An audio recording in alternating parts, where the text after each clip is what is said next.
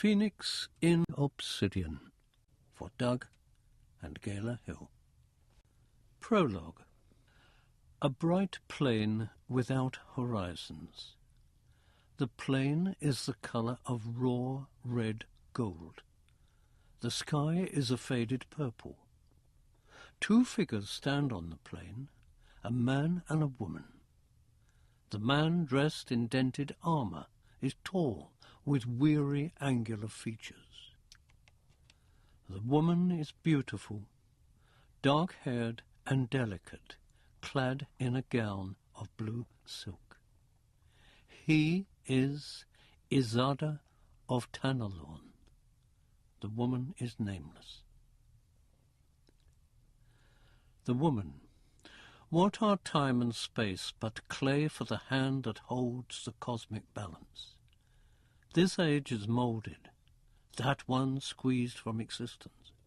All is flux. Lords of law and chaos struggle in eternal battle, and neither ever completely wins or loses. The balance tilts this way and that. Time upon time the hand destroys its creations and begins anew. And the earth is forever changing.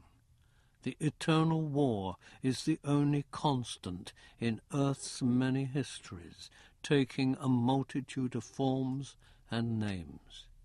Izada of Tanalorn, and those who are involved in this struggle, can they ever realize the true nature of their strivings?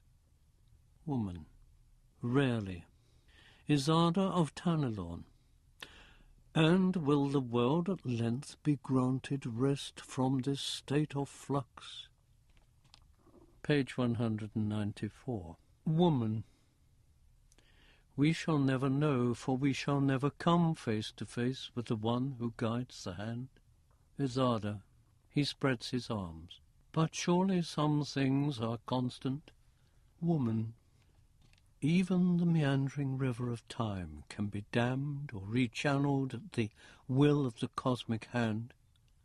We are as uncertain of the shape of the future as we are of the validity of our reported history. Perhaps we only exist for this instant of time. Perhaps we are immortal and will exist forever. Nothing is known for certain, Izada. All knowledge is illusion. Purpose is a meaningless word, a mere sound, a reassuring fragment of melody in a cacophony of clashing chords. All is flux. Matter is like these jewels. She throws a handful of gleaming gems upon the golden surface. They scatter. When the last jewel has ceased to move, she looks up at him. Sometimes they fall into a rough pattern. Usually they do not. So at this moment a pattern has been formed. You and I stand here speaking. But at any moment that which constitutes our beings may be scattered again. Izada. Not if we resist. Legends speak of those who forced chaos into shape by effort of will. Obek's hand formed your land, and indirectly you. Woman, wistfully. Perhaps there are such people, but they go directly against the will of the one who formed them. Izada, after a pause. And what if they do exist? What would become of them? Page 195. Woman. I do not know, but I do not envy them. Izada. He looks away across the golden plain. He speaks softly. Nor I. Woman. They say your city, Tanalorn, is eternal. They say that because of a hero's will, she has existed through every transformation of the earth. They say that even the most haunted of folk find peace there. Izada. It is also said that they must first have a will for peace before they can find Tanalorn. woman, bowing her head, and a few have that. The Chronicle of the Black Sword, Volume 1008, Scroll number 14, Isarda's Reckoning. Book 1. Premonitions. But yesternight I prayed aloud in anguish and in agony, upstarting from the fiendish crowd of shapes and thoughts that tortured me, a lurid light, a trampling throng, sense of intolerable wrong, and whom I scorned, those only strong, thirst of revenge, the powerless will, still baffled, and yet burning still. Desire with loathing strangely mixed, on wild or hateful objects fixed, fantastic passions, maddening brawl, and shame and terror over all. Deeds to be hid which were not hid, which all confused I could not know, whether I suffered or I did, for all seemed guilt, remorse, or woe, my own or others still the same, life-stifling fear, soul-stifling shame. S. T. Coleridge, The Pains of Sleep. Chapter 1. Of an Earth Reborn. I know grief, and I know love, and I think I know what death may be. Though it is said I am immortal, I have been told I have a destiny, but what that is, save for ever to be moved by the tides of chance to perform miserable deeds, I do not know.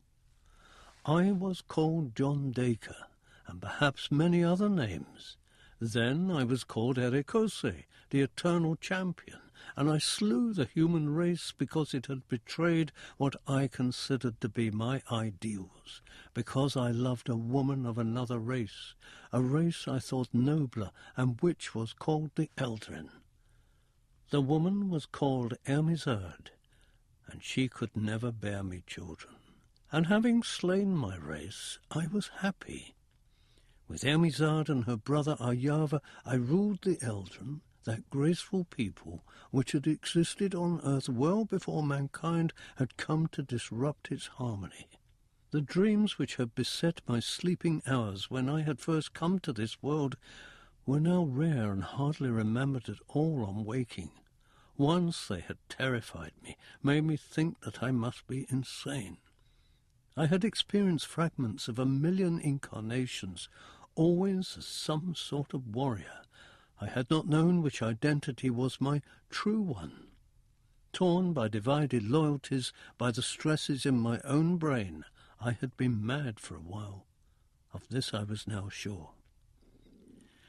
But I was mad no longer, and I committed myself to restoring the beauty I had destroyed in my warrings, first as the champion of one side, then of the other, over the earth.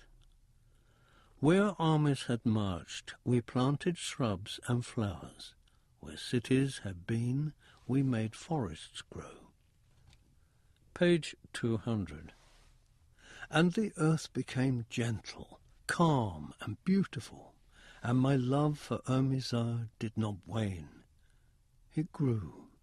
It developed so that I loved each new facet I discovered in her character. The earth became harmonious, and Erekoše, the eternal champion, and Ermizard, paramount princess of the Eldrin, reflected that harmony. The great terrifying weapons which we had used to overcome mankind were sealed away, and we swore that we should never use them again. The Eldrin cities, raised by the marshals of humanity when I had led them, were restored, and soon Eldrin children sang in their streets, flowering shrubs bloomed on their balconies and terraces, green turf grew over the scars cut with the swords of mankind's paladins. And the Eldrin forgot the men who had once sought to destroy their race. Only I remembered, for mankind had called me to lead them against the Eldrin.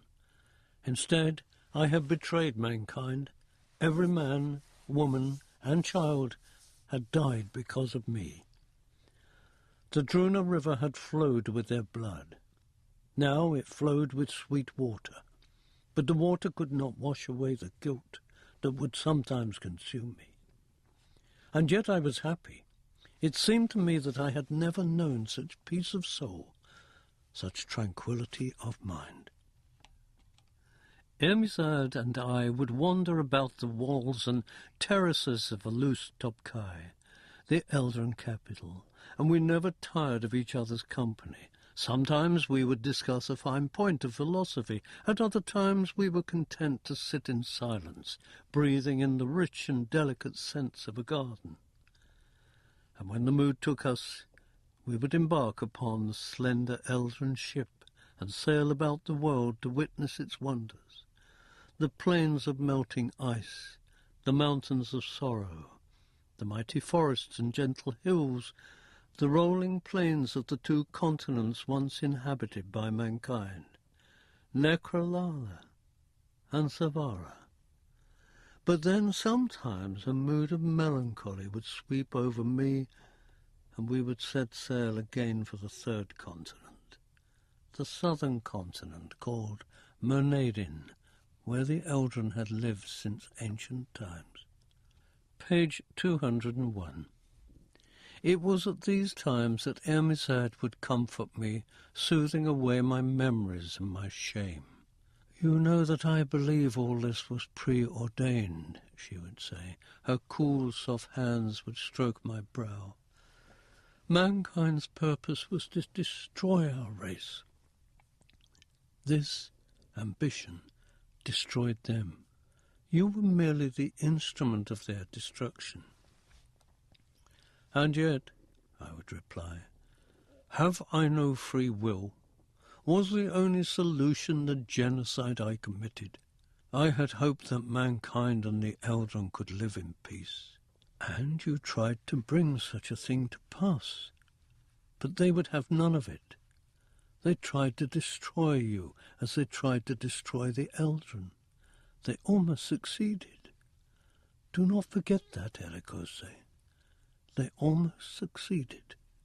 "Sometimes," I would confide, "I wish that I were back in the world of John Dacre. I once thought that world overly complicated and stifling, but now I realize that every world contains the same factors I hated, if in a different form.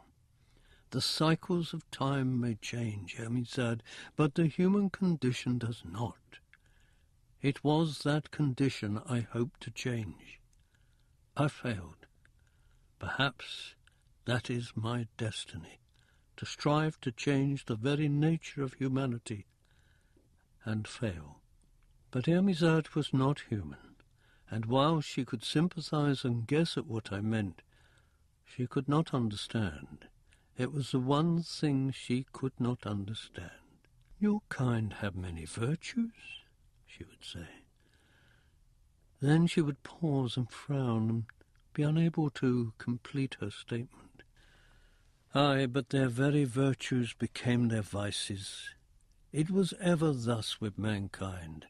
A young man hating poverty and squalor would seek to change it by destroying something that was beautiful.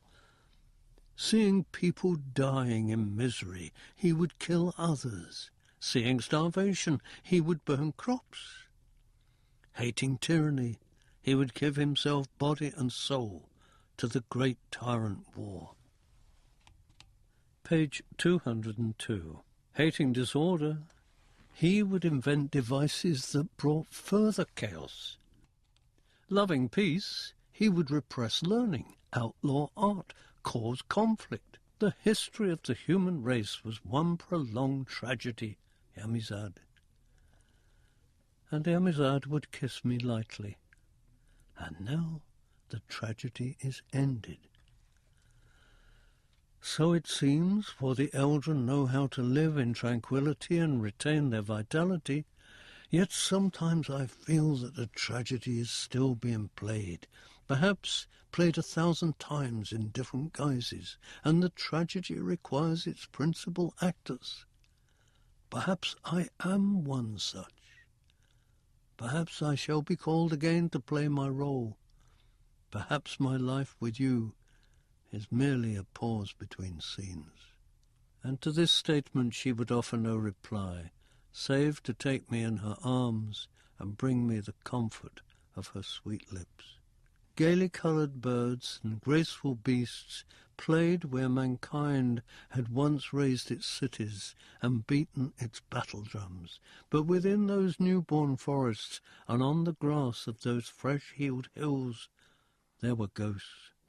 The ghosts of Iolinda, who had loved me, of her father, the weak King Rhysnos, who had sought my help, of Count Roldero, kindly Grand Marshal of humanity, of all the others who had died because of me. Yet it had been no choice of my own to come to this world, to take up the sword of Erekoše, the eternal champion, to put on Erekoše's armour, to ride at the head of a bright army as mankind's chief paladin, to learn that the Eldren were not the hounds of evil which King Rhysnos had described, that they were, in fact, the victims of mankind's insensate hatred. No choice of my own. At root, that was the phrase most often haunting my moods of melancholy. Yet those moods came more rarely as the years rolled by, and Ermizad and I did not age and continued to feel the same passion we had felt at our first meeting. They were years of laughter, fine conversation, ecstasy, beauty, affection. One year blended into another until 100 or so had passed. Page 203. Then the ghost worlds, those strange worlds which shifted through time and space at an angle to the rest of the universe we knew, came again in conjunction with the earth. Chapter 2. Of a Growing Doom. Ermizad's brother was Prince Aryava, handsome in the manner of the slender Eldren, with a pointed golden face and slanting eyes that were milky and blue-flecked. Aryava had as much affection for me as I had for him. His wit and his wisdom had often inspired me, and he was forever laughing. So it was that I was surprised one day to visit him in his laboratory and find him frowning.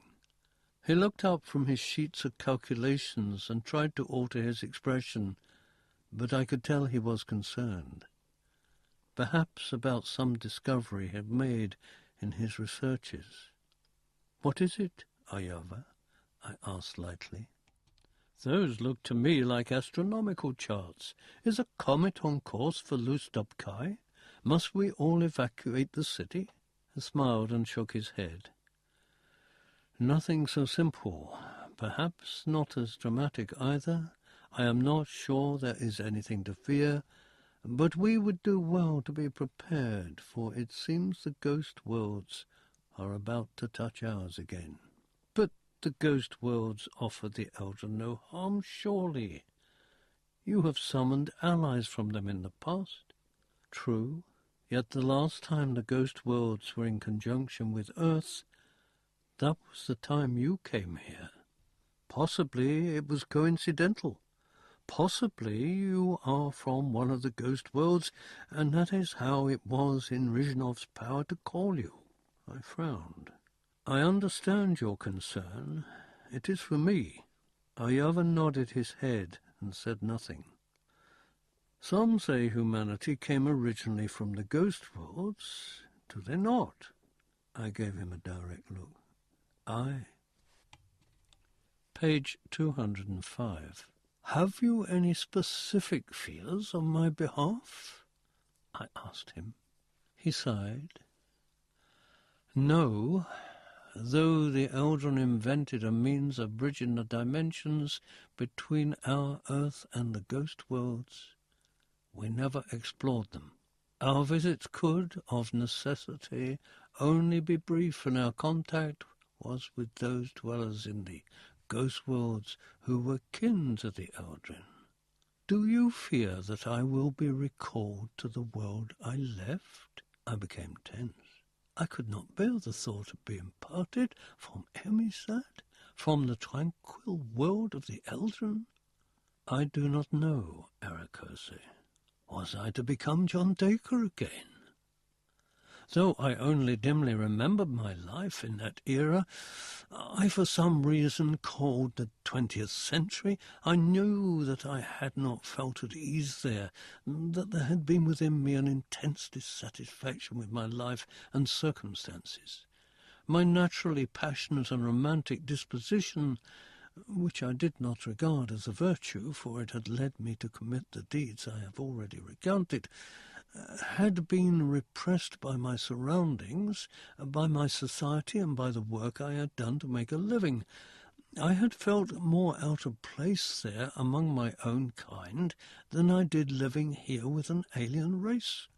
I felt that it might be better to kill myself rather than return to John Dacre's world, perhaps without even the memory of this one. On the other hand, the ghost worlds might be nothing to do with me. They might belong to a universe which had never been inhabited by men, though the Eldrin researches did not suggest this. Is there nothing else we can discover? I asked Prince Aryava. I am continuing my investigations. It is all I can do.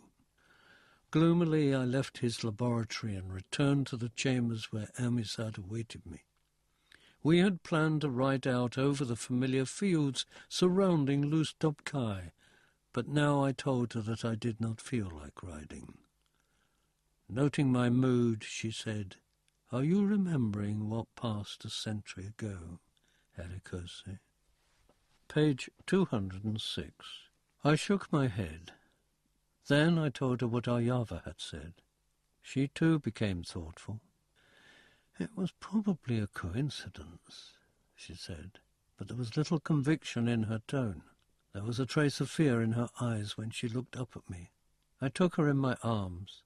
"I should die, I think, if you were taken from me, Erekoše," she said. My lips were dry, my throat tight. "If I were taken," I told her, "I would spend eternity in finding you again. And I would find you again, Emisad." When she spoke next, it was almost in astonishment. "Is your love for me that strong, Erekoše?" "It is stronger, Emisad." She drew away from me, holding my hands in hers. Those hands, hers and mine, were trembling. She tried to smile, to banish the premonitions filling her, but she could not. "Why then," she said, "there is nothing at all to fear."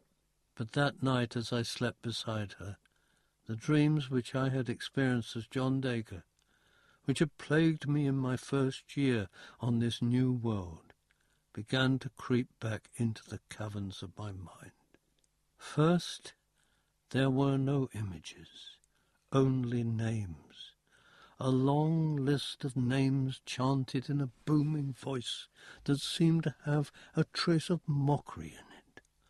Coram Halen, Irzai, Conrad Arflin, Von Beck, Erlich Schassel, Obeck of Canelun, Charlene, Artos, Aleric, Erekoše. I tried to stop the voice there. I tried to shout, to say that I was Erekoše, only Erekoše. But I could not speak. The roll continued. Ryan, Hawkmoon, Powys, Cornell, Brian, Umparta, Sojan, Clan, Clovis Marker, Pornarkas, Ospeki, Ulysses, Hans, Reinach. My own voice came now, No, I am only Erekoše, champion eternal, fate's soldier. Page 207. No, Elric Mejinklakos Cornelius, no, no, I am weary, I can war no more. The sword, the armour, the battle banners, fire, death, ruin. No. Erekoše. Yes, yes. I was screaming, I was sweating, I was sitting upright in the bed, and it was Ermizard's voice that was calling my name now. Panting, I fell back onto the pillows, into her arms. The dreams have returned. I lay my head upon her breast, and I wept. This means nothing, she said. It is only a nightmare. You fear that you will be recalled, and your own mind gives substance to that fear. That is all. Is it, Ermizard? She stroked my head. I looked up and saw her face through the darkness. It was strained. There were tears in her blue-flecked eyes. Is it? Yes, my love, yes. But I knew that the same sense of doom that lay upon my heart now lay upon hers. We slept no more that night. Chapter 3. Of a Visitation. Next morning I went straight to Prince Aryava's laboratory and told him of the voice that had come to me in my sleep. It was plain that he was distressed, and plain also that he felt impotent to help me. If the voice was a mere nightmare, and I agree that it might be, then I could give you a potion to ensure dreamless sleep, he said. And if not, there is no way I can protect you. Then the voice could be calling from the ghost worlds. Even that is not certain. Could be that the information I gave you yesterday merely triggered some empathetic impulse in your own brain, which allowed this voice to make contact with you again. Perhaps the tranquility you have known here made it impossible for you to be reached. Now that your brain is again in torment, then whatever it is that seeks to speak to you might now be able to do so. These suppositions do not ease my mind, I said bitterly. I know they do not, Erekoše. Would that you had never come to my laboratory and learned of the ghost worlds. I should have kept this from you. It would have made no difference, Aryava. Who knows? I stretched out my hand. Give me the potion of which you spoke. At least we'll be able to put the theory to the test that my own brain conjures this mocking voice. He went to a chest of glowing crystal and opened the lid, taking a small leather bag from it. Page 209. Pour this powder into a goblet of wine tonight and drink all down. Thank you, I said as I took the bag. He paused before he spoke again. Erekoše, if you are called from us, we shall waste no time in trying to find you. You are loved by all the Eldren, and we would not lose you. If somewhere in those unimaginable regions of time and space you can be found, we shall find you. I was a little comforted by this assurance, yet the speech was too much like a leave-taking for me to like it greatly. It was as if Aryava had already accepted that I would be going. Ermizard and I spent the rest of that day walking hand in hand among the boughs of the palace garden. We spoke little, but gripped each other tightly and hardly dare look into each other's eyes for fear of the grief which would be mirrored there. From hidden galleries came the intricate melodies of the great Eldrin composers, played by musicians placed there by Prince Aryava. The music was sweet, monumental, harmonious. To some degree it eased the dread that filled my brain. A golden sun, huge and warm, hung in a pale blue sky. It shone its rays on delicately scented flowers in a multitude of hues, on vines and trees, on the white walls of the gardens. We climbed the walls and looked out over the gentle hills and plains of the southern continent. A herd of deer were grazing. Birds sailed lazily in the sky. I could not leave all this beauty to return to the noise and the filth of the world I had left to the sad existence of John Dacre. Evening came, and the air was filled with birdsong and the heavier perfume of the flowers. Slowly we walked back to the palace. Tightly we held each other's hands. Like a condemned man, I mounted the steps that led to our chambers.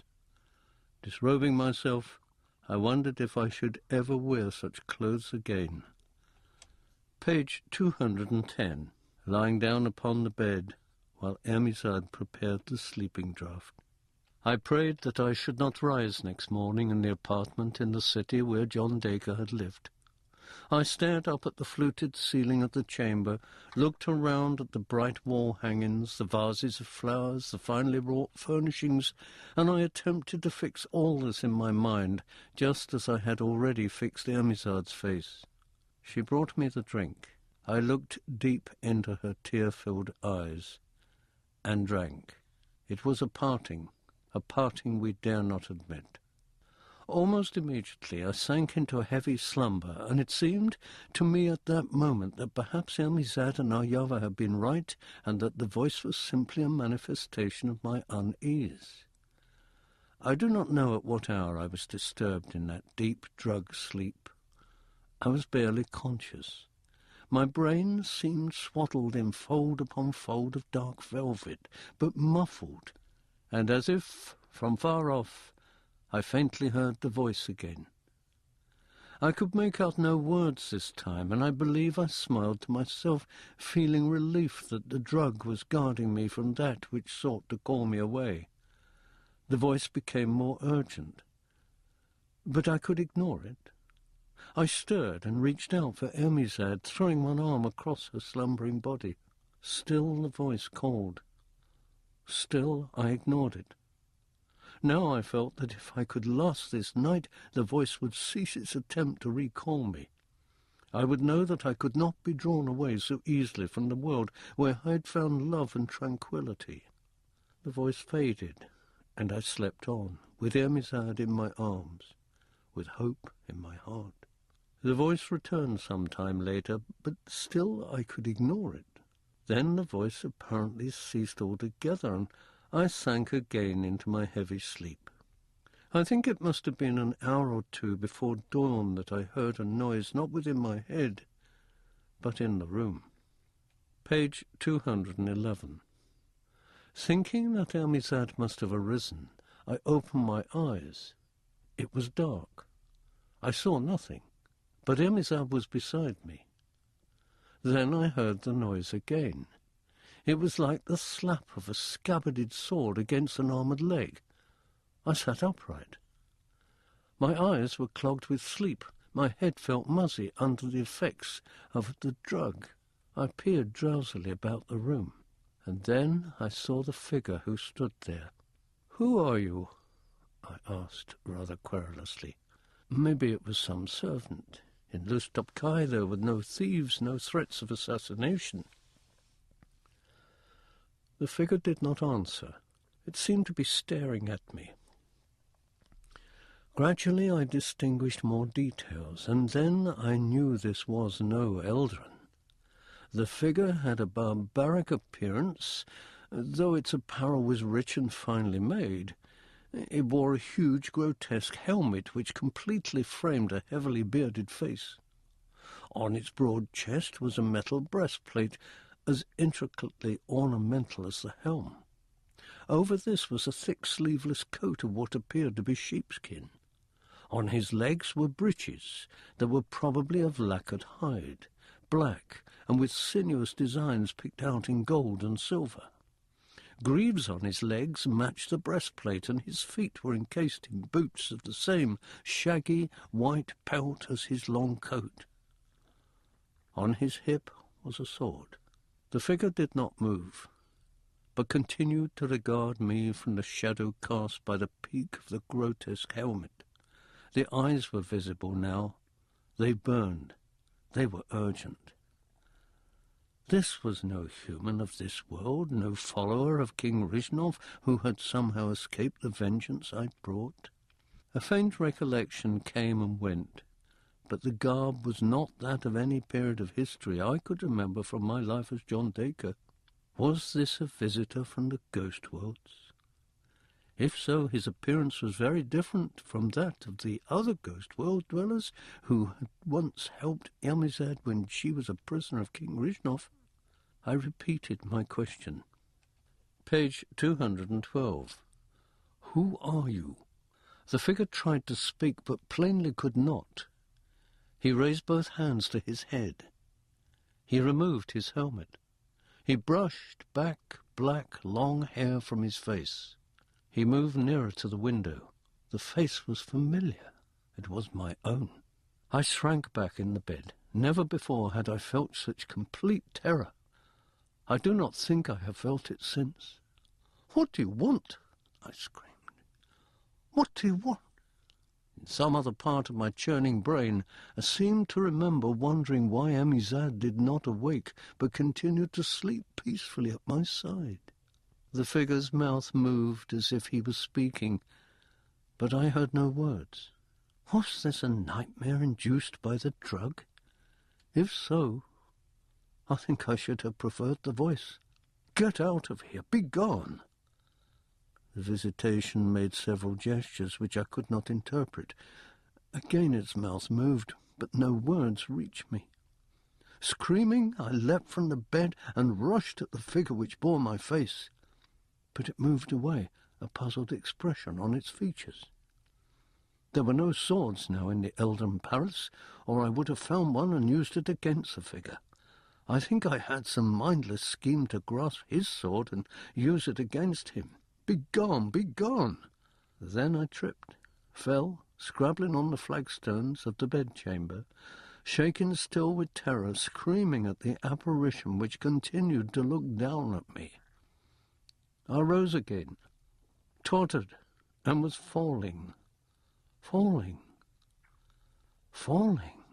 and as I fell, the voice filled my ears once again. It was full of triumphant joy. "Erlich," it cried, "Erlich Skarsol, Erlich, Erlich, Ice Hero, come to us. I will not." Page 213. But now I did not deny that the name was mine. I tried to refuse the one or ones who called it, as I whirled and tumbled through the corridors of eternity. I sought to fling myself back to Amizad and the world of the Eldrin. "Erlich Skarsol, Count of the White Wastes, Lord of the Frozen Keep, Prince of the Southern Ice, Master of the Cold Sword, he will come in furs and metal, his chariot drawn by bears, his black beard bristling, to claim his blade, to aid his folk." "I will give you no aid. I desire no blade.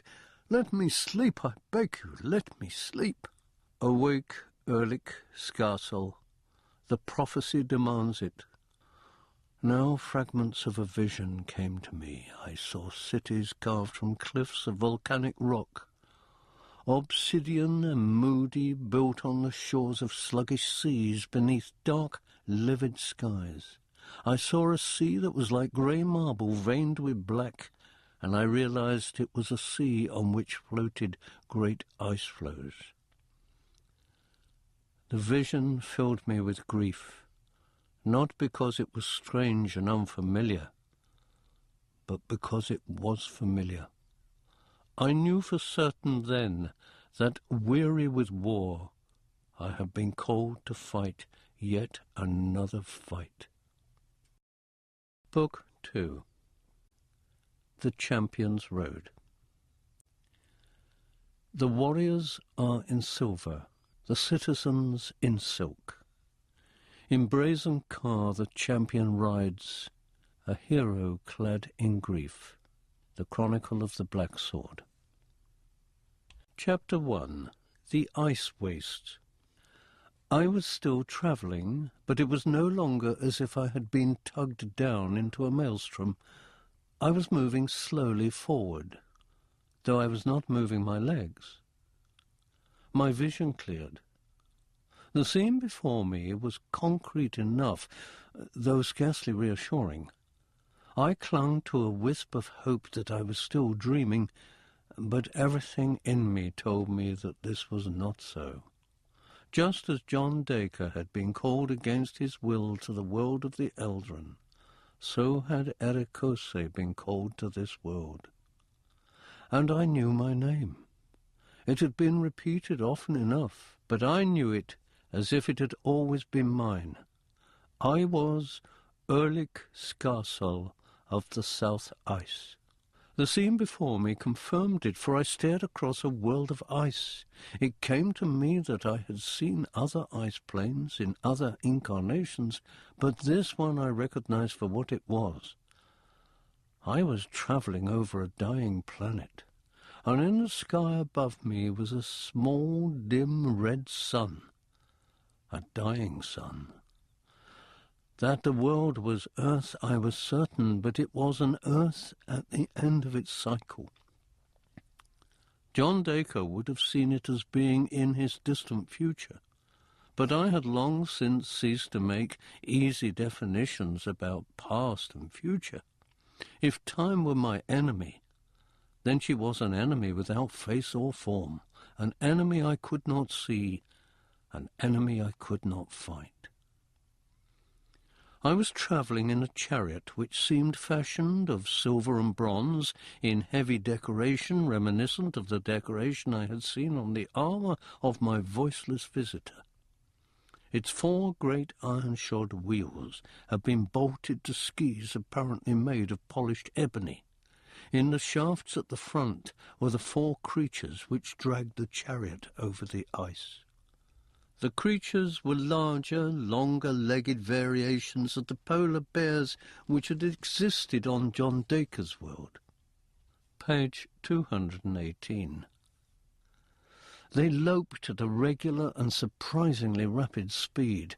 I stood upright in the chariot, holding their reins, and before me was a chest designed to fit the space. It seemed made of some hard wood overlaid with silver, its corners strengthened with strips of iron.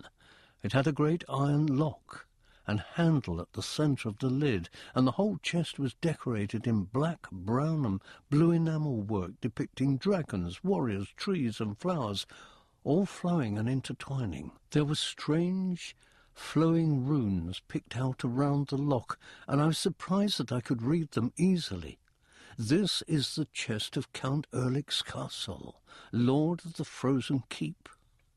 On the right of the chest 3 heavy rings had been soldered to the side of the chariot, and through the rings was placed the silver and brass-shod half of a lance which must have been at least 7 feet long, ending in a huge, cruelly barbed head of gleaming iron. On the other side of the chest was a weapon whose haft was the twin to the spears, but whose head was that of a great broad-bladed axe, as beautifully decorated as the trunk, with delicately engraved designs. I felt at my belt. There was no sword there, only a pouch, and on my right hip a key. I unhooked the key from my belt and looked at it curiously.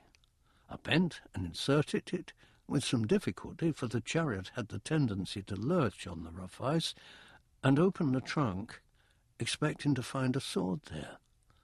But there was no sword, only provisions, spare clothing and the like, the things a man would take with him if he were making a long journey. I smiled despairingly. I had made a very long journey. I closed the chest and locked it, replacing the key on my belt. And then I noticed what I was wearing, I had a heavily decorated iron breastplate, a huge coat of thick coarse wool, a leather jerkin, breeks of lacquered leather, greaves of the same design as the breastplate, boots apparently of the same sheepskin-like stuff as the coat. I reached up to my head and touched metal. I ran my fingers over the serpentine designs which had been raised on the helmet. Page 219. With a growing sense of terror, I moved my hands to my face.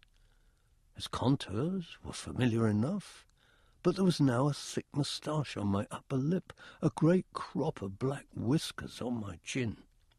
I had seen a hand mirror in the chest. I seized the key, unlocked the bolt, flung back the lid, rummaged until I found the mirror, which was of highly polished silver and not glass.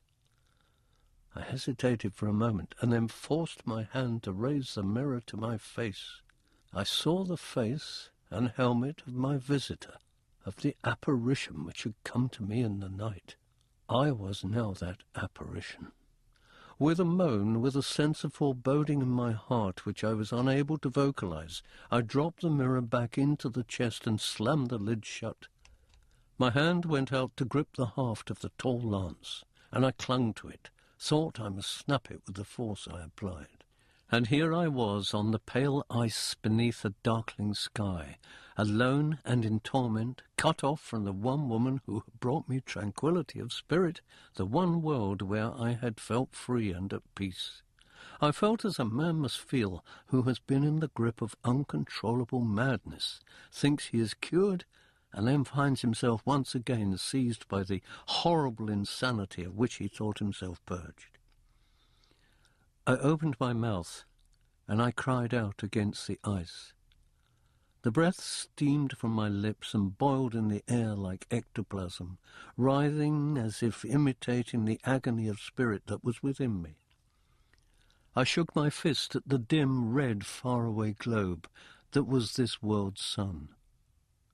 And all the while the white bears loped on, dragging me and my chariot to an unknown destination. "Ermizard," I cried, "Ermizard." I wondered if somewhere she would hear me, call me as that other voice had called me. "Ermizard."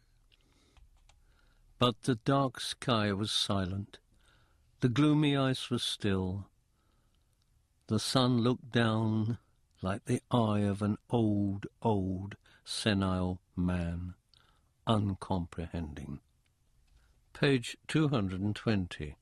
On and on ran the tireless bears, on across the perpetual ice, on through perpetual twilight, on and on, while I wept and moaned and shrieked, and at last was quiet, standing in my lurching chariot, as if I too were made of ice. I knew that, for the moment, I must accept my fate, discover where the bears were taking me, hope that when I reached my destination I would be able to discover a means of going back to the Eldrin world, of finding my Ermizard again.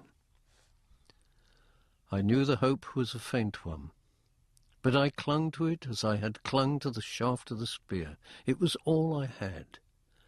But where she was in the universe, in a host of alternate universes, if the Eldrin theories were right, I had no idea. Neither did I know where this world was. While it might be the one of the ghost worlds and therefore possible for Eldrin expeditions to reach, it could as easily be some other Earth, sundered by eons from the world I had grown to love and to think of as my own. But now I was again the eternal champion, summoned, no doubt, to fight in some cause with which I had scant sympathy by a people who could easily be as wretched and self-deceiving as those who'd been ruled by King Riznos. Why should I be singled out for this everlasting task? Why was I to be allowed no permanent peace? Again my thoughts turned to the possibility that I had been responsible, in some incarnation of a cosmic crime so terrible that it was my fate to be swept back and forth across eternity. But what that crime could be, that it deserved so frightful a punishment, I could not guess. It seemed to grow colder. I reached into the chest and knew I should find gauntlets there. I drew the gloves onto my hands, wrapped the heavy coat more tightly about me, sat down on the chest, still holding the reins, and sank into a doze which I hoped would heal, at least a little, my wounded brain. Page 221. And still we drove over ice, thousands of miles of ice. Had this world grown so old and cold that now there was nothing but ice from pole to pole? Soon I hoped I would find out. Chapter 2. The Obsidian City. Across the timeless ice, beneath the waning sun, I moved in my chariot of bronze and silver. The long-limbed white bears only rarely slowed and never stopped. It was as if they, like me, were possessed of some force they could not control.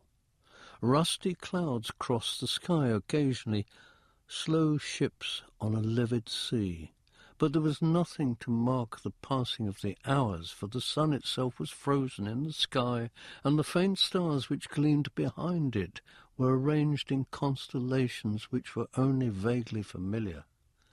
It came to me then that the globe itself had apparently ceased to spin, or, if it moved at all, moved so gradually as not to be apparent to a man without the necessary measuring instruments. I reflected bitterly that the landscape certainly matched my mood, probably even exacerbated it.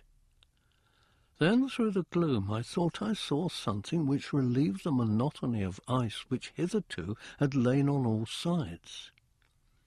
Perhaps it was nothing more than a band of lone cloud, but I kept my gaze fixed hopefully upon it, and as the bears drew closer saw that these were the dark shapes of mountains apparently rising out of the ice plain.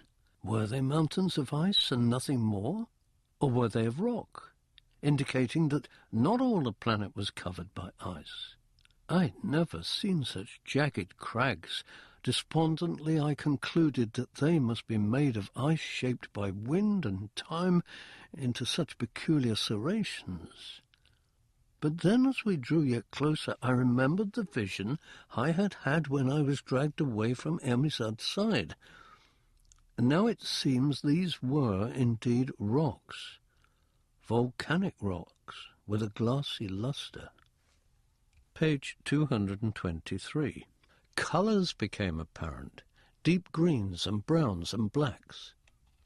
I shouted to the bears and jerked the reins to make them go faster, and I discovered that I knew their names. Ho, Snarler! Ho, Render! Ho, Growler! Ho, Longclaw! Faster! They leaned in their harness and their speed increased. The chariot lurched and jogged and skipped over the rough ice. Faster! I had been right. Now I could see that the ice gave way to rock that was, if anything, smoother than glass. The ice thinned, and then the chariot was bumping onto the rock that formed the foothills of the mountain range, which now flung its spiky peaks into a mass of low rust-coloured clouds, where they were lost to my view. These were high and gloomy peaks. They dominated me, seemed to threaten me, and they were certainly no comfort to the eye. But they offered me some hope, particularly as I made out what could be a pass between two tall cliffs. The range seemed principally a mixture of basalt and obsidian, and on both sides of me now were huge boulders between which passed a natural causeway, down which I drove my straining bears. I could see the strangely coloured clouds clinging to the upper slopes of the cliffs, almost as smoke clings to oil. And now, as I discerned more detail, I could only gasp at the wonder of the cliffs. That they were volcanic in origin there was no doubt, for the spiky upper peaks were plainly of pumice, while the lower flanks were either of black, green, or purple obsidian, smooth and shiny, or basalt, which had formed into something not unlike the delicately fluted columns of fine Gothic architecture. They could almost have been built by some intelligence possessed of gigantic size. Elsewhere the basalt was red and deep blue and cellular in appearance, almost like coral. In other places the same rock was a more familiar coal-black and dark grey. Page 224. And at still more levels there were veins of iridescent rock that caught what little light there was and was richly coloured as the feathers of a peacock. I guess that this region must have resisted the march of the ice because it had been the last volcanically active region on the planet. Now I had entered the pass. It was narrow and the cliffs seemed as if they were about to crush me. Some parts of them were pitted with caves which my fancy saw as malicious eyes staring down at me. I kept a firm grip on my lance as I drove. For all my imaginings, there was always the chance that there were real dangers here from beasts which might inhabit the caves. The pass wound around the bases of many mountains, all of the same strange formations and colours. The ground became less level, and the bears had great difficulty pulling the chariot. At last, though, I had no inclination to stop in that gloomy pass. I drew rein and dismounted from the chariot, inspecting the runners and the bolts attaching them to the wheels.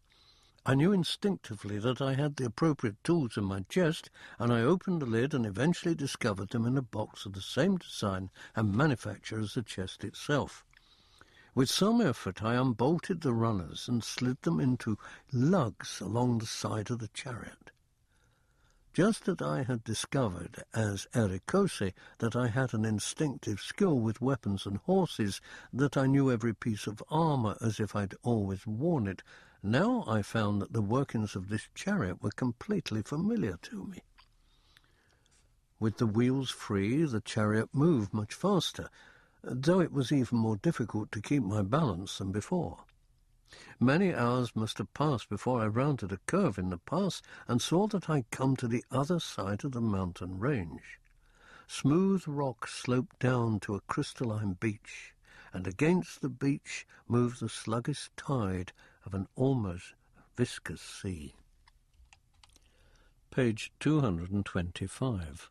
Elsewhere the mountains entered the sea itself, and I could see jagged peaks jutting out of the water, which must have contained a much greater quantity of salt than even the Dead Sea of John Dacre's world.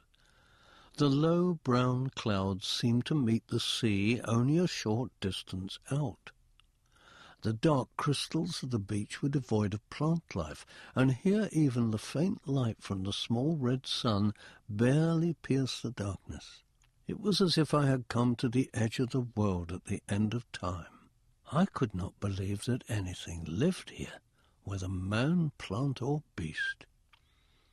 But now the bears had reached the beach, and the wheels crunched on the crystal, and the creatures did not stop, but turned sharply towards the east, dragging me and the chariot along the shore of that dark and morbid ocean. Though it was warmer here than it had been on the ice, I shuddered. Again my imagination took an unpleasant turn as I guessed at what kind of monsters might dwell beneath the surface of the twilit sea, what kind of people could bear to live beside it.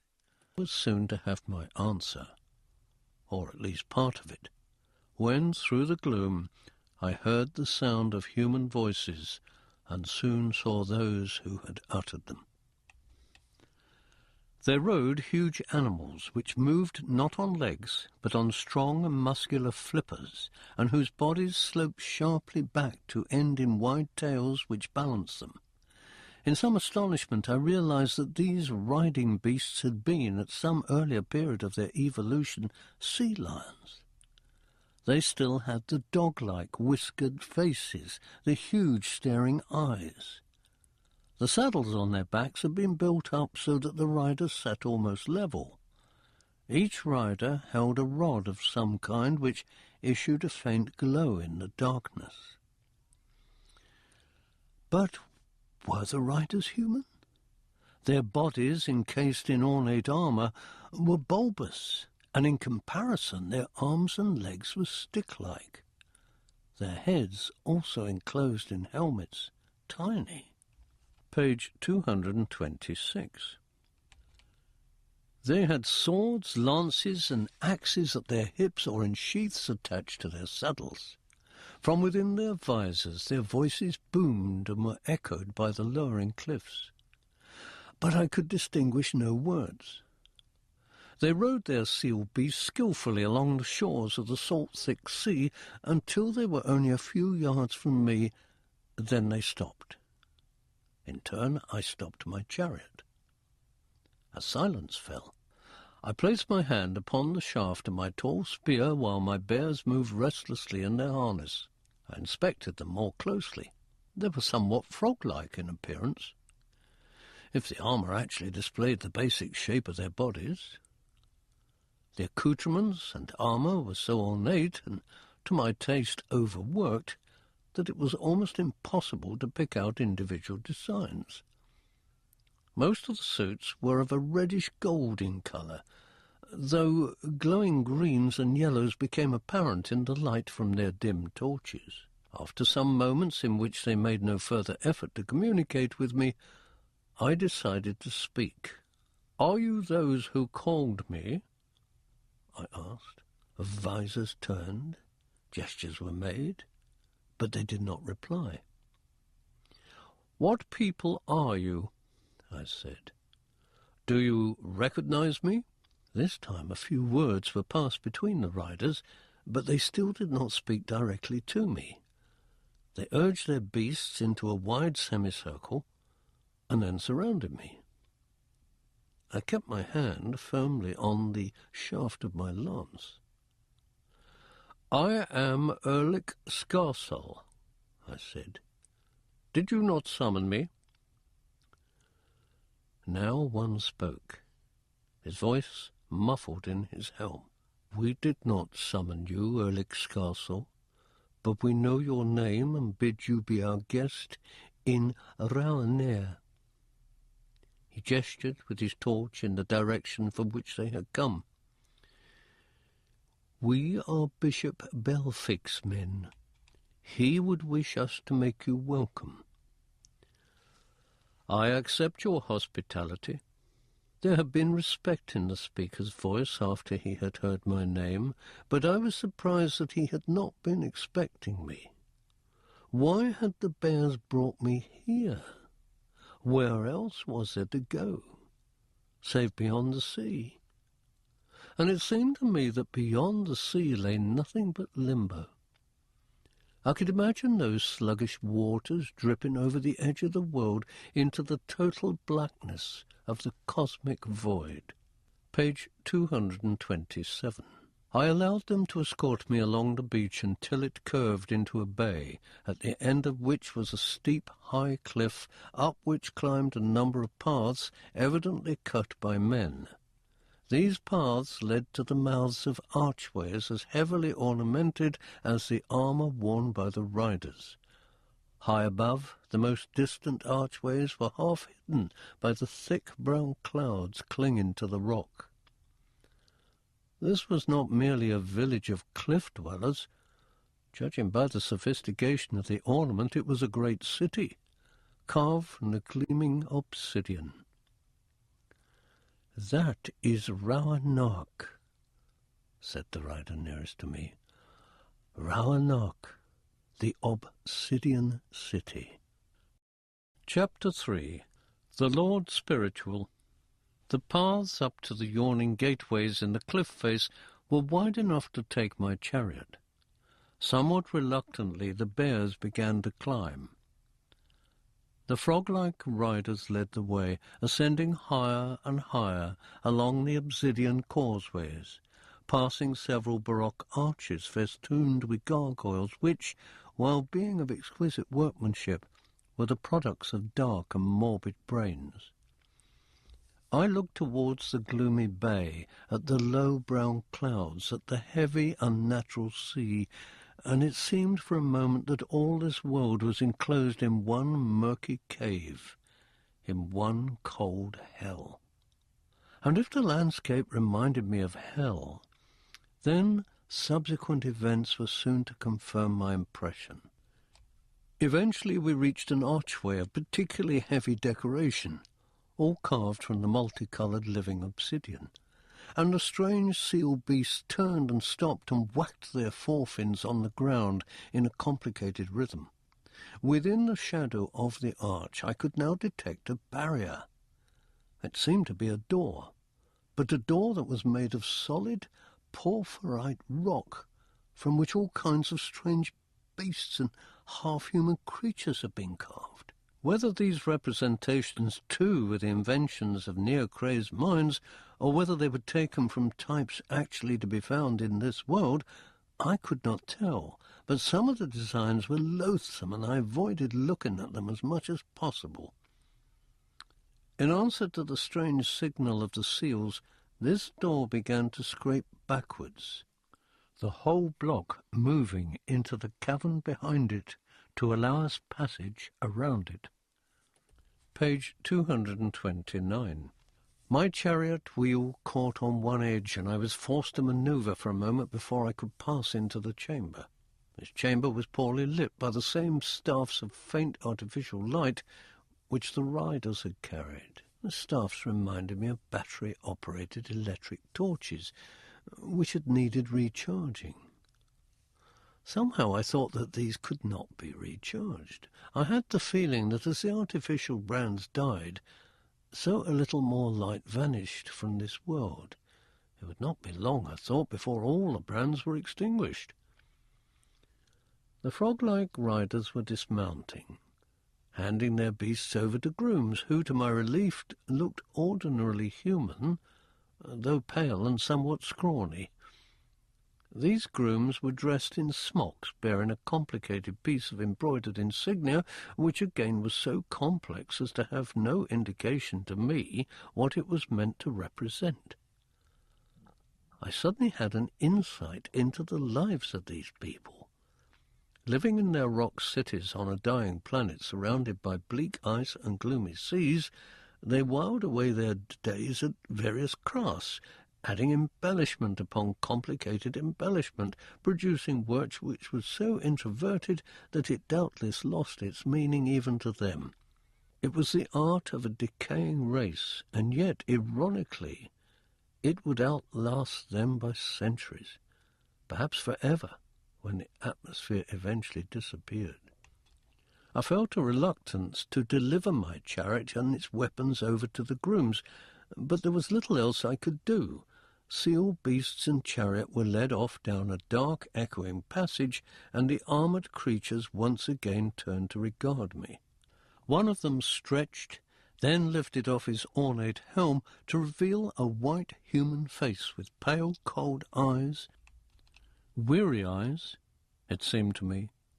He began to unbuckle the straps of his armour, and it was drawn away to show the thick padding beneath. When the padding was pulled off, I saw that the body also was of perfectly normal proportions.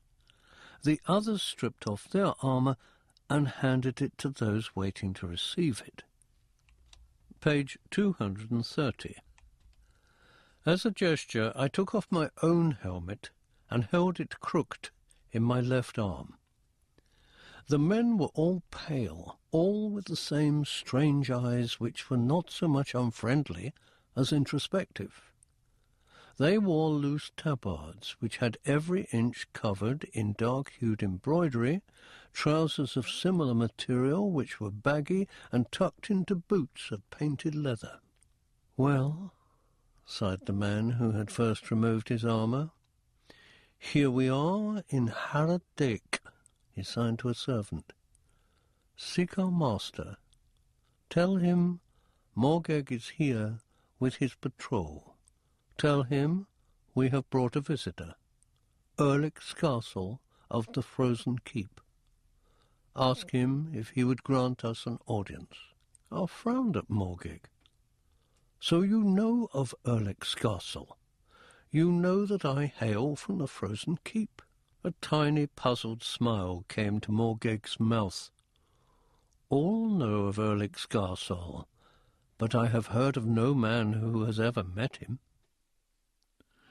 "And you called this city Roanoke when we arrived, but now you call it Erekoše." "Roanoke is the city. Erekoše is the name of our particular warren, the province of our master, Bishop Belfig." "And who is this bishop?" "Why, he is one of our two rulers. He is Lord Spiritual of Bowernock." Morgeg spoke in a low, sad tone, which I guessed was habitual rather than reflecting a particular mood of his at this moment. Everything he said sounded off-handed. Nothing seemed to matter to him. Nothing seemed to interest him. He seemed almost as dead as the murky twilight world outside the cavern city. Quite soon the messenger returned. "Bishop Belfig grants an audience," he told Morgeg. By this time the others had gone about their business, and only Morgeg and I remained in the antechamber. Morgeg led me along a poorly lit passage, every inch of which was decorated. Even the floor was of crystalline mosaic, and harpies, chimerae, and musimonae glared down at me from the low ceiling.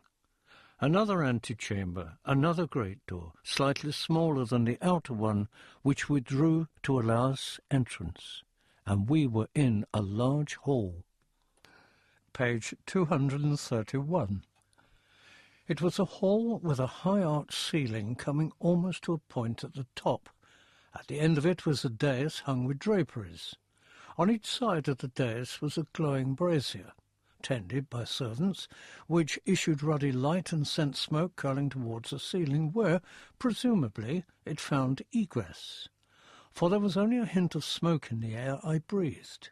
As if preserved in volcanic glass, stone monsters writhed and crouched on walls and ceilings, leering, bearing unlikely fangs, laughing at some obscene joke, roaring, threatening, twisting in some secret agony. Many bore resemblances to the heraldic monsters of John Dacre's world, and here were cockfish, Ophiuchus, mantigoras, satyrs, man-lions, melusines, camelopards, wyverns, cockatrices, dragons, griffins, unicorns, amphisboni, amphiels, bagwins, and salamanders, every combination of man, beast, fish, and fowl, all of huge size, rending each other, crawling over each other's backs, copulating, tangling tails, defecating, dying, and being born. This, surely, was a chamber of hell. I looked towards the dais. Behind draperies, in some sort of throne, a figure lounged. I approached the dais, half expecting the figure to be possessed of a spiked tail and a pair of horns. A foot or two from the dais, Morgeg stopped and bowed. I did likewise.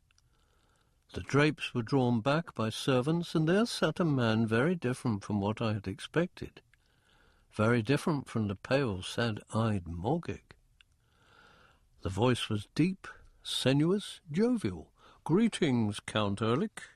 We are honoured you should decide to pay a visit to this rat's nest we call Bowernock, you who are of the free and open Icelands." Bishop Belfig was fat, dressed in rich robes, a circlet around his long blonde hair, and keeping it from his eyes. His lips were very red, and his eyebrows were black. With a sudden shock, I realized that he was using cosmetics. Page 232. Beneath them, doubtless, he too was as pale as Morgeg and the rest. Perhaps the hair was dyed. Certainly the cheeks were rouged, the eyelashes false, the lips painted. "Greetings, Bishop Belfig," I replied. "I thank the Lord Spiritual of Roanoke for his hospitality, and would beg a word or two with him in private." "Aha, you have some message for me, dear Count." "Of course. Morgeg, and the rest of you, leave us for a while, but stay within earshot if I should want to call you suddenly." I smiled slightly. Bishop Belfig did not want to risk the fact that I might be an assassin. When they had gone, Belfig waved a beringed hand in an expansive gesture. "Well, good Count, what is your message?" "I have no message," I said. "I have only a question, perhaps several questions." "Then ask them, sir. Please, ask them." "First, I would know why my name is familiar to you all. Secondly, I would ask if it was you, who must have certain mystical knowledge, who summoned me here. The other questions depend on your answers to the first two." "Why, dear Count, your name is known to all. You are a legend. You are a fabulous hero. You must know this. Presume that I have awakened just recently from a deep sleep. Presume that most of my memories are gone. Tell me of the legend." Bishop Belfig frowned, and he put fat jewelled fingers to fat carmine lips. His voice was more subdued, more contemplative, when next he spoke. "Very well, I will presume that. There are said to have been 4 ice lords of north, south, east, and west, but all died save the lord of the south ice, who was frozen in his great keep by a sorceress until he should be called for, summoned when his people were in great danger. All this took place in antiquity, only a century or two after the ice had destroyed the famous cities of the world, Babat, Langis, Laiho, Corridun, and the rest. The names were faintly familiar, but no memories were awakened within me by the remainder of the bishop's story." Page 233. "Is there any more of the legend?" I asked. "That is the substance of it. I can probably find a book or two containing some sort of amplification. And it was not you who called me. Why should I summon you? To tell you the truth, Count Ehrlich, I did not believe the legend. And you believe it now. You do not think me an impostor. Why should you be an impostor? And if you are, why should I not humour you if it suits you to say you are Count Ehrlich?" He smiled. "There is precious little that is new in Roanoke. We welcome diversion." I returned his smile. "A pleasantly sophisticated view, Bishop Belfig. However, I remain puzzled. Not long since I found myself on the ice travelling here. My accoutrements and my name were familiar, but all else was strange. I am a creature, my lord, with little volition of his own. I am a hero, you see, and am called whenever I am needed. I will not bore you with the details of my tragedy, save to say that I would not be here unless I was needed to take part in a struggle. If you did not call me, then perhaps you know who did." Belfig drew his painted brows together in a frown. Then he raised them and gave me a quizzical look. "I fear I can offer no suggestion at present, Count Ehrlich. The only threat facing Roanoke is the inevitable one. In a century or two the ice will creep over our mountain barrier and extinguish us. In the meantime we while away the hours as best we can. You are welcome to join us here. If the Lord Temporal agrees, and you must promise to recount your whole story to us, no matter how incredible you think it is. In return, we can offer you such entertainments as we have. These may be stimulating if they are new to you. Has Roanoke then no enemies? None powerful enough to form a threat. There are a few bands of outlaws, some pirates, a kind of garbage that collects around any city, but they are all." Page 234. I shook my head in puzzlement. Perhaps there are internal factions at Roanoke, groups who wish, say, to overthrow you and the Lord Temporal. Bishop Belfig laughed. Really, my dear Count, you seem to desire strife above all else. I assure you that there are no issues in Roanoke on which anyone could care to spend much time. Boredom is our only enemy, and now that you are here, that enemy has been put to flight. Then I thank you for your offer of hospitality, I said. I will accept it. Presumably you have libraries in Roanoke, and scholars? We are all scholars in Roanoke. Yes, we have libraries, many of which you may use. At least, I thought, I would be able here to spend the best part of my time seeking to find a means of returning to Ermizad and the lovely world of the Eldron, to which this world was in hateful contrast. Yet I could not believe that I had been called here for nothing, unless it was to a life of exile in which, as an immortal, I would be forced to witness the eventual death of the earth. However, continued Bishop Belfig, I cannot alone make this decision. We must also consult my fellow ruler, the Lord Temporal. I am sure he will agree to your requests and make you welcome. Apartments must be found for you, and slaves and the like. These activities will also help relieve the ennui which besets Roanoke. I desire no slaves, I said. Bishop Belfig chuckled. Wait until you see them before you make your decision. Then he paused and gave me an amused look from his made-up eyes. But perhaps you are of a period where the holding of slaves is frowned upon, eh?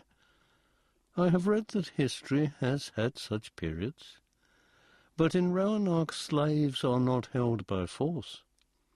Only those who wish to be slaves are such. If they choose to be something else, why then, they can be whatever they desire. This is Roanoke, Count Ehrlich, where all men and women are free to follow any inclination they choose. And you chose to be Lord Spiritual here. Page 235. Again the bishop smiled. In a sense. The title is an hereditary one, but many born to this rank have preferred other occupations. My brother, for instance, is a common sailor. You sail those salt-thick seas? I was astonished. Again, in a sense. If you know not the customs of Roanoke, I believe you will find many of them interesting. I am sure I will, I said, and I thought privately that some of those customs I should not find to my taste at all. Here, I thought, I had found the human race in its final stages of decadence, perverse, insouciant, without ambition, and I could not blame them after all. They had no future. And there was something, too, in me which reflected Bishop Belfrig's cynicism. For had not I little to live for also? The bishop raised his voice. Slaves, Morgag, you may return. They trooped back into the murky chamber, Morgag at their head. Morgag, said the bishop, perhaps you will send a messenger to find the Lord Temporal. Ask him if he will grant an audience to Count Ehrlich's castle. Tell him I have offered the Count our hospitality, if he should agree. Morgag bowed and left the chamber. And now, while we wait, you must dine with me, my lord, Bishop Belfig said to me. We grow fruits and vegetables in our garden caverns, and the sea provides us with meat. My cook is the best in all Roanoke. Will you eat? Gladly, I said, for I had realized that I was famished. Chapter 4. The Lord Temporal. The meal, though somewhat rich and overspiced for my taste, was delicious. When it was over, Morgeg came back to say that the Lord Temporal had been given the message. It was some time before we could find him, Morgeg said, offering Belpheg a significant look, but he will give an audience to our guest now, if our guest desires. He looked at me with his pale, cold eyes. "Have you had enough to eat and drink, Count Ehrlich?" Bishop Belpheg asked. "Is there anything else you desire?" He wiped his red lips with a brocade napkin, removed a sauce stain from his jowl. "I thank you for your generosity," I said, rising. I had drunk more salty wine than I should have liked, but it helped dampen the morbid thoughts of Almizad which still plagued me, would plague me forever, until I found her again. I followed Morgeg from the grotesque chamber. As I reached the door, I looked back, thinking to thank Bishop Belpheg again. He had smeared some of the sauce over the body of a young boy slave. As I watched, he bent to lick at the stuff he had put there. I turned quickly and increased my stride as Morgeg led me back the way we had come. The Lord Temporal's province is called Dotgard, and lies above this one. We must go to the outer causeway again. "And there are no passages connecting the various levels?" I asked. Morgeg shrugged. I believe so, but this way is easier than searching for the doors and then trying to get them open." Page 237. "You mean you do not use many of the passages?" Morgeg nodded. "There are fewer of us now than there were even 50 years ago. Children are rare in Rauenach these days." He spoke carelessly, and once again I had the impression that I spoke to a corpse brought back from the dead. Through the great main door of Haradec we passed, and into the cold air of the causeway that hung above the dark bay where the sluggish sea spread pale salt on the black crystals of the beach. It seemed an even gloomier landscape than it had seemed before, with the clouds bringing the horizon so close and the jagged crags on all other sides. I felt a sense of claustrophobia as we walked up the causeway until we came to an archway which was little different in style from the one we had just left. Morgeg cupped his hands together and shouted through them, "Lord Ehrlich Scarsel comes to seek audience with the Lord Temporal." His voice found a muffled echo in the mountains. I looked up, trying to see the sky, trying to make out the sun behind the clouds, but I could not. There was a grating noise as the door slid in just sufficiently for us to squeeze past and find ourselves in an antechamber with smooth walls and even less light than that which had barely illuminated Haradec. A servant in a plain white tabard was waiting for us. He rang a silver handbell and the door moved back. The machinery operating these doors must have been very sophisticated, for I could see no evidence of pulleys and chains. The passage we moved down was the twin to the one Bishop Belpheg's province, save that here there were no bas-reliefs. Instead there were paintings, but the light was so poor and the paint so old that I could scarcely make out any details. We turned into a similar passage, our footsteps sounding loudly on the carpet-covered floor. Another passage, and then we reached an archway which was not blocked by a door. Page 238. Instead, a curtain of plain, soft leather had been hung across it. I felt that such simplicity was incongruous in Rauenach, but I was even more surprised when the servant parted the curtain and led us into a chamber whose walls were completely bare, save that they had been covered with a surface of white paint. Huge lamps brightly lit the room. These lamps were probably oil-burning, for a faint smell issued from them. In the middle of the room was a desk and 2 benches. Save for ourselves, there were no other occupants. Morgeg looked around at the room, and his expression was one of discomfort. I will leave you here, Count Ehrlich, and doubtless the Lord Temporal will emerge soon. When Morgate had left, the servant indicated that I sit on one of the benches. I did so, placing my helm beside me. Like the room, the desk was bare, apart from 2 scrolls placed neatly near the end. There was nothing for me to do but look at the white walls, the silent servant who had taken up a position by the arched curtain, the almost bare desk. I must have sat there for an hour before the curtain parted and a tall figure entered. I rose to my feet, hardly able to restrain the expression of astonishment which tried to come over my face. The figure signed for me to sit down again. He had an abstracted look as he walked to the desk and sat behind it. "I am Shanosfane," he said. His skin was a flat coal black, and his features were fine-boned and aesthetic. I reflected ironically that somehow the roles of Shanosfane and Belfic had become muddled, that Belfic should have been the temporal lord and Shanosfane the spiritual lord. Shanosfane wore loose white robes. The only decoration was a fibula at his left shoulder, which bore a device I took to be the sign of his rank. He rested his long-fingered hands on the desk and regarded me with a distant expression, which nonetheless betrayed a great intelligence. "I am Ehrlich," I replied, thinking it best to speak as simply. Page 239.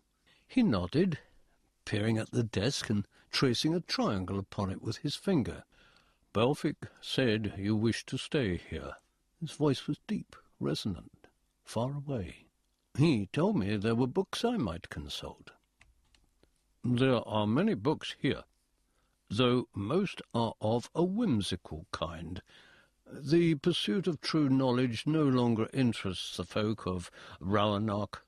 Lord Ehrlich, did Bishop Belfic tell you that?" "He merely said that I should find books here. Also he told me that all men were scholars in Roanoke." A gleam of irony came into Shanofane's dark eyes.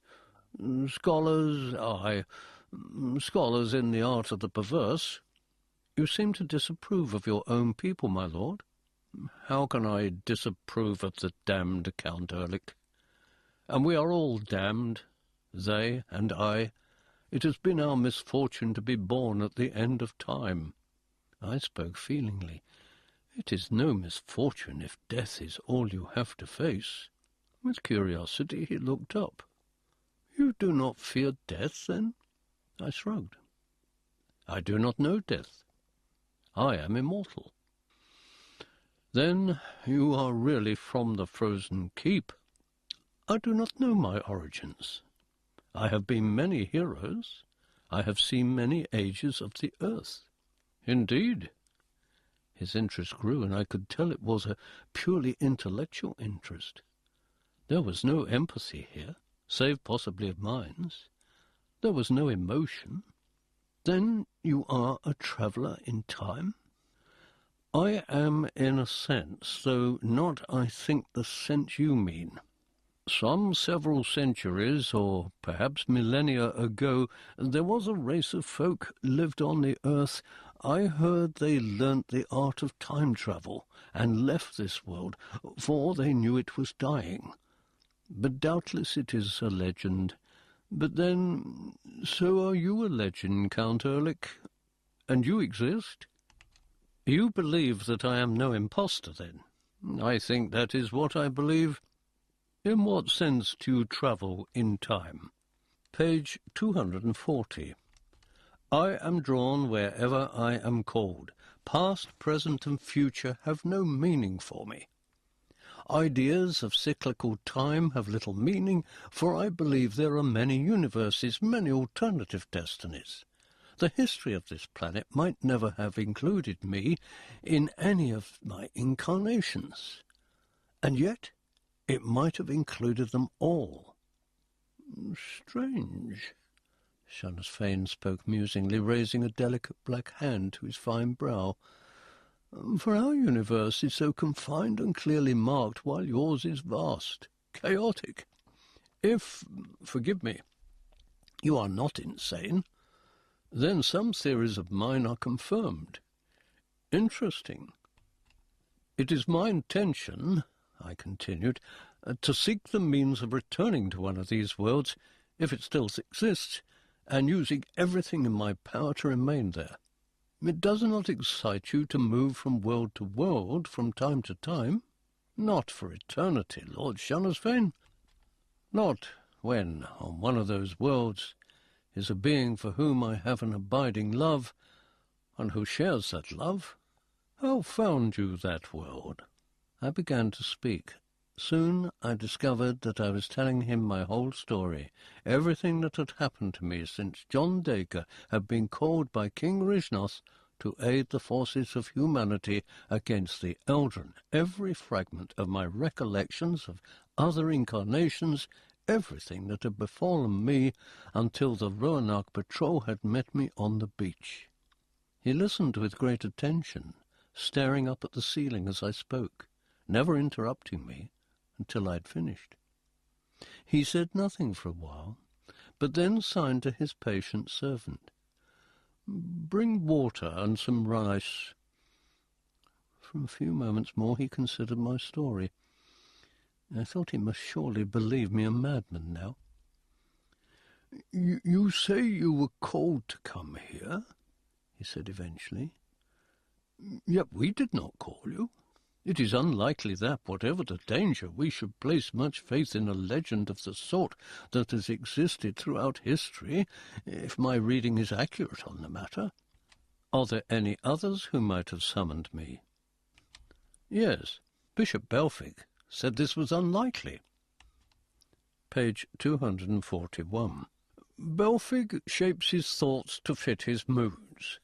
There are communities beyond Roanoke. There are cities beyond the sea. At least there were, before the Silver Warriors came. Belfic mentioned nothing of the Silver Warriors. Perhaps he forgot. It has been some while since we last heard of them. Who are they?" "Oh, ravagers of some description. Their motives are obscure." "Where do they come from?" "They come from Moon, I think." "From the sky? Where is Moon?" "On the other side of the world, they say. The few references I've seen do mention that it was once in the sky, but no longer." "These Silver Warriors, are they human?" "Not according to the accounts I received." "And do they offer you harm, Lord Shanasfane?" "Will they try to invade Roanoke?" "Perhaps. I think they want the planet for themselves." I looked at him, feeling somewhat shocked by his lack of interest. "You do not care if they destroy you?" "Let them have the planet. What use is it to us? Our race will soon be overwhelmed by the ice that creeps a little closer each year as the sun fades. These people seem better adapted to live in the world than we are." Though I could understand his argument, I had never encountered such complete disinterest before. I admired it, but I felt little true sympathy with it. It was my destiny to struggle, though for what cause I had no clear idea, and even while I hated the fact that I must do battle through eternity, or so it seemed, my instincts were still those of a warrior. While I tried to think of an answer, the Black Lord Temporal rose. "Well, we will talk again. You may live in Roanoke until you desire to leave." Page 242. And with that he left the room. As he left, the servant entered with the tray of rice and water. He turned, and holding the tray, followed behind his master. Now that I had met both the Lord Spiritual and the Lord Temporal of Roanoke, I was even more confused than when I had first arrived here. Why had Belfic not told me of the alien Silver Warriors? Was I destined to fight them, or Another thought came. Were the folk of Roanoke the enemy I'd been called to war against? Chapter 5. The Black Sword. And so, unhappy, torn by my longing for Amizad, by my great sense of loss, I settled in the Obsidian city of Roanoke, there to brood, to pore over ancient books in strange scripts, to seek some solution to my tragic dilemma, and yet feel my despair increasing with every day that passed. To be accurate, there were no days and nights in the Obsidian city. People slept, awakened, and ate when they felt like it, and their other appetites were followed in the same spirit, for all that those appetites were jaded and novelty did not exist.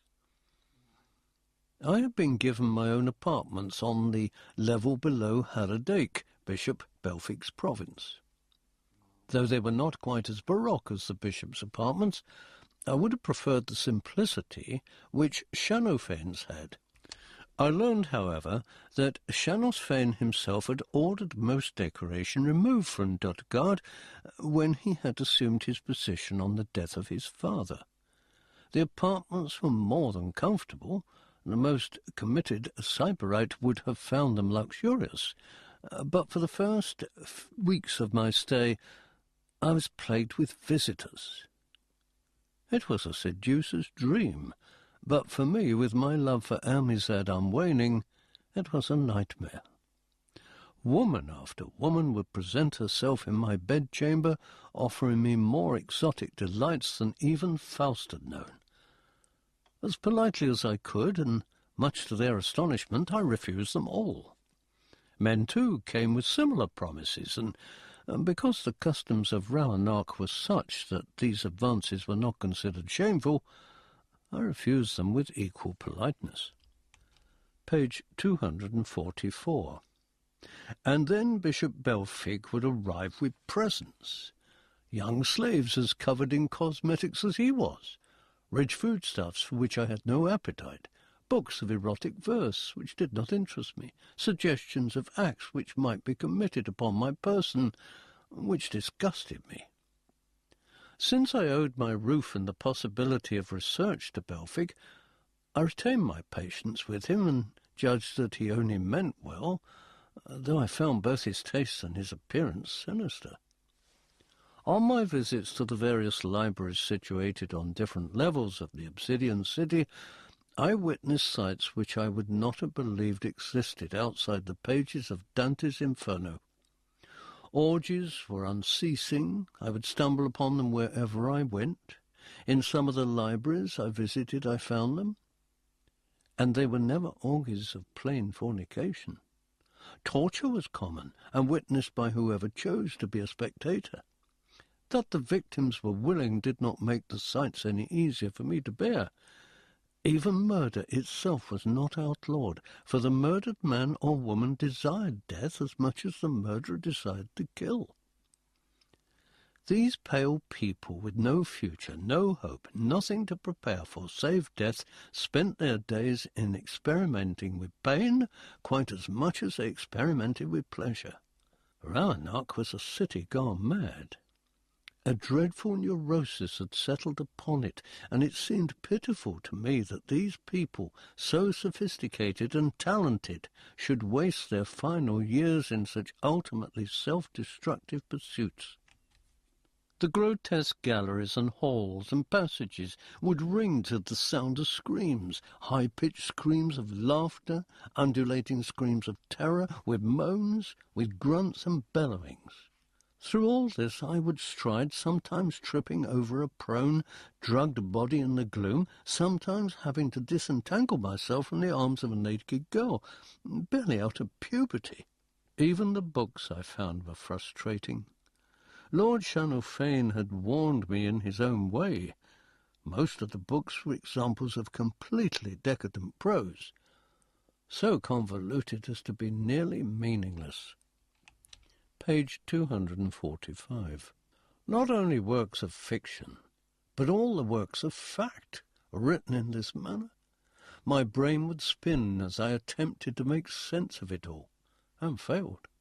At other times, when I had given up trying to interpret these decadent texts, I would pass through a gallery and see Lord Shanna's fame wandering across a hall, his ascetic face frozen in abstracted thought, while all around him his subjects sported, sometimes leering and gesturing at him obscenely. Occasionally he would look up, put his head to one side, regard them with a slight frown, and then walk on. The first few times I saw him, I hailed him, but he ignored me as he would have ignored anyone else. I wondered what ideas were forming and reforming in that strange, cool brain. I felt sure that if he would grant me another audience, I would learn much more from him than I'd managed to learn from the text I studied. But since the first day I had arrived at Raunak, he had not agreed to see me. My sojourn in Raunak was so much like a dream itself that perhaps that was the reason why my slumber was dreamless for the first 50 nights of my stay there. But on what I reckoned to be the 51st night, those familiar visions returned. They had terrified me as I lay in Amisad's arms. Now I almost welcomed them. I stood on a hill and spoke with a faceless knight in black and yellow armour. A pale flag, without insignia, fluttered on a staff erected between us. Below us, in the valley, towns and cities were burning.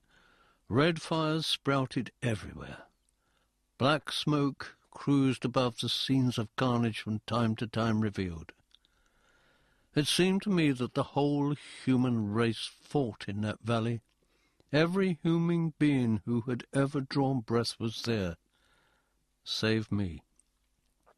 I saw great armies marching back and forth.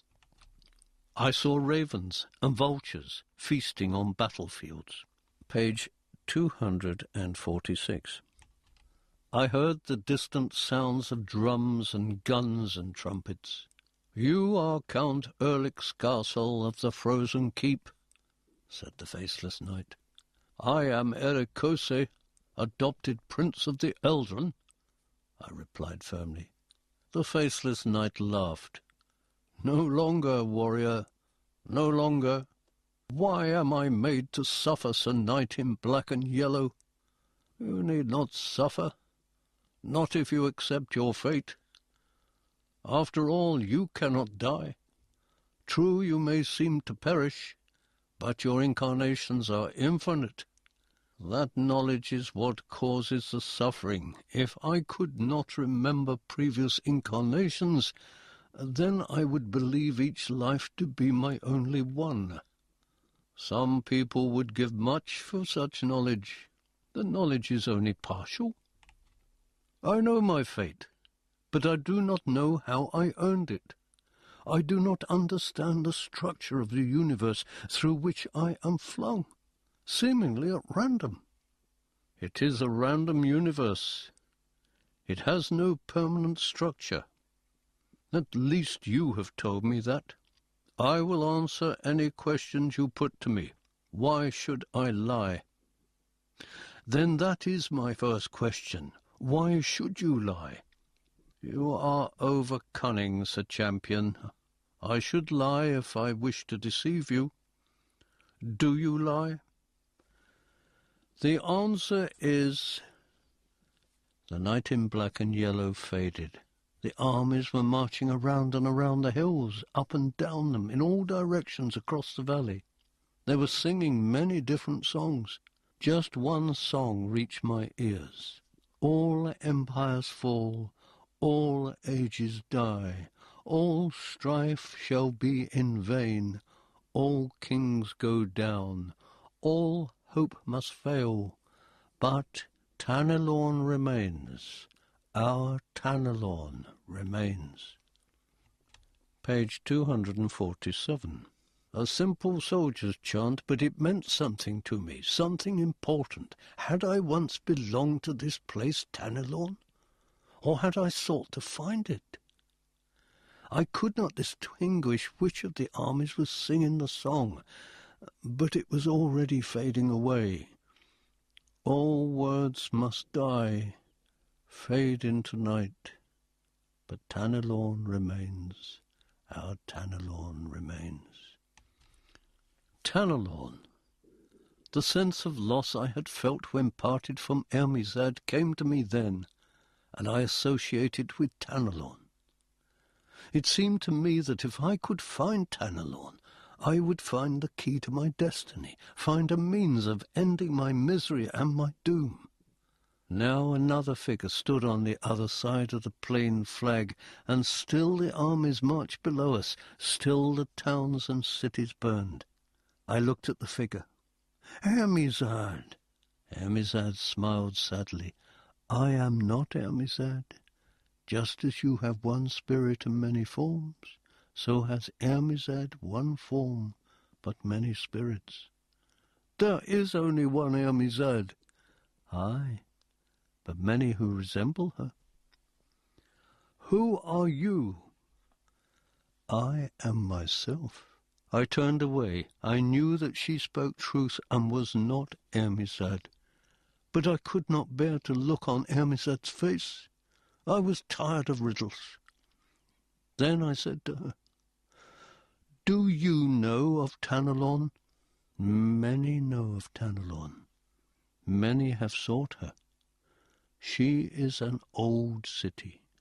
She has lasted through eternity. How may I reach Tanelorn? Page 248. Only you may answer that question, champion. Where lies Tanelorn? On Erlik's world? Tanelorn exists in many realms, on many planes, in many worlds, for Tanelorn is eternal. Sometimes hidden, sometimes there for all to visit. Though most do not realize the nature of the city, Tanelorn shelters many heroes. Will I find Ermizad if I find Tanelorn? You will find what you truly desire to find, but first you must take up the black sword again. Again? Have I borne a black sword before? Many times. And where shall I find the sword? You will know it. You will always know the black sword, for to bear it is your destiny and your tragedy. And then she, too, was gone. But the armies continued to march, and the valley continued to burn, and over my head the standard without insignia still flew. Then where she had been, something inhuman materialized, turned into a smoky substance, formed itself into a different shape. And I did recognize that shape. It was the black sword, a huge black broadsword carved with runes of terrifying import.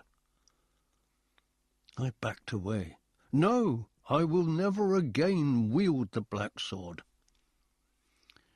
And a sardonic voice, full of evil and wisdom, seemed to issue from the blade itself. Then ye shall never know peace. Begone! I am thine, only thine. Thou art the only mortal who can bear me. I refuse you, then continue to suffer. I awoke shouting. I was sweating. My throat and mouth were parched. The black sword, I knew the name now. I knew that it was somehow tied up with my destiny. Page 249. But the rest? Had it been merely a nightmare? Or had it offered me information in a symbolic form? I had no means of telling. In the darkness I flung out an arm and touched warm flesh. I was back with Ermizad again. I took that naked body to me. I bent to kiss the lips. Lips raised themselves to mine, lascivious lips that were hot and coarse. The body writhed against me. A woman began to whisper obscenities into my ear. I leapt back with an oath. Rage and disappointment consumed me. It was not Ermizad. It was one of the women of Raanok who had slipped into my bed while I lay experiencing my dreadful dreams. Despair swept through me wave upon wave. I sobbed. The woman laughed. And then something filled me, some emotion that seemed alien to me, and yet which possessed me. Fiercely, I flung myself on the girl. "Very well," I promised. "If you have such pleasures, then have them all." And in the morning I lay in my disordered bed, exhausted, while the woman clambered from it, staggered away, a strange expression upon her features. I do not think pleasures were what she had experienced. I know that I had not. I felt only disgusted with myself for what I had done. All the while one image remained in my brain. It was to rid myself of that image, I think, that I had taken the girl as I had. Perhaps the image had driven me to do what I had done. I do not know. I did know, however, that I would do it again if it would burn the image of the black sword from my mind for only a few moments. There were no dreams the next night, but the old fear had returned, and when the girl I had ravaged the night before came to my room simpering, I almost dismissed her before I learned that she came with a message from Bishop Belfig, whose slave she apparently was. Page 250. My master says that a change of scenery might improve your temper. Tomorrow he embarks on a great sea hunt, and asks if you would care to join him. I flung down the book I was trying to interpret. "Aye," I said, "I'll come. It sounds a healthier way of wasting time than puzzling over these damned books." "Will you take me with you, Lord Erlich?" The heated expression on her face, the moist lips, the way she held herself, all made me shudder. But I shrugged my shoulders. "Why not?" She chuckled. "And I shall bring a tasty friend. Do what you wish." But when she had gone, I flung myself down on my knees on that hard obsidian floor, and I buried my head in my arms, and I wept. Ermizad, oh, Ermizad. Chapter 6. The Great Salt Sea. I joined Bishop Belfig on the outer causeway the next morning. Even in the light of that perpetual dusk, I could see better the face the cosmetics sought to hide. There were the jowls, the pouched eyes, the down-curved, self-indulgent mouth, the lines of depravity, all smeared about with colours and creams, serving only to make his appearance that much more hideous. The Lord Spiritual's entourage was with him, painted boys and girls giggling and simpering, carrying pieces of luggage, shivering in the dull coolness of the outer air. The bishop put a fat arm through one of mine and led me ahead of the crowd, down towards the bay where the strange ship waited. I suffered this gesture and looked back to see if my weapons were being brought. They were. Slaves staggered along with my long silver-shod spear and battle-axe. Why I had decided to bring these weapons I do not know, but the bishop plainly did not think my decision incongruous, though I was not at all sure he was pleased about it either. For all its decadence and despair, I did not find Raanok itself menacing. The people offered me no harm, and once aware that I did not wish to join in their sports, tended for the most part to leave me to my own devices. They were neutral. Lord Shannos Fane, too, had an air of neutrality. But I did not get this impression of Bishop Belfig. There was, indeed, something sinister about him, and I was beginning to feel that he was perhaps the sole member of that peculiar community who possessed some sort of motive, however perverse, some ambition beyond the need to find new ways of whiling away the days. Page 252.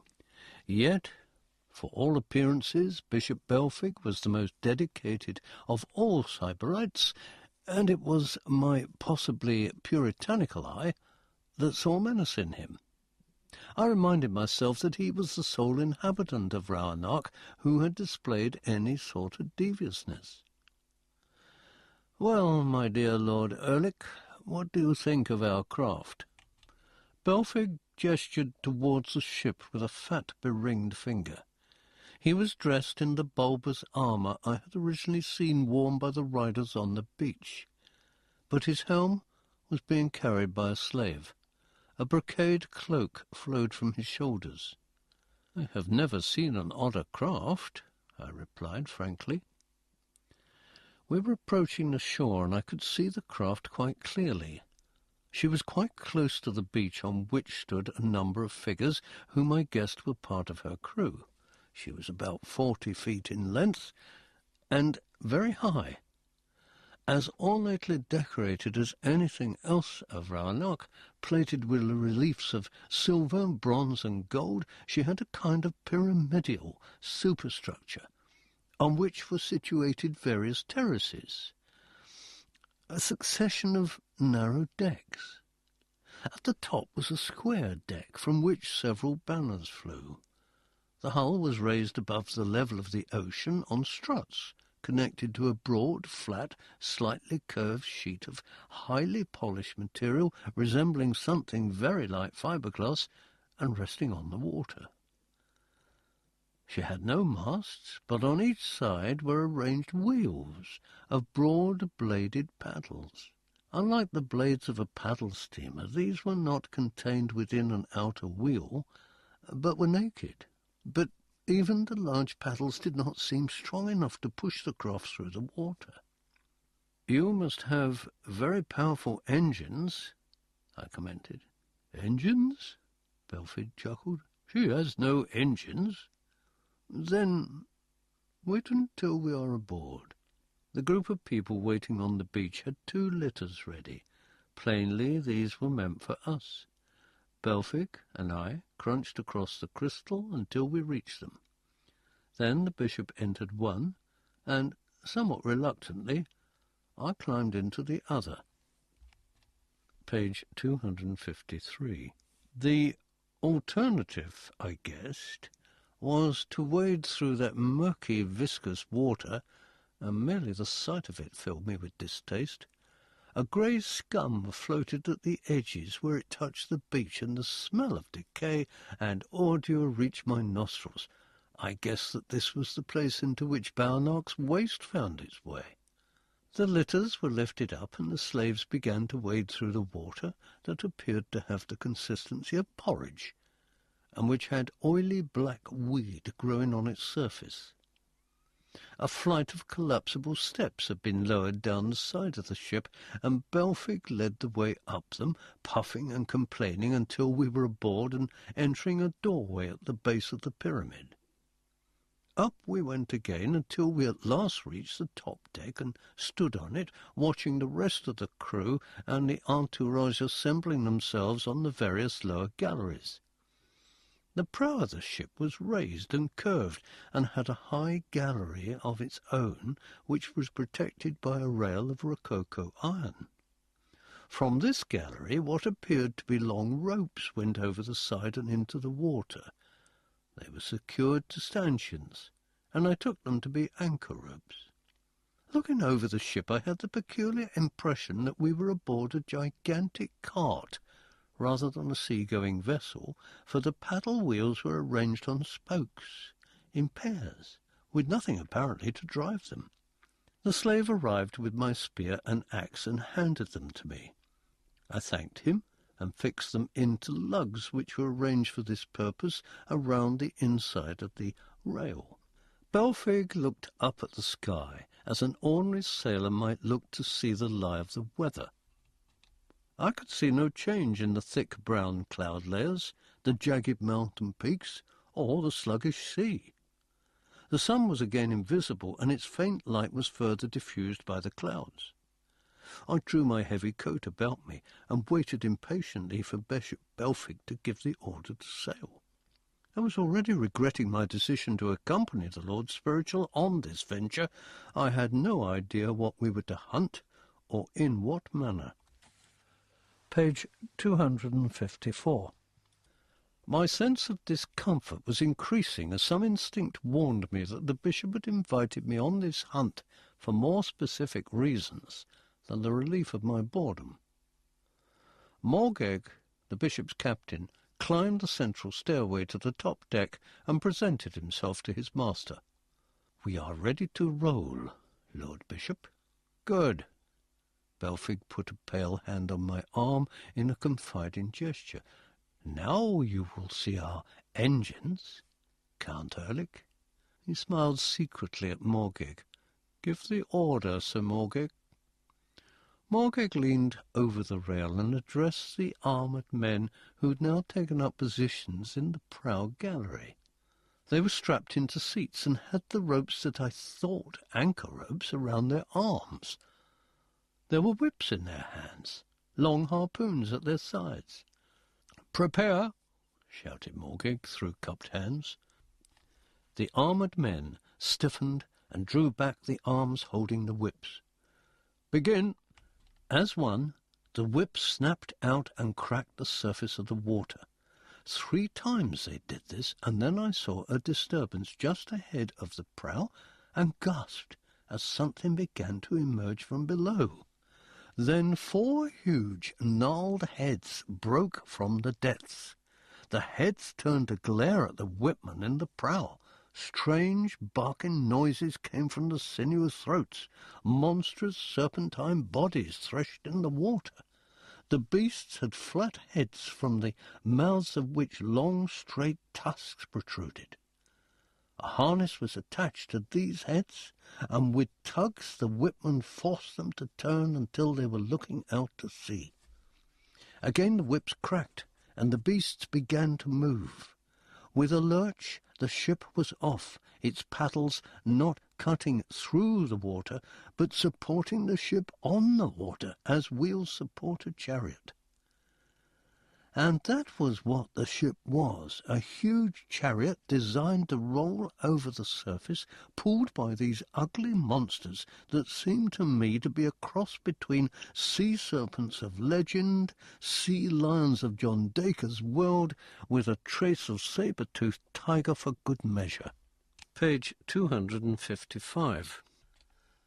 Out into that nightmare ocean swam the nightmare beasts, pulling our impossible craft behind them.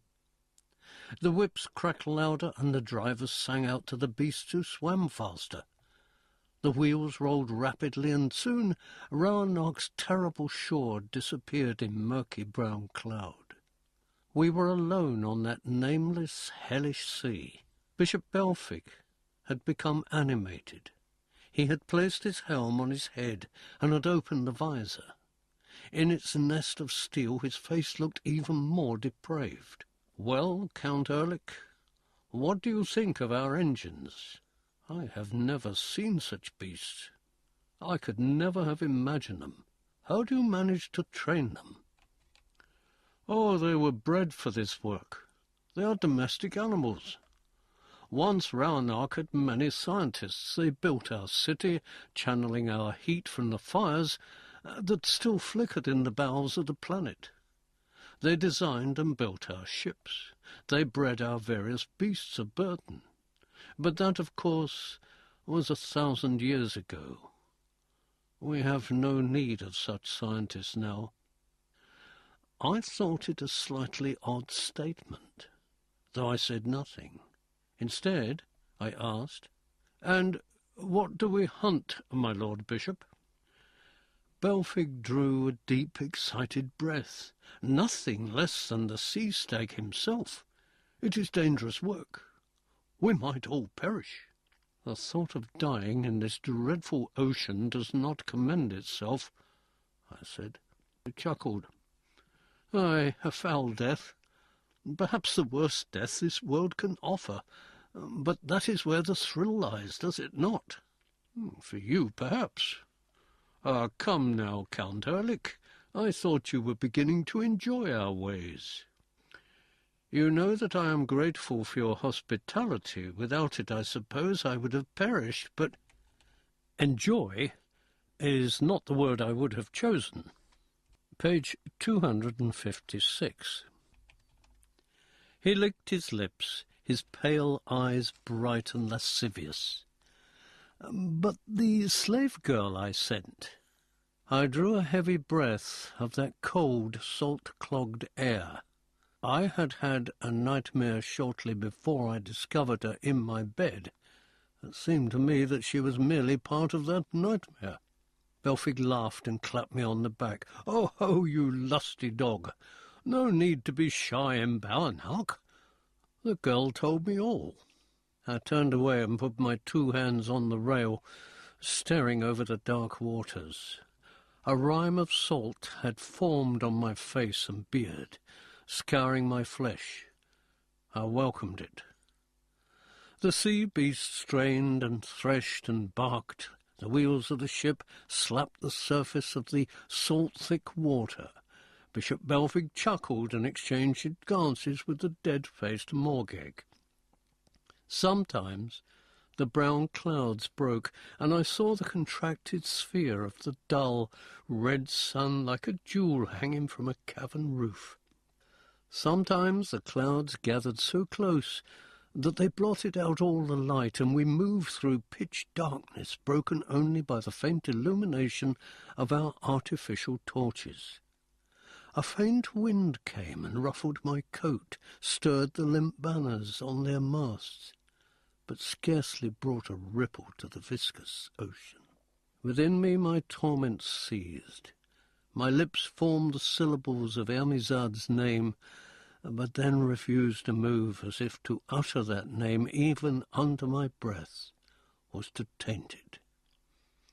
Onward the ship rolled. Its crew, the slaves of despair, moved about upon its decks, or sat listlessly against its rails. And all the time Bishop Belfig's fat jowls shook as his obscene laughter bubbled through the air. I began to think that I did not in the least care now if I perished in the waters of that great salt sea.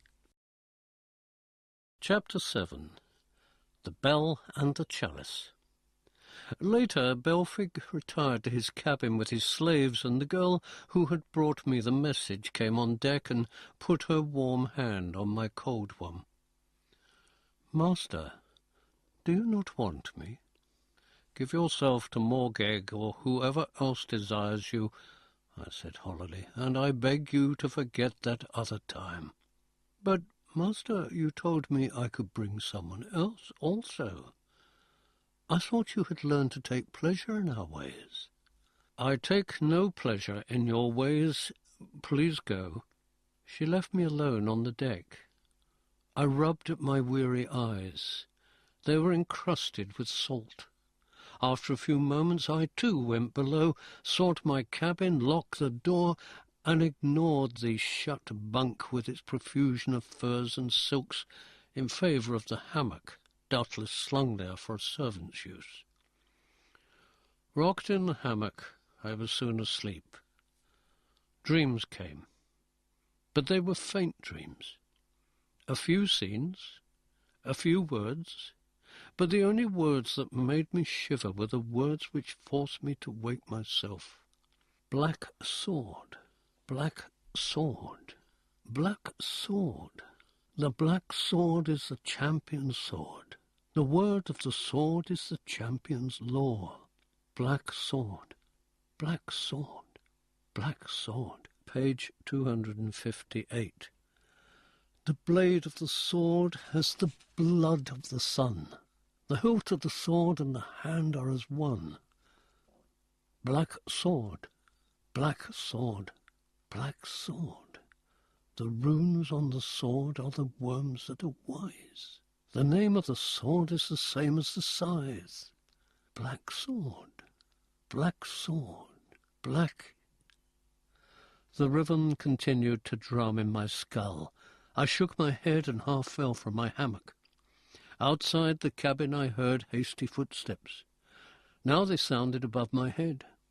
I went to a washstand, splashed water over my hands and face, opened the door and climbed the intricately carved companionway to the top deck. Morgeg and another man stood there. They were leaning over the rail, their ears cocked to the wind. Below, in the prow, the drivers continued to lash the sea beasts on. Morgeg stepped back from the rail when he saw me. There was a trace of concern in his pale eyes. "What is it?" I asked. He shrugged his shoulders. "We thought we heard something. A sound we have not heard before in these waters." I listened for a while with some concentration, but all I could hear was the crack of the driver's whips, the slap of the wheels on the water. Then I heard it, a faint booming ahead of us. I peered into the murky brown fog. The booming came more strongly now. "It's a bell," I said. Morgeg frowned. "A bell. Perhaps there are rocks ahead, and they are warning us off." Page 259. Morgeg jerked his thumb at the sea beasts. "The slavers would sense rocks if they were near and turn aside." The sound of the tolling bell increased. It must have come from a huge bell, for it was deep and the ship vibrated with the noise. Even the sea beasts were disturbed by it. They tried to turn away, but the driver's whips kept them on course. Still the tolling grew in intensity until it seemed to surround us. Bishop Belfig appeared on deck. He was not wearing his armour, but some kind of nightshirt, by the look of it. Over this he had thrown a huge fur. His cosmetics were smeared and only half applied. Doubtless the bell had disturbed him in the middle of his revels. There was fear on his face. "Do you know what that bell is?" I asked him. No. But I thought that he did know, or that he guessed what it was, and he was afraid of the bell. Morgeg said, "Bladrax." "Silence," Belfid snapped. "How could it be?" "What is Bladrach?" I said. "Nothing," Morgeg murmured, his eyes on the bishop. I did not pursue the subject, but the sense of menace I had felt when first boarding the craft now increased. The tolling was so loud now that it hurt my ears to hear it. "Turn the ship about," Belfig said. "Give the order, Morgeg. Hurry." His evident fear I found almost amusing after the bland impression of self-assurance he had given me earlier. "Are we going back to Roanoke?" I asked him. "Yes, we'll—" He frowned, his eyes flashing first to me, then to Morgeg, then to the rail. He tried to smile. "No, I think not." "Why have you changed your mind?" I asked. "Be quiet, curse you." Immediately he controlled himself. Page 260. "Forgive me, Count Erlich.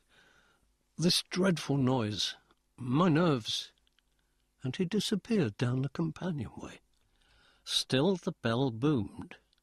But the drivers were turning the slavers now. They reared and threshed in the water, dragging the ship full about. The drivers lashed them again, and their speed increased. The booming continued, but it was just a little fainter now. Spray rose with the speed and force with which the wheels slapped the sea's surface. The huge sea chariot rocked and jolted, and I clung hard to the rail. The tolling of the bell subsided. Soon silence sat upon the sea once again. Bishop Belfig re-emerged, clad in his armour, wearing his cloak. The cosmetics had been properly applied, but I saw that the face beneath them was paler than usual. He bowed to me, nodded to Morgeg. He tried to smile. "I am sorry that I lost my head for a moment, Count Erlich. I had but recently awakened. I was disorientated. That sound was terrifying, was it not? More terrifying, I suspect, to you than to me, Bishop Belfig. I thought you recognized it. No. And so did Morgeg. He uttered a name. Bloodrack. A legend of the sea. Belfig waved his fat hand dismissively. Concerning a monster. Bloodrack, with a voice like a huge bell. Naturally, Morgeg, who is of a superstitious turn of mind, thought the Bloodrack had come to gobble us up. His titter was high-pitched, his tone completely unconvincing. However, as the man's guest, I could scarcely push my questioning any further. I had to accept what was, to me, evidently a hastily invented lie. I returned to my cabin as Belfig instructed Morgeg in a fresh course, and in my cabin I again found the girl I had dismissed. She was lying in the bed, smiling at me, completely naked. Page 261. I returned her smile and climbed into my hammock. But I was soon to be disturbed again. Almost as soon as I had closed my eyes, I heard a shout from above. Again I leapt from the hammock and rushed up onto the top deck. This time I heard no bells, but Morgeg and Belfig were calling down to a sailor on a lower deck. I heard the sailor's voice. I swear I saw it. A light to port. We are miles from the nearest land, Morgeg argued. Then, perhaps, sir, it was a ship. Is this another legend coming true? I asked Belfig. He started when he heard me and straightened up. I really cannot understand it all, Count Ehrlich. I think the sailor is imagining things.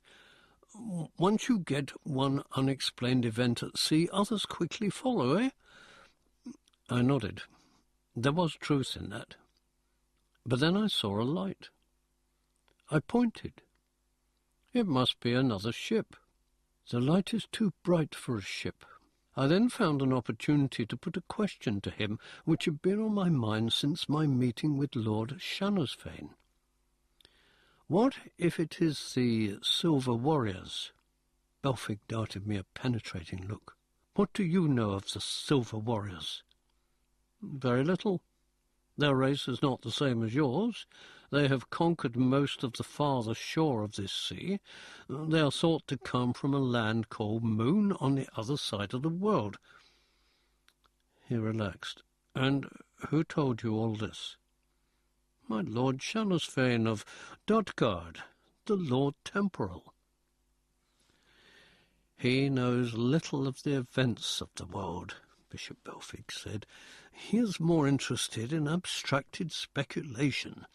The Silver Warriors are not a great threat. They have harried one or two cities on the farther shore. That is true, but I believe they have disappeared again now. Why did you not tell me of them when I asked if you had any enemies or potential enemies? Page 262. What enemies? Belfig laughed. I do not consider warriors from the other side of the world who've never offered us threat enemies.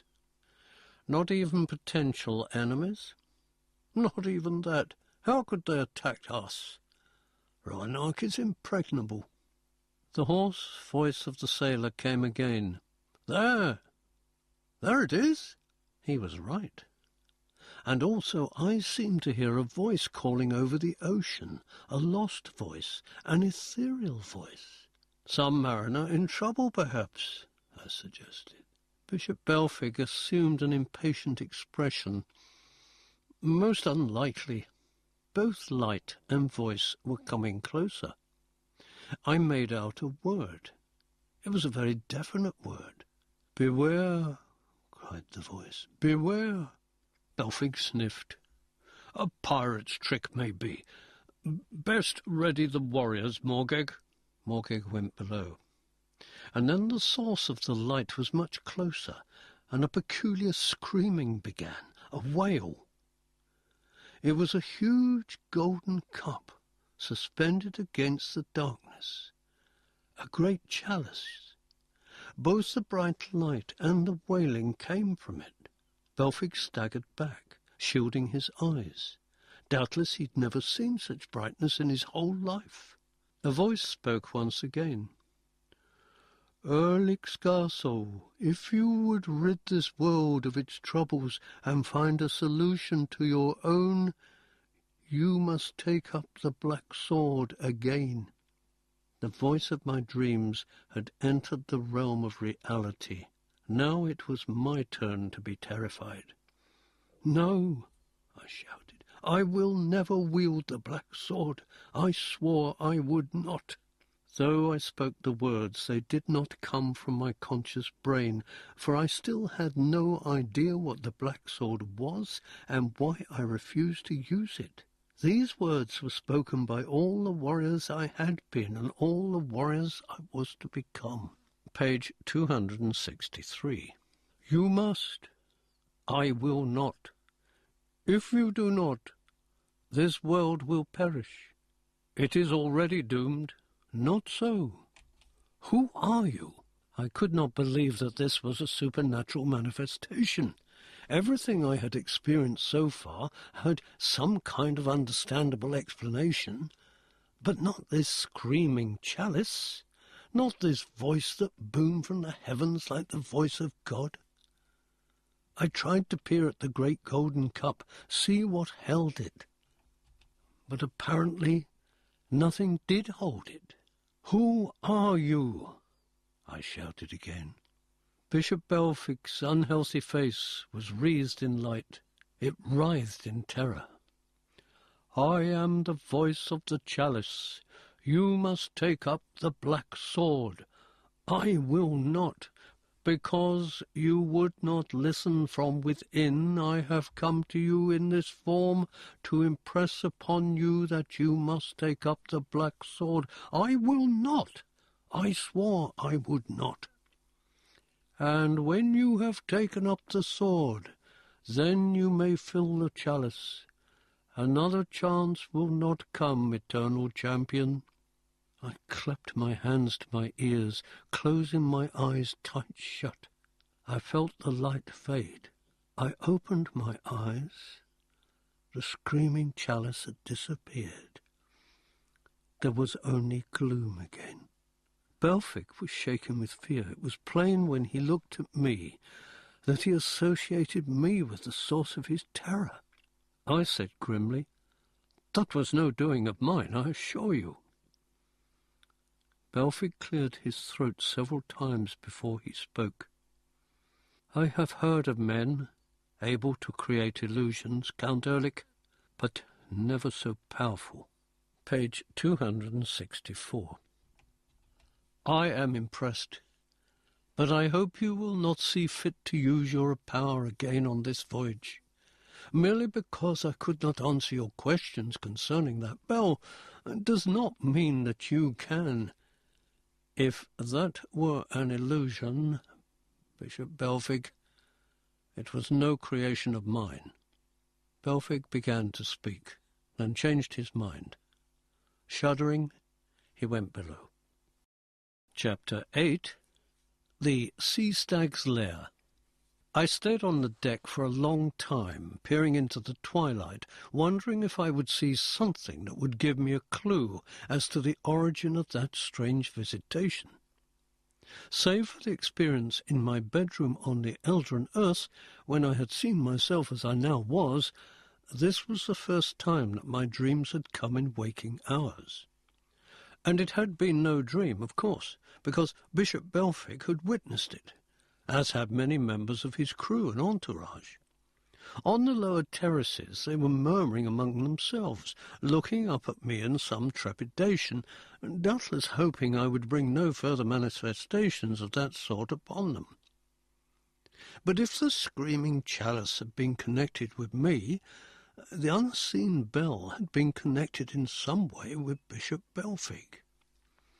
And why was Belfic continuing with the hunt, when any sensible person would have returned to the safety of the Obsidian city? Perhaps he had arranged a rendezvous with someone in these waters. But with whom? One of the pirates he had mentioned? Perhaps even the Silver Warriors? But these were minor matters of speculation compared with the latest event. What was the Black Sword? Why did something within me refuse it, even though I did not know what it was? Certainly the name had a peculiar sort of familiarity, and was also plain that I did not wish to think about it. That was why I had taken the girl that night. It seemed I was ready to do anything to forget the sword, to escape from it. Page 266. At length, weary and full of confusion, I returned to my quarters and fell into my hammock. But I could not sleep. I did not want to sleep for fear the dreams would return. I remembered the words, "If you would rid this world of its troubles and find a solution to your own, you must take up the black sword again." And the monotonous chant came back to me. Black sword, black sword, black sword. The black sword is the champion's sword. The word of the sword is the champion's law. In some previous incarnation, whether in the past or the future, for time in my own context was a meaningless word, I must have rid myself of the black sword. And in parting with it, I had, say, committed a crime, or at least had offended someone or something which desired that I retain the sword, for which I was now being punished by being moved hither and yon through time and space.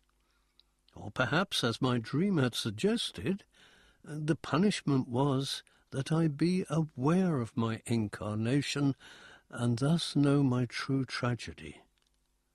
A subtle punishment, if that were so. Although I desired nothing more than rest and a chance to be reunited with Ermizad, something in me still refused to pay the price, which was my agreement that I would take up the black sword again. The blade of the sword has the blood of the sun. The hilt of the sword and the hand are as one. A rather more cryptic statement. I had no idea what the first part meant. Presumably the second part simply meant that my own fate and that of the sword were entwined. The runes on the sword are the worms that are wise.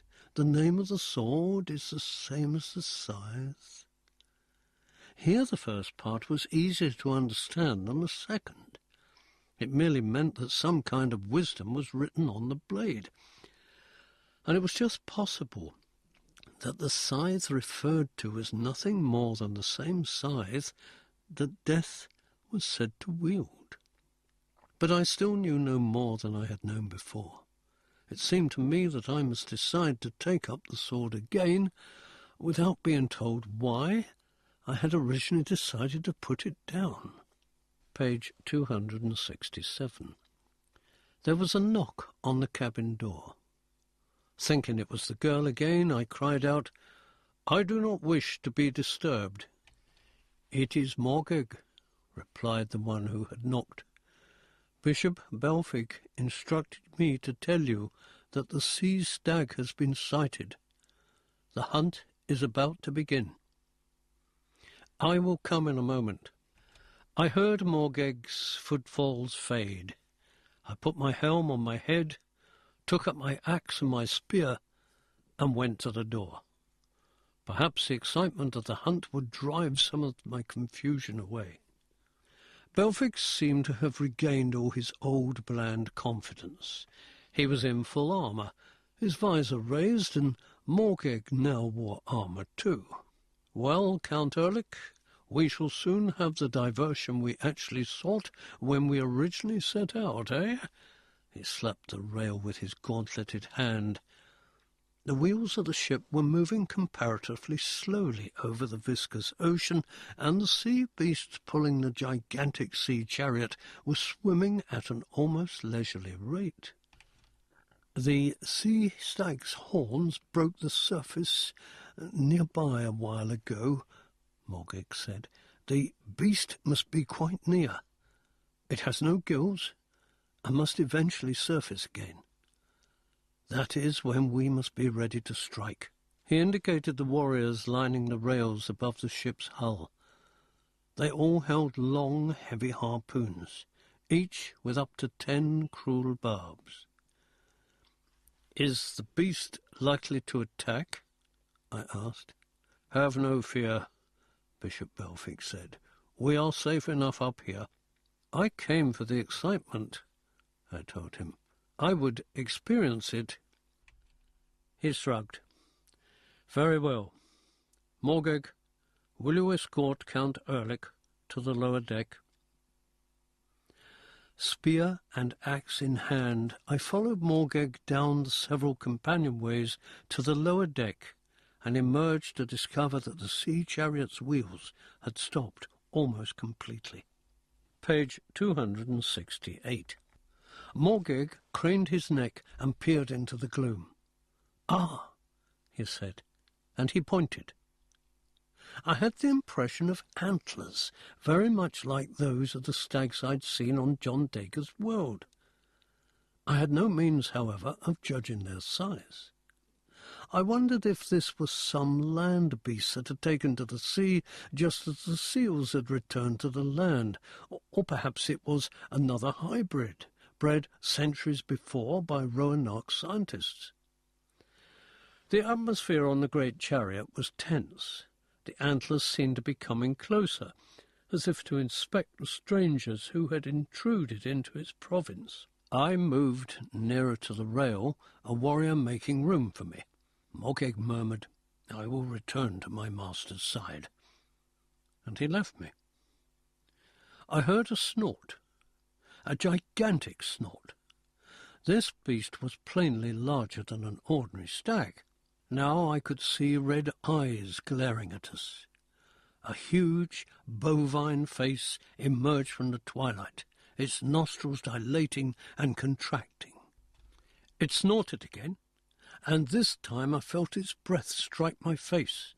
And silence, the harpooners prepared for its charge.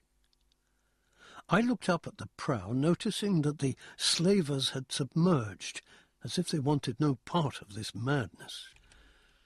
The sea stag bellowed, raising its massive body from the viscous waters. The thick saline liquid ran in streamers down its coarse, oily pelt, and I saw that its muscular forelegs were, in fact, flippers, terminating in a club-like appendage that only barely recalled the hoof of a true stag.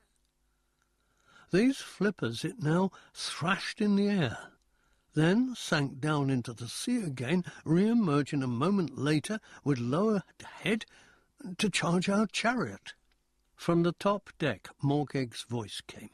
"Let fly with the first harpoons." A third of the warriors flung back their arms and hurled their heavy lances at the advancing beast. The horns were almost 15 feet long, with an even longer span. Page 269.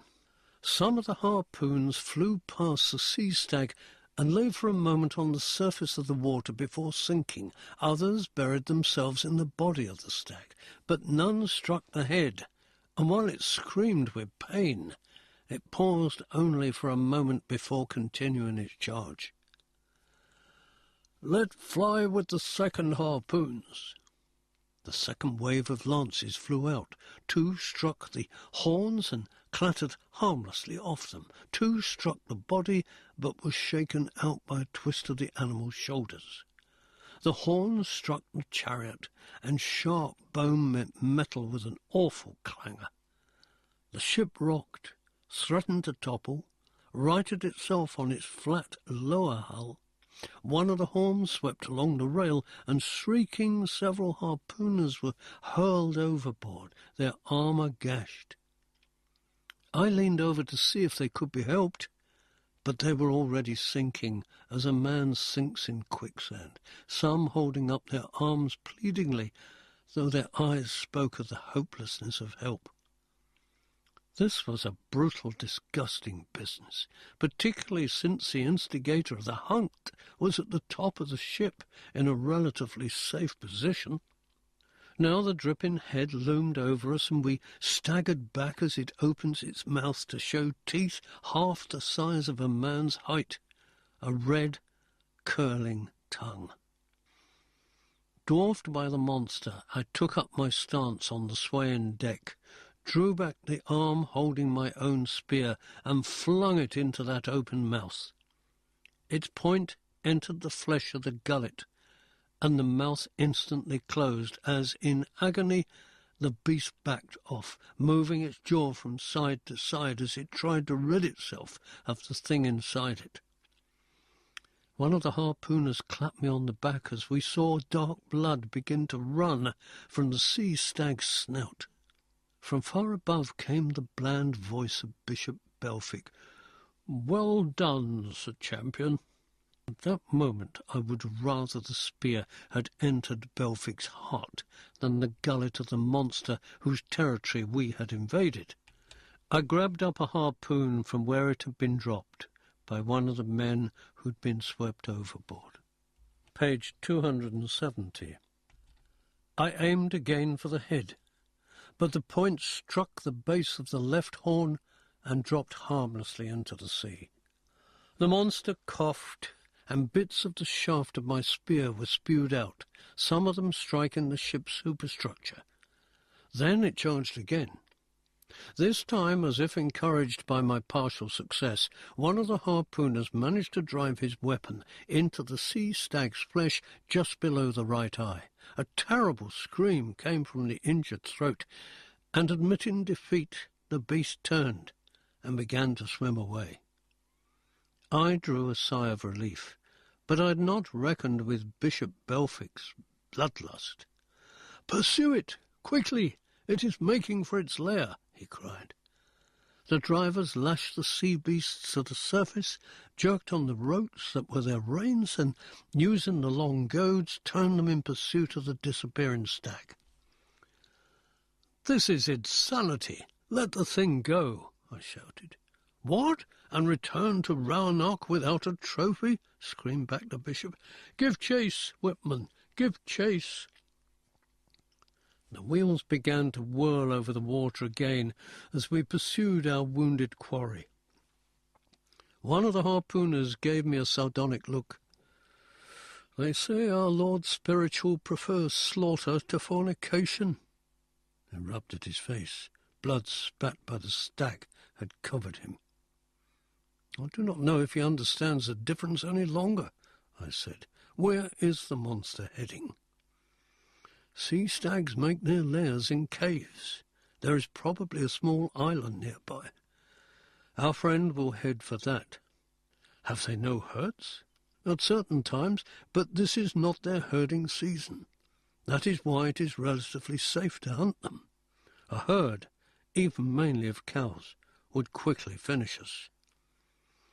Two of the wheels on our side of the ship had been badly battered, and the sea chariot lurched unevenly as it sped over the ocean. The slavers must have been even more powerful than the sea stag to be able to cut through those thick waters and draw the heavy craft behind them. Page 271. The horns of the stag were still in sight through the gloom, and just ahead of that, the outline of a spike of Obsidian rock, doubtless of the same range as the mountain from which Roanoke had been carved. "There!" The harpooner pointed. Grimly he hefted his barbed lance. I bent and took the remaining harpoon off the deck. Morgeg's distant voice shouted, "Prepare!" The stag had disappeared, but the tiny island of glassy rock could clearly be seen. The sea chariot slewed around as the sea beasts avoided dashing themselves onto the rock. We saw the black mouth of a cave. We had found the monster's lair. From within the cave came an almost pathetic snort of pain. And then came the astonishing order from above, "Prepare to disembark." Belfic meant his men to enter the cave, armed only with their harpoons. Chapter 9. The Slaughtering in the Cave. And so we disembarked. All save Belfic, his entourage and the whipmen in the prow began to wade through the clinging shallows and gain a slippery foothold on the rock. I had my battle-axe crooked in one arm, the barbed harpoon held at my side in the other hand. Belfic watched and waved from the top deck. "Good luck, Count Erlich. If you kill the stag, it will be another great deed to add to your long list." I thought the whole nature of the hunt was useless and cruel, but I felt I must go with the others to finish what we had begun, either to kill the monster or be killed by it.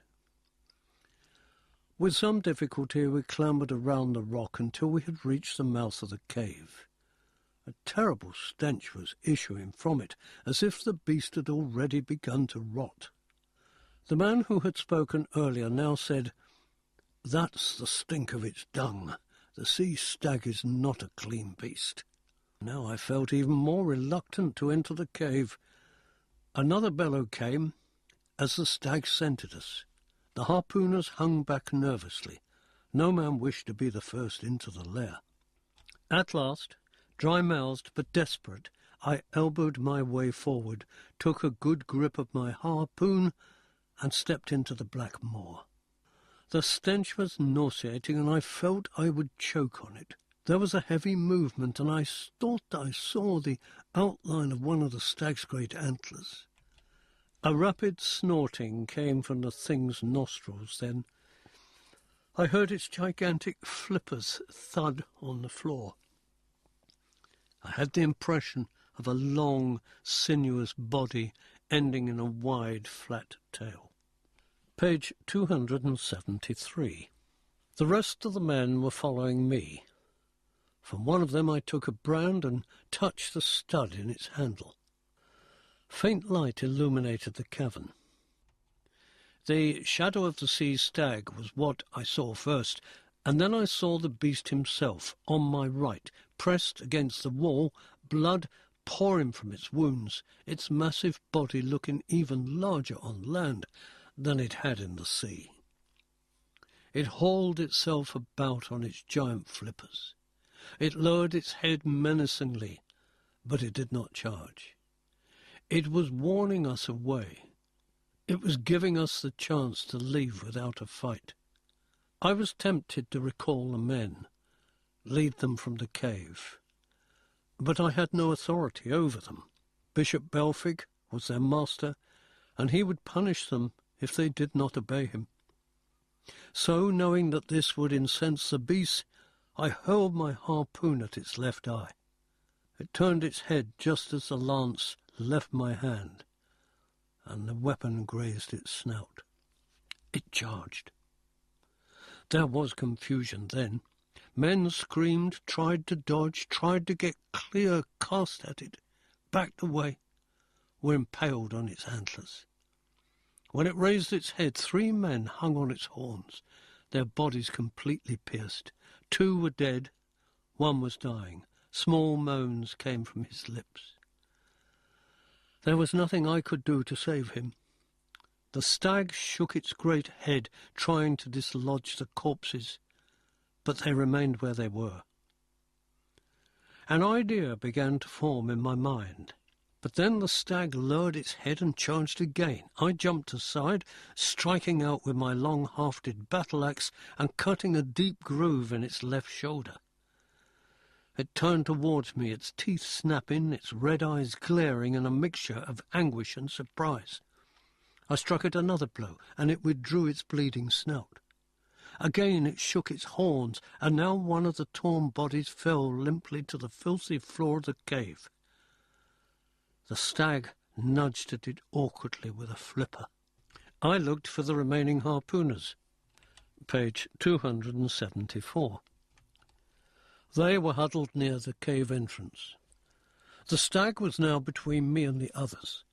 The cave was lit still by 2 brands which had fallen to the floor. I retreated into the shadows.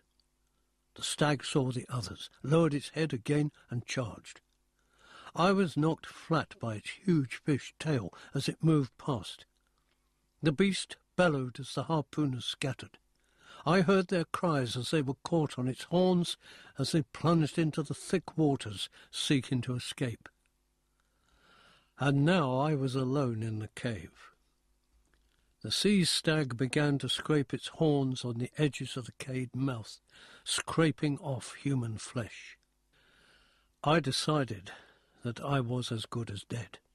How could I defeat such a monster alone? Its body blocked the entrance, my only chance of escape. Sooner or later, it would remember I was there, or possibly scent me. I kept as still as possible. The stink of ordure clogged my mouth and nostrils. I had no harpoon with which to defend myself, only the axe, an unsuitable weapon for dealing with a giant sea stag. Once again the beast opened its bovine snout and sent up a huge bellowing. Then the noise dropped, as it moaned to itself.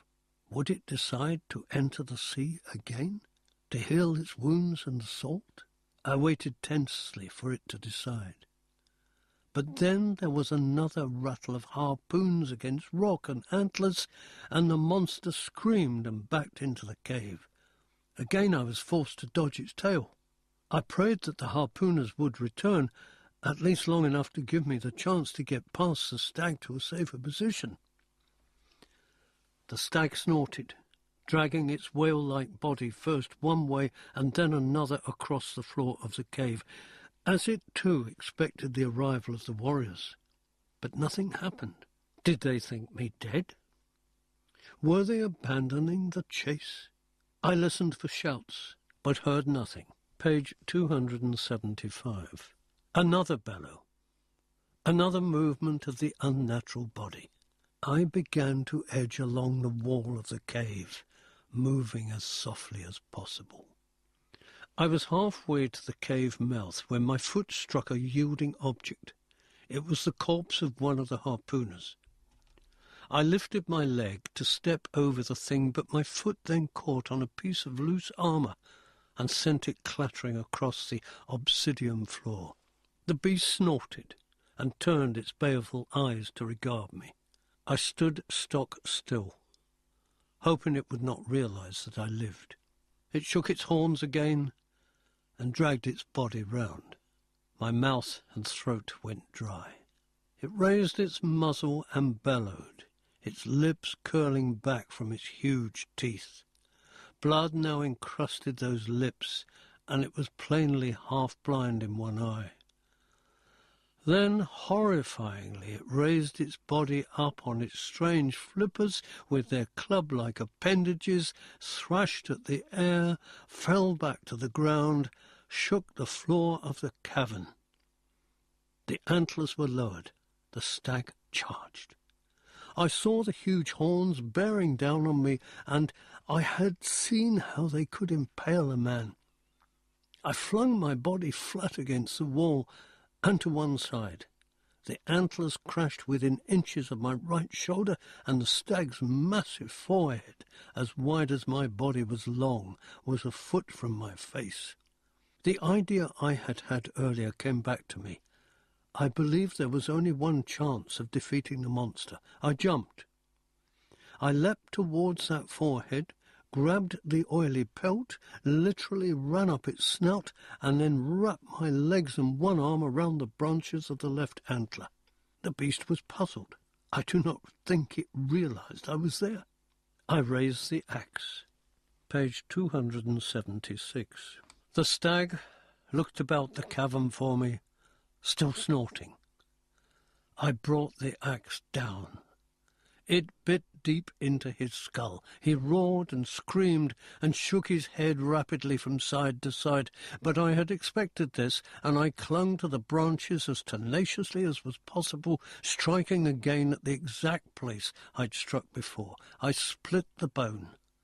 A little blood came, but all this served to do was to make the stag's movements more frantic. Its body sliding behind it, it waddled on its flippers, moving rapidly about the cave, scraping its antlers on the roof and walls, trying to dislodge me. But I hung on, and I struck again. This time pieces of bone flew into the air, and a stream of blood poured from the skull. Another fearsome bellow, which became a scream of rage and terror. Another blow.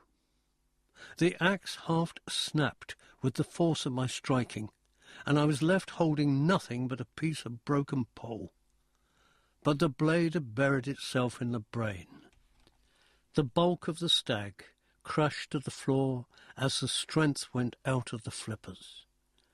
It moaned pathetically. It tried to rise. With a spluttering noise, the last mixture of breath and blood left its body. The head fell to one side, and I fell with it, leaping free just as the antlers reached the floor. The sea stag was dead. I had killed it single-handed.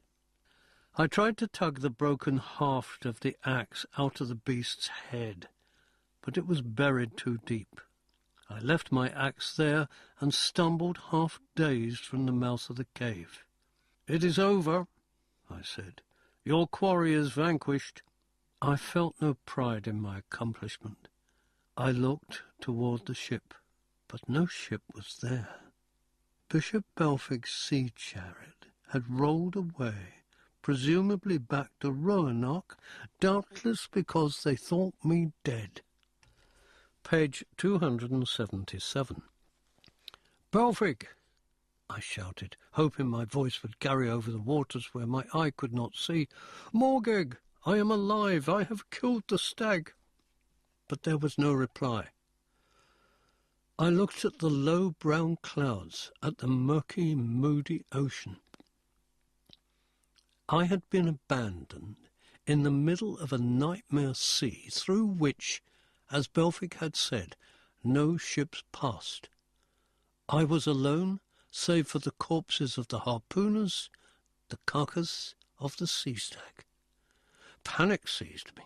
"Belfig, come back!" A slight echo, nothing more. "I am alive." And the echo seemed stronger this time, and it seemed sardonic. I could not stay alive for long on that bleak slither of rock which was less than 50 yards across. I stumbled up the sides, clambering as high as I could, but what point was there in that when the twilight sea had no horizon that was not obscured on all sides by the brown cloud banks? I sat down on a small ledge, the only reasonably flat surface on the entire rock. I was trembling. I was afraid. The air seemed to grow colder, and I drew my coat about me, but it would not keep out the chill that grasped my bones, my liver, my heart. An immortal I might be, a phoenix forever reborn, a wanderer in eternity. But if I was to die here, that dying would seem to take an eternity. If I were a phoenix, then I was a phoenix trapped in obsidian as a fly is trapped in amber. At that thought all my courage went out of me, and I contemplated my fate with nothing but despair. Book 3. Visions and Revelations. Destiny's champion, fate's fool, eternity's soldier, time's tool. The Chronicle of the Black Sword. Chapter 1. The Laughing Dwarf. The fight with the sea stag had so exhausted me that, after a while, I fell asleep with my back against the rock and my legs stretched before me on the ledge. When I awoke, it was with some of my courage returned, though I could see no easy solution to my plight. From the mouth of the cave below, the stench had increased as the stag's flesh began to rot. There was also an unpleasant slithering sound. Peering over the edge, I saw that small snake-like creatures were wriggling into the cave in their thousands. Doubtless these were the carrion-eaters of the sea. Hundreds of black bodies were tangled together as they moved up the rock to where the sea stag lay. Any thought I might have entertained of using the stag's carcass as meat to sustain me disappeared completely. I hoped the disgusting creatures would finish their meal quickly and leave. At least there were harpoons in the cave. As soon as I could reach them, I would gather them up. They would be useful for defence against any other monster that might lurk in these waters, and there might also be fish of some kind in the shallows, though I rather doubted it. It occurred to me that Bishop Belfic might have planned to maroon me all along simply because my questions were embarrassing him. Had he planned the hunt with that in mind? If so, by going with the men into the sea stag's lair, I had played completely into his hands. For want of anything else to do, I made a circuit of the island. It did not take long. My first impression had been the right one. Nothing grew here. Page 282. There was no drinkable water. The people of Rauanark got their water from melting ice, but there was no ice on that jagged spur of Obsidian. The writhing carrion creatures were all entering the cavern, which was now filled with a slithering and hissing as they fought over the carcass. Momentarily a rent appeared in the bank of clouds overhead, and the faint rays of the dying sun were reflected on the black waters. I returned to my ledge. There was nothing to do until the carrion had finished their meal. Hope of finding Ermizad had waned, for it was unlikely I could ever return to Rauanark, and if I died, I might find myself in an incarnation worse than this one. I might not even remember Ermizad, just as I could now not remember why the black sword was such an important factor in my destiny. I remembered Ermizad's lovely face. I recalled the beauty of the planet to which I had brought tranquility at the cost of genocide. I began to doze again, and soon I was no longer alone, for the familiar visions and voices returned. I fought to drive them from my brain, keeping my eyes open and staring into the gloom. But soon the visions imposed themselves against the clouds and the sea. The words seemed to come from all sides. "Leave me in peace," I begged. "Let me die in peace." The slithering and hissing from the chasm of death mingled with the whispers and the echoes of the ghostly voices. "Leave me alone." I was like a child, frightened by the things it imagines in the dark. My voice was the impotent pleading of a child. "Please leave me alone." I heard laughter. It was low, sardonic laughter, and it seemed to come from above. I looked up. Once again a dream seemed to have assumed physical reality, for I saw the figure quite clearly. It was climbing down the rock toward me. Page 283. It was a dwarf with bandy legs and a light beard. Its face was young and its eyes bright with humour. "Greetings," it said. "Greetings," I replied. "Now vanish, I beg you." "But I have come to pass the time with you." "You are a creature of my imagination." "I resent that. Besides, you must have an unpleasant imagination if you can create so poor a thing as myself. I am Germaise the Crooked. Do you not remember me?" "Why should I remember you?" "Oh, we have met once or twice before. Like you, I have no existence in time as most people understand it, as you once understood it, if my memory serves. I have been of assistance to you in the past. Mock me not, phantom. Such champion, I am not a phantom. At least, not much of one. True, I live for the most part in the shadows of the worlds which have little true substance, a trick played on me by the gods that made me the crooked thing I am." "Gods?" Germaise winked. "Those who claim to be gods, though they're as much slaves of fate as we are. Gods, powers, superior entities, they're called many things, and we, I suppose, are demigods, the tools of the gods." I have no time for mystical speculation of that kind. My dear champion, at this moment you have time for anything. Are you hungry? You know that I am. The dwarf reached into his green jerkin and pulled out half a loaf of bread. He handed it to me. It seemed substantial enough. I bit it. It seemed quite real. I ate it, and I felt my stomach filled. I thank you, I said. If I am to go mad, then this seems the best way. Jeremy sat beside me on the ledge, resting the spear he carried against the rock. He smiled. You are certain my face is not familiar? I have never seen you before. Page 284. Strange, but then perhaps our temporal identities are in different phases, and you have not yet met me, though I have met you. Quite possible. Jermes had a wine screen hanging on his belt. He unhooked it, took a swig, and handed it to me. The wine was good. I drank sparely and gave him back the skin. I see you do not have your sword with you, he commented. I gave him a searching look, but there seemed no irony in his voice. I have lost it, I said. He laughed heartily. Lost it? Lost that black blade? Oh, ho, ho, ho, ho! You are making fun of me, Sir Champion. I frowned impatiently. It is true. What do you know of the black sword? What all know? 'Tis a sword that has possessed many names, as you have possessed many names. It has appeared in different guises, just as your physical appearance is not always the same.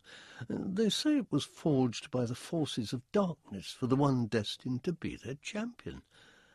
But that is a rather unsophisticated view, wouldn't you agree? I would. The black sword is said to exist on many planes, and it is also said to have a twin. Once, when I knew, you were called Elric, and the blade was called Stormbringer. Its twin, Mornblade. However, some say that the duality is an illusion, that there is only one black sword, and that it existed before the gods, before creation. These are legends, I said. They do not explain the nature of the thing at all. I have been told it is my destiny to bear it, yet I refuse. Does that mean aught to you? It means that you must be an unhappy man.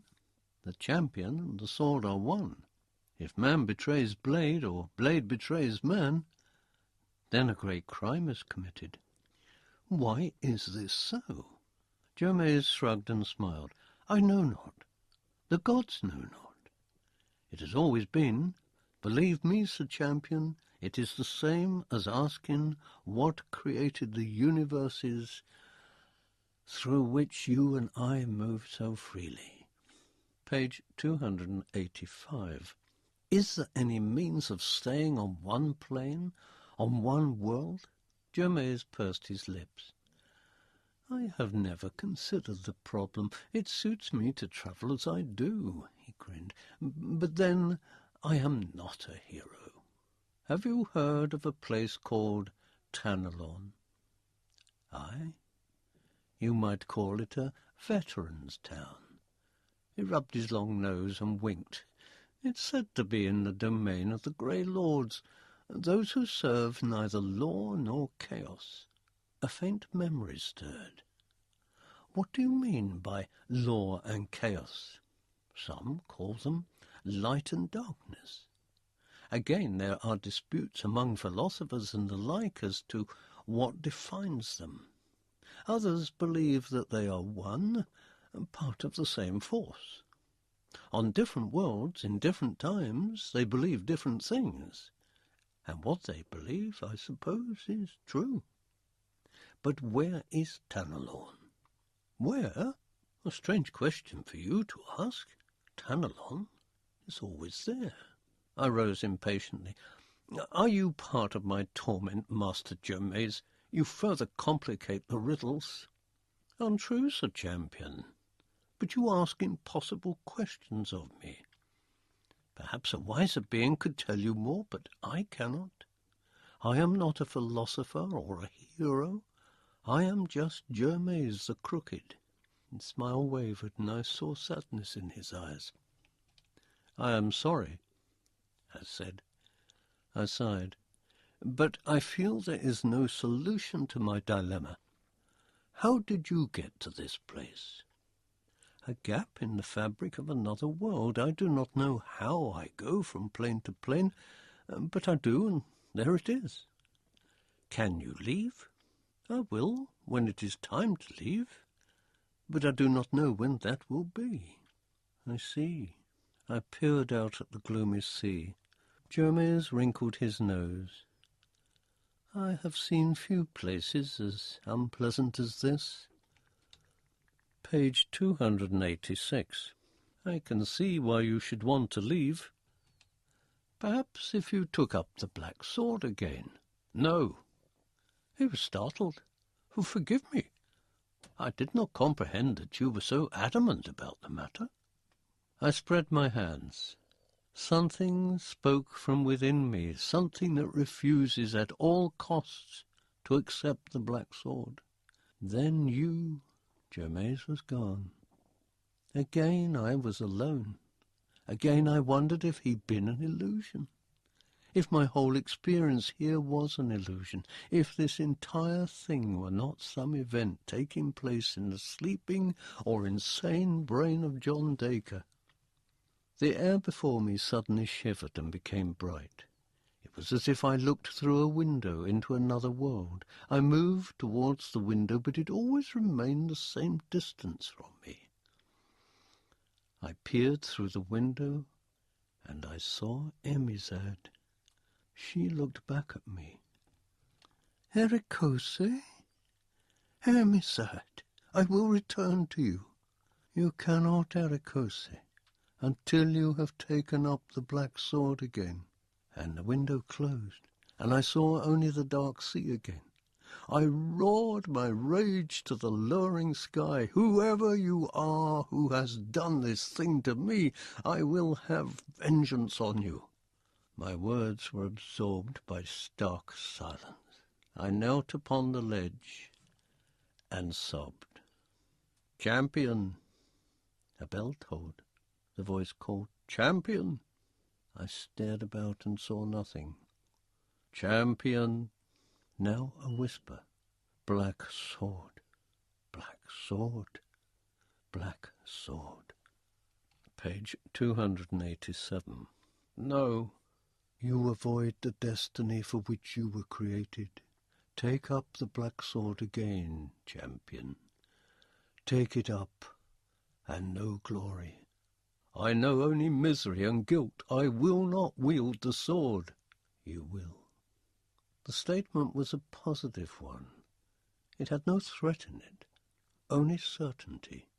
The slithering carrion had retreated to the sea. I made my way down to the cave and discovered the bones of the mighty sea stag, the skeletons of my companions. The huge skull with its proud antlers regarded me as if in accusation. Quickly I found the harpoons, wrenched my broken axe from the skull, and retreated back to my ledge.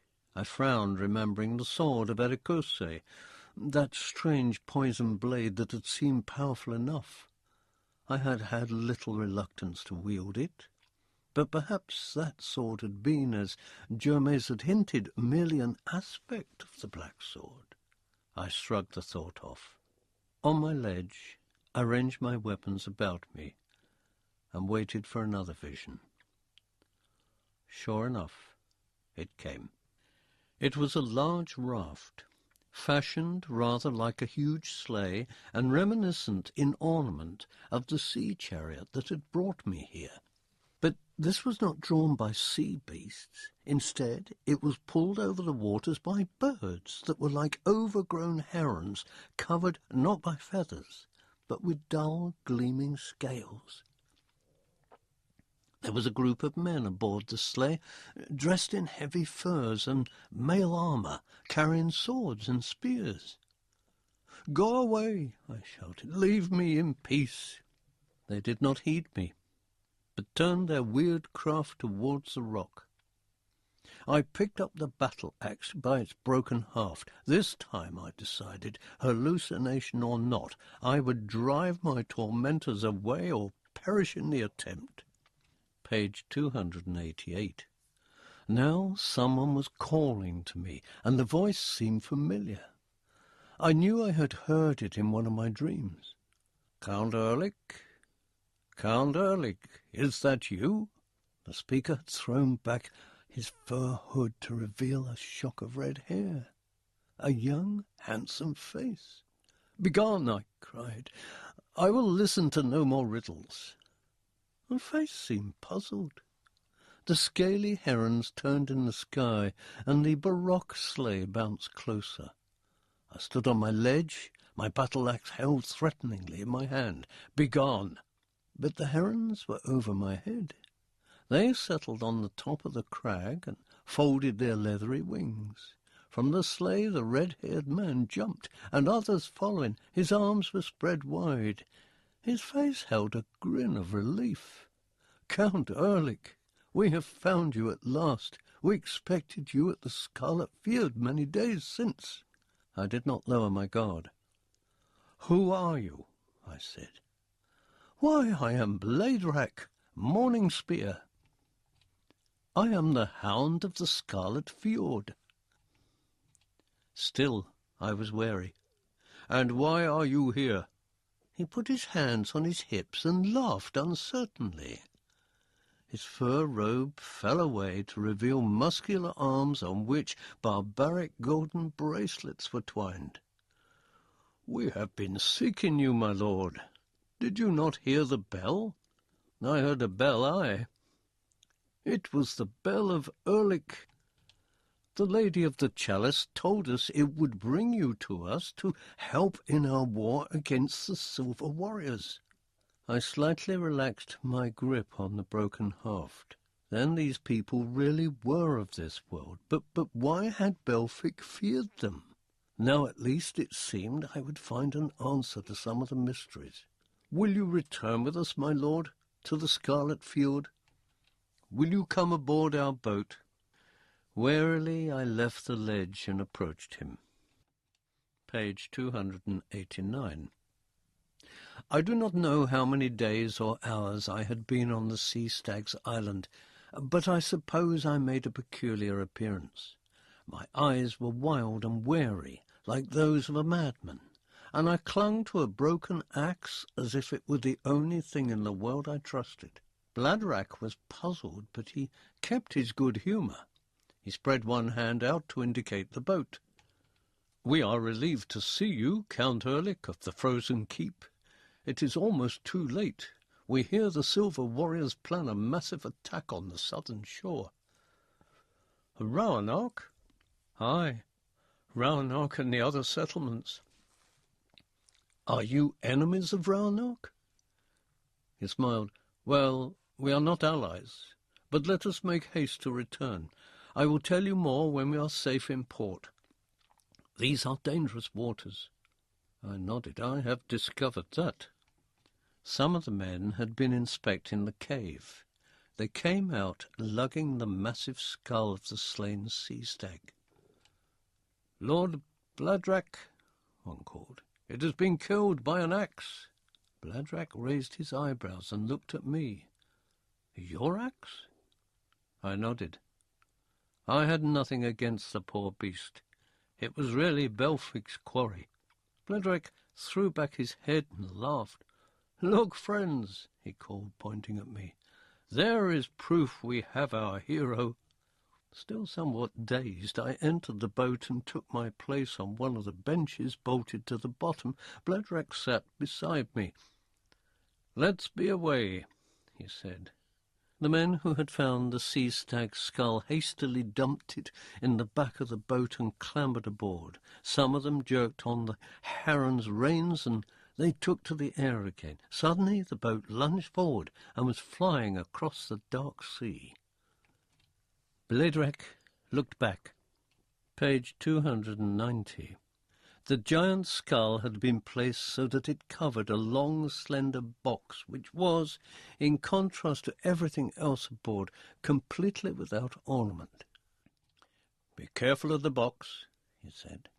"The bell you sounded," I said.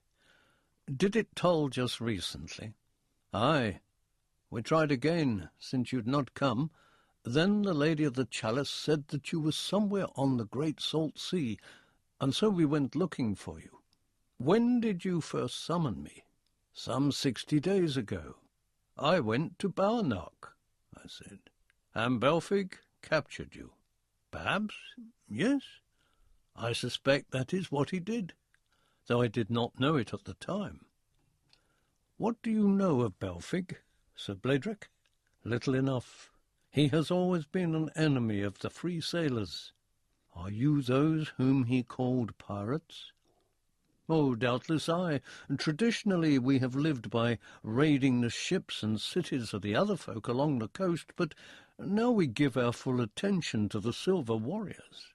With you to aid us, we stand some chance of beating them, though time is very short. I hope you do not rely too much on me, Bladrek Morningspear. I have no supernatural powers, I assure you." He laughed. "You are very modest for a hero, but I know what you mean. You are without weapons. All that has been dealt with by the Lady of the Chalice." He flung his hand backward to indicate the slender box in the stern. "See, my lord, we have brought your sword for you." Chapter 2. The Scarlet Fjord. At Bladrak's words a great sense of dread filled me. I stared at him in horror, hardly able to comprehend what had happened. I had been manipulated into this situation, and Bladrak had been an unknowing agent of this trick. Bladrak was taken aback. "What is it, my lord? Have we done wrong? Have we done something that will bring doom upon you?" My voice was hoarse, and I hardly knew the words I spoke, for consciously I still had no idea of the Black Sword's nature. "Doom on us all, Bladrak Morningspear, in some form or other. I am perhaps the accomplishment of what you desire. Do you know the price?" "Price?" My face twisted. I flung my hands to cover it. What price is that, Count Ehrlich?" I cleared my throat, but still did not look at him. "I do not know, Bladrak. That in time we shall both discover. As for now, I wish that sword kept away from me. I do not want the box opened." "We will do all you desire, Count Ehrlich, but you will lead us, will you not, against the Silver Warriors?" I nodded. "If that was why I was called, that is what I will do." "Without the sword?" "Without the sword." I said nothing further on our journey to Bladrak's home, but sometimes involuntarily my eyes strayed to the black box which lay beneath the staring skull of the slain sea stag. Page 292. Then I would twist my head away, and my melancholy would suffuse my brain. Then at last tall cliffs loomed out of the clouds, massive, black. They were even more unwelcoming than the Obsidian crags of Roanoke. Hanging over a part of this range I detected a rosy glow, and I stared at it in curiosity. "What is that?" I asked Bladrak. He smiled. "The Scarlet Fjord. We are about to enter it." We were very close to the cliffs, but we did not alter course. The herons flew directly towards them. Then I saw why. There was a gap between two, and deep water filled it. This must be the entrance to the fjord. One of Bladrak's men raised a huge curling horn to his lips and blew a wild blast upon it. From above came an answering blast, and looking up, I saw that there were battlements carved on both sides of the narrow opening, and at the battlements stood warriors. It was so dark between the cliffs that I thought we must surely be dashed to pieces, but the herons guided us around a bend, and then I blinked in wonder. The water was scarlet. The air was scarlet. The rock shone with a deep ruby colour, and the fjord was full of warmth. The warm red light issued from the mouths of 1,000 caves which honeycombed the eastern wall of the fjord. "What are those fires?" I asked. Bledrach shook his head. "None know. They have been there forever. Some believe them to be volcanic. Others say that ancient scientists invented a peculiar kind of fire which fed on rock and air alone. But when they had invented it, they had no use for it. They could not put it out, so they buried it, and the scarlet field was born." I could not keep my gaze off the wonder of those burning cliffs. Everything was bathed in the same red light. I felt truly warmed for the first time since I had arrived. Bledrach indicated the western and southern walls of the fjord. "That is where we live." Page 293. Carved where the cliffs met the water were long quays. At these quays were tied many boats of a similar design to that in which we sailed. Above the quays were ramps and steps and terraces. Plain, square doorways had been cut from the rock, and outside them now stood hosts of men, women, and children, all dressed in simple, plain-coloured smocks, tabards, and dresses. When they saw us head for the southern quay, they began to cheer. Then they began to chant. It was one word they chanted: "Erlich, Erlich, Erlich." Bledrach raised his arms to them, begging for silence, his grin widening as they only reluctantly subsided. "Friends of the Scarlet Field, free folk of the south, Bledrach has returned with Count Erlich, who will save us. Look!" He pointed dramatically first at the sea stag's skull, and then at my broken axe. "With that axe alone he killed the belly-ripper. Thus will we destroy the silver warriors who enslave our brothers of the north." And this time the cheer, to my embarrassment, was even louder. I resolved to tell Bledrach as soon as possible that I had not been solely responsible for slaying the stag. The boat was berthed, and we stepped onto the quay. Rosy-cheeked women approached us and embraced Bledrach and curtsied to me. I could not help but notice the contrast between these folk and the neurasthenic people of Rauanach, with their pale skins and their unhealthy appetites. Perhaps it was that the folk of Rauanach were over-civilized and could only think of the future, while the dwellers of the Scarlet Field lived in the present, conserving themselves with immediate problems.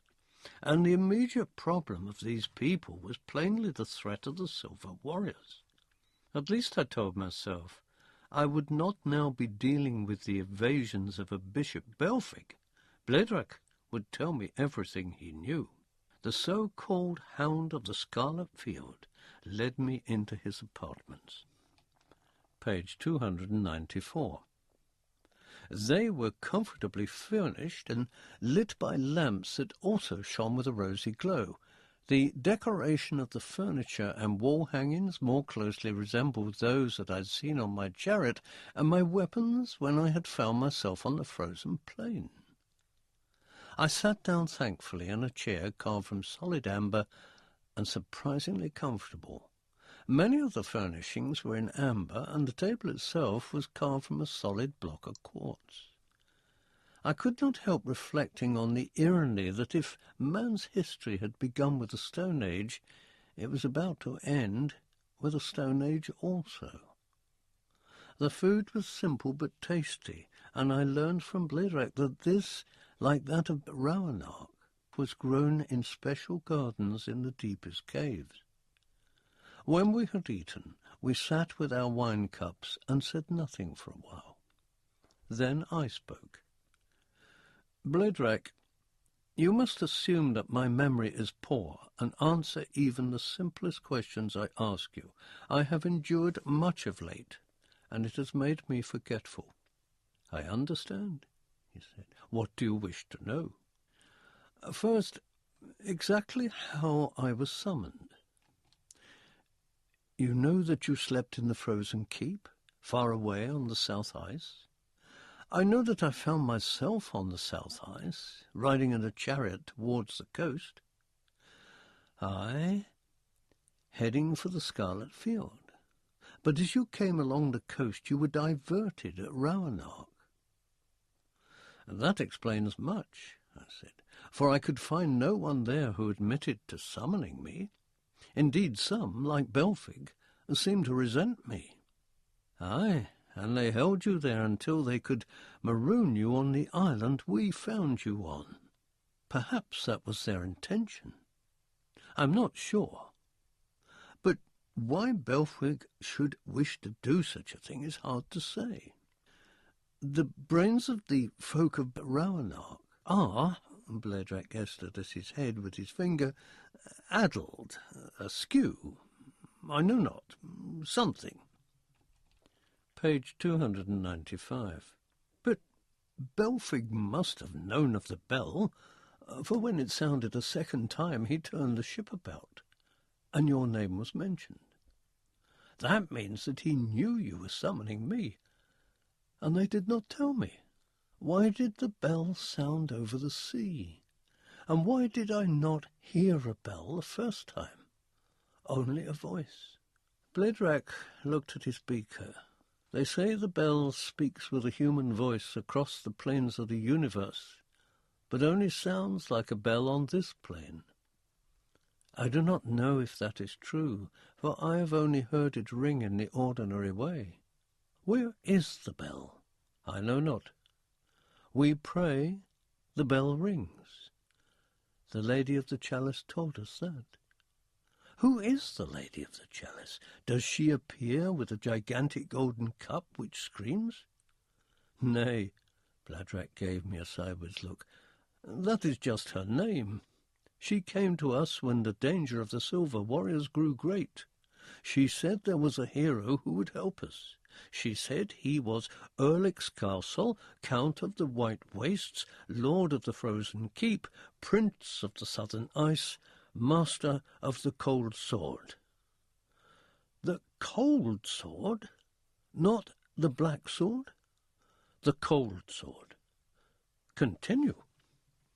The Lady of the Chalice said that if we called the hero urgently enough, it would sound Ehrlich's bell, which would summon him. He would come to our aid, he would take up the cold sword, and the blood of the Silver Warriors would fill the chalice and feed the sun. I sighed. I supposed that the cold sword was the local name for the black sword. Germaise had said the sword had many names of many worlds. But something within me was still resolute. We shall have to manage against the Silver Warriors without the sword, I said firmly. Now tell me who these warriors are. They came from nowhere a year or so since. It is believed that they are Moonites, whose own home grew too cold to support them. They have a cruel queen, it is said, but none has ever seen her. Page 296. They are virtually invulnerable to ordinary weapons and therefore well-nigh invincible in battle. They easily took the cities of the northern coast one after the other. Most of the people there, like those of Roanoke, are too self-absorbed to know what happens to them. But the Silver Warriors have enslaved them and put them to death and made them brainless, inhuman creatures. We are the free sailors.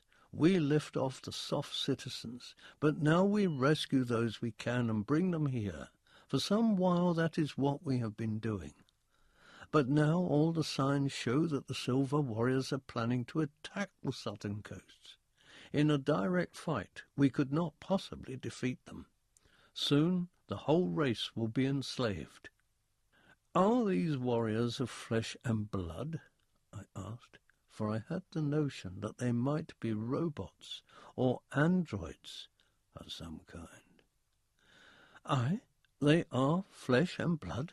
They are tall and thin and arrogant, and speak rarely, and wear that strange silver armour. Their faces, too, are silver, as are their hands. We have seen no other parts of their bodies." "You have never captured one?" "Never. Their armour burns us when we touch it." I frowned. "And what do you want me to do?" I asked. "Lead us. Be our hero." "But you seem well equipped to lead your folk." "I am. But we are dealing here with something beyond our usual experience. You are a hero. You can anticipate more things than can we." "I hope you are right," I said. "I hope you are right, Sir Bladrach of the Scarlet Field." Chapter 3. The Raid on Nalanoch. Bladrach informed me that an expedition against the Silver Warriors was already planned for the next day.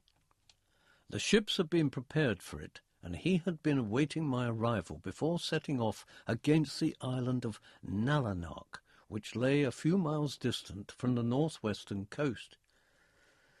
The object of the raid was not to kill the Silver Warriors, but to rescue the prisoners they had on the island. Bladrach was not sure what the prisoners were being used for, but he suspected they were engaged in making ships and weapons for the attack the Silver Warriors planned on the southern coast shortly. "How do you know they planned this attack?" I asked. "We got news from some of the slaves we rescued. Besides, it's been obvious to anyone who's been near them that they're planning the attack on the south. What would you do if you were a conqueror and were constantly raided from one particular area?" "Set out to eliminate the source of my irritation," I said.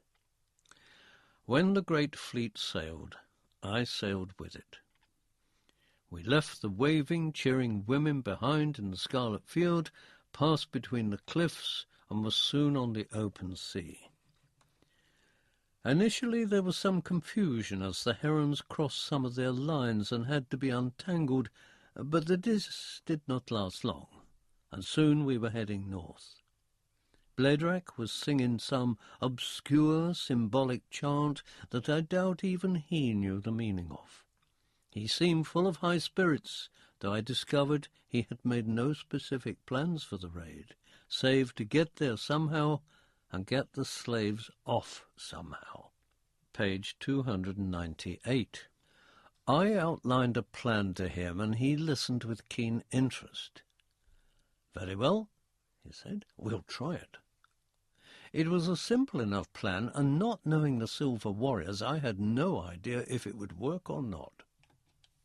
We sped over the waters for some time, the runners of the sled skipping over the thick surface. Through the murk we passed until a large island could be seen ahead. Now Bladrach shouted to his leading craft, "Go in quickly, loose your weapons, and then retreat. Wait for their own boats to follow, and lead them a dance while we get the slaves aboard in the confusion." That was my plan. I prayed it was a good one. The leading craft acknowledged Bladrach's orders and sped ahead, while the others slowed and waited in a bank of brown cloud. Soon we heard a distant commotion. Then we saw the ships of the Scarlet Field scudding away from the island. They were pursued by larger, heavier craft, which seemed to be the first ships that actually moved through the waters, but I could not see from that distance what powered them. Now we moved in. The island of Nalanoch grew larger and larger, and I could see through the twilight that there were buildings actually raised on parts of the place. Perhaps the Silver Warriors did not build habitually in the living stone, as did Bladrach's and Balnoch's people. The buildings were square, squat, dimly lit from within. They were built down a hill, and a large building centrally placed at the top. At the bottom of the hill were the familiar openings to caverns. "That is where the slaves are," Bladrak told me.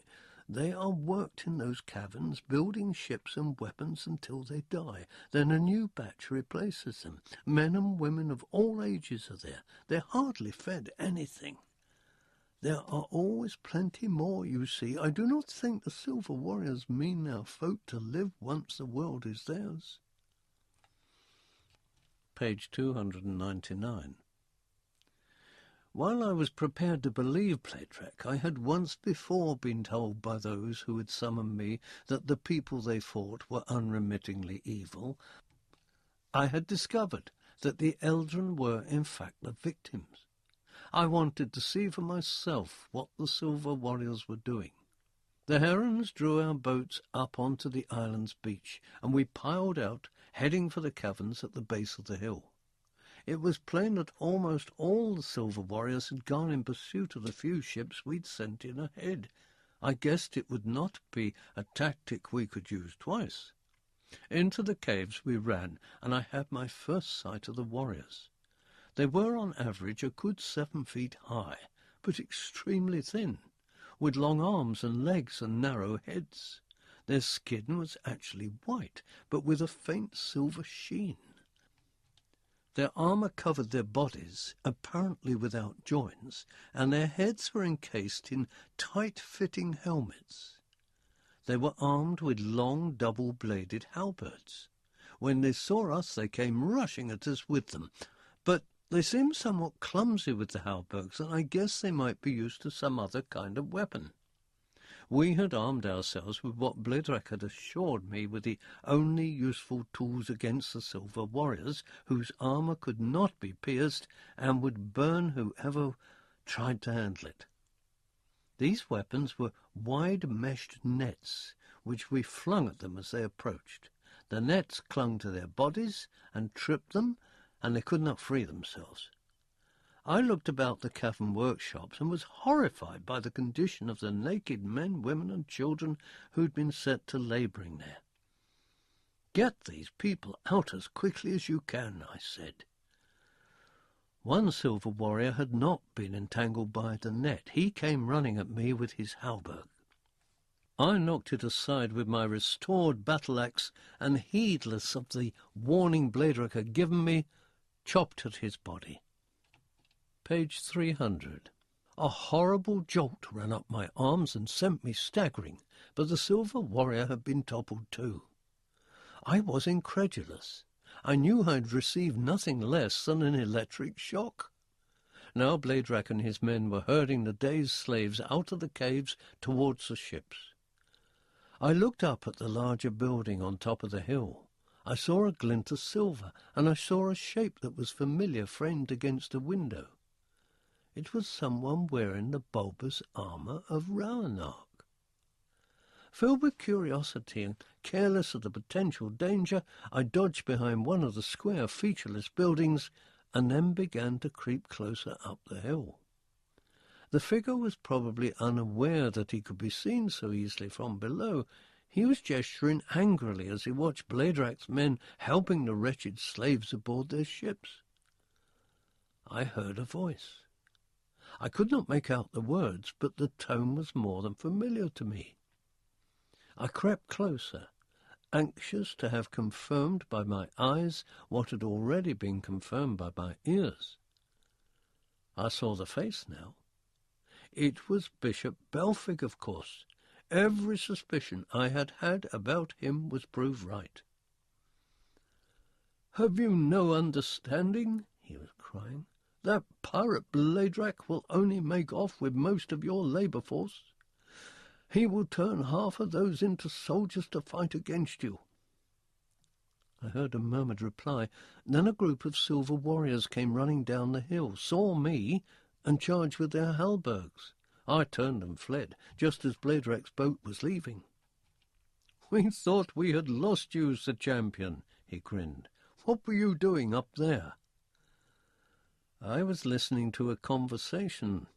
Halberds fell into the water on either side of us, but we were soon out of range. Page 301. Bledrack said, "It will take them time to bring up their heavier weapons. We did well. Not a man wounded even, and a satisfactory cargo." He gestured towards the boats crammed with rescued slaves. Then what I had said registered with him. "Conversation, what did you learn?"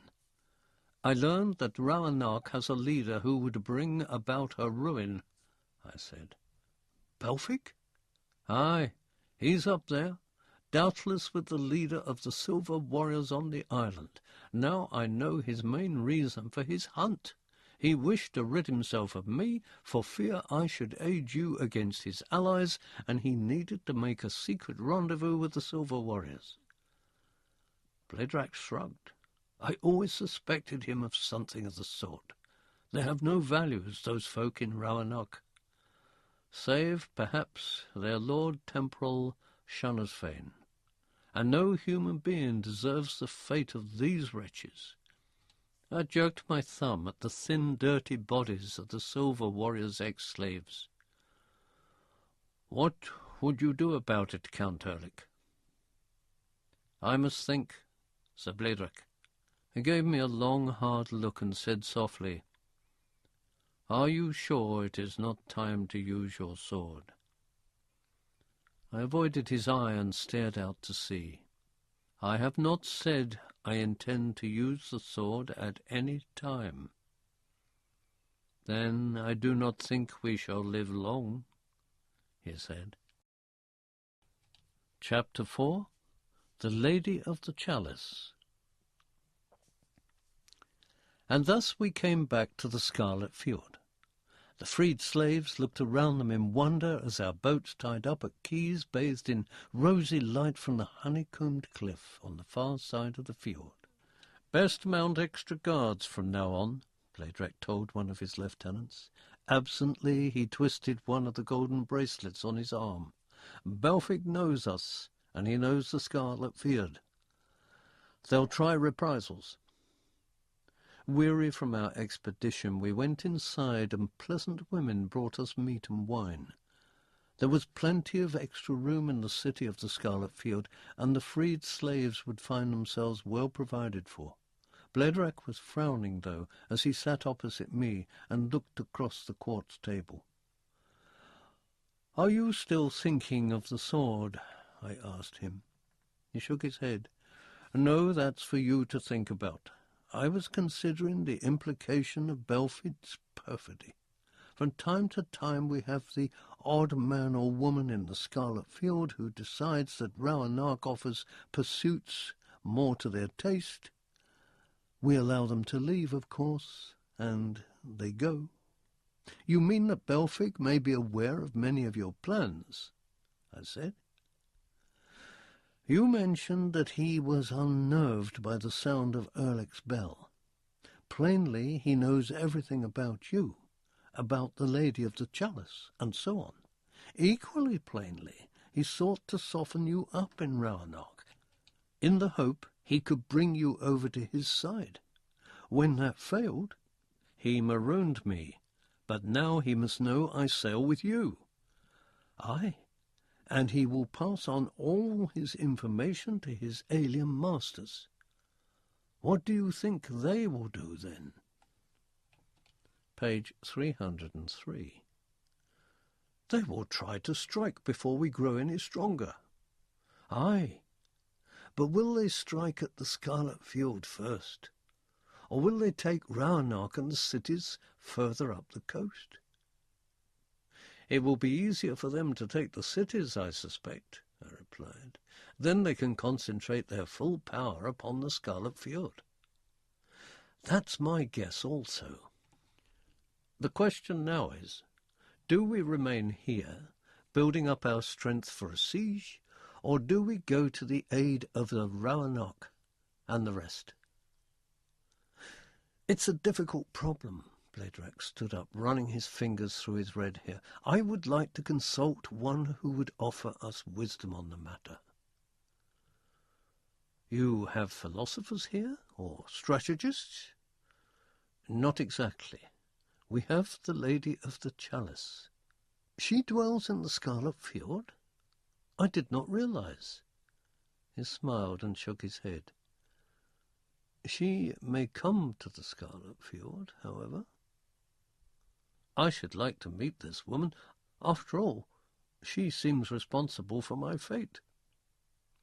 Then come with me, Bledrac said, and he led me through an inner door and into a long passage which sloped sharply downward. Soon a strong saline smell reached my nostrils, and I noticed that the walls were damp. I guessed that we were actually under the fjord itself. The passage widened into a chamber. From the roof grew long stalactites in milky blues, yellows, and greens. A soft radiance issued from the stalactites themselves and cast out gigantic shadows on the rough igneous rock of the cavern's walls. In the centre of the chamber an area of basalt had been smoothed and levelled, and into it had been placed a small staff of about half a man's height. The staff was a deep, lustreless black, with mottlings of dark blue. The cavern contained no other artifact. Page 304. What is the staff for? I asked. Bledrac shook his head. I do not know. It has always been here. It was here long before my ancestors came to the Scarlet Fjord. Has it any connection with the Lady of the Chalice? I think it might have, for it is here that she appears to us. He looked about him half nervously, I thought. Lady? It was all he said. Then a distant, high-pitched, oscillating whine came from all around us in the air. The stalagmites vibrated, and I prayed they would not be brought down on our heads by the sound. The short staff embedded in the basalt seemed to change colour slightly, but that might have been something cast by one of the vibrating stalactites. The whine increased until it began to sound like a human scream, and I recognized it with some trepidation. I blinked my eyes. I thought I saw the outline of the huge golden chalice again. I turned to say something to Bledoc, and then looked back in astonishment. A woman stood there. She was wreathed in golden light. Her dress and her hair were of gold, and on her hands she wore gloves. Her face was covered by a golden veil. Bledrac kneeled. Lady, we need your help again. My help? Came a sweet voice. When your great hero, Erlik, has joined you at last? I have no power of prophecy, my lady, I replied. Bledrac believes that you might have. My own powers are limited, and I am not permitted to reveal all I see even then. What do you wish to know, Sir Champion? Let Bledrac tell you. Bledrac climbed to his feet. Quickly he outlined the problem. Should we go to the aid of Rawanark and the other cities? Or should we wait until the Silver Warriors attacked us? The Lady of the Chalice seemed to deliberate. The fewer killed in this struggle, the better I shall like it, she said. It would seem to me that the sooner it is over, the more folk will be saved. Page 305. Bledrac gestured with his hands. But Rawanark has brought this on herself. Who is to say how many warriors are on Belfig's side? Perhaps the city will fall without bloodshed. There would be bloodshed soon enough, said the Lady of the Chalice. Belfig would destroy all he did not trust. Likely I, mused Bledrac, Morning Spear. He glanced at me. Is there a way of killing the Silver Warriors? I asked the mysterious woman. At the moment we are badly handicapped. They cannot be killed, she said. Not by your weapons, at least. Bledrac shrugged. Then I will risk many men in trying to save the worthless citizens of Rawanark. I am not sure they would like to die for that cause, lady." "Surely some are not worthless," said she. "What of Lord Shannosfane? He would be in great danger if Belfic gained complete power over Roanoke." I admitted that Shannosfane was in danger, and I agreed that the strange abstracted Lord Temporal was worth saving from Belfic. Then she asked, rather strangely, "Would you say that Lord Shannosfane was a good man?" "Aye," I replied, "eminently good. I think, then, that you will need him in the near future," she said. "Perhaps we can get to Roanoke before Belfic finishes his business on Nalanog," I suggested. "We could get the populace away before the Silver Warriors attacked." "Belfic's business on Nalanog was finished for him," Bledek pointed out. And now that he knows he is allied to the Silver Warriors, he will waste no time in attacking. "True, but only the Black Sword will defeat Belfic," said the veiled woman. "And now you possess it, Lord Ehrlich." "I will not use it," I said. "You will use it. The air post." She vanished. Page 306. I recognized the statement. It had no threat in it, only certainty. I had heard it before while marooned on the Sea Stags Island. I rubbed my face with my hands. I would be grateful if I was allowed to work out my own destiny for once, I said. For good or ill. "Come." Bledek began to leave the cavern. I followed him, lost in my own thoughts. Everything was conspiring to force me into a pattern of behaviour which all my instincts rejected. But perhaps my instincts were wrong. We returned to Bledek's apartments in time to receive a messenger who had just arrived. "My lords, the Silver Warriors' fleet has left harbour and is sailing directly south." "Bound for?" Bledek queried. "For Roanoke, I think." Bledek snorted. "We've been wasting time, I see. We'll never reach Roanoke before they do. Also, it could be a trick to divert us. For all I know, their real ambition is to draw us off while another fleet attacks the Scarlet Field." He looked sardonically at me.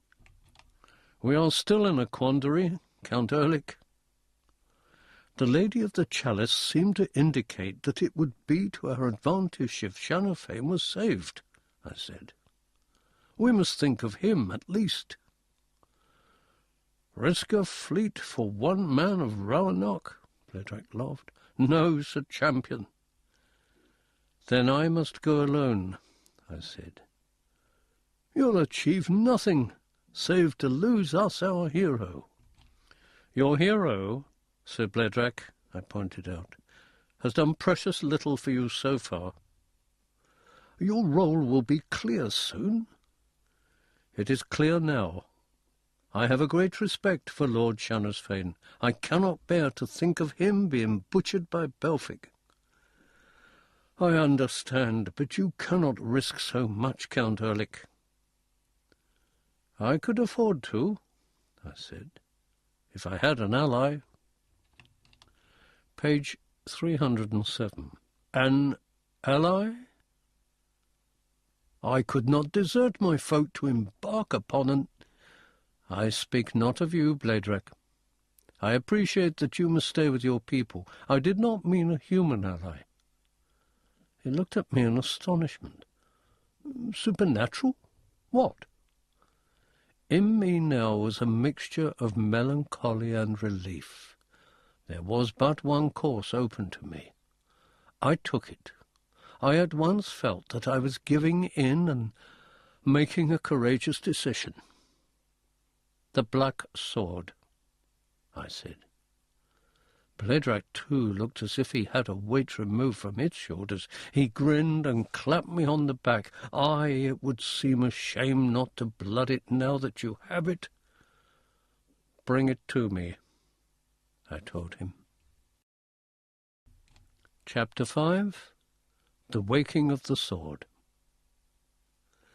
They brought the ebony case, and they laid it on the table carved from quartz, while conflicting emotion fought within me, until I was so dizzy I could scarcely see the thing. I put my hands upon the case. It felt warm. There seemed to be a faint pulse coming from within it, like the beating of a heart. I looked at Bledrac, who was staring at me, grim-faced. I took hold of the clasp and tried to raise it. It was tightly locked. "It will not open," I said. I was almost glad. "I cannot move it. Perhaps, after all, it was not meant." And then, inside my head, loudly came the chant again. Black sword, black sword, black sword. The black sword is the champion's sword. The word of the sword is the champion's law. Black sword, black sword, black sword. The blade of the sword has the blood of the sun.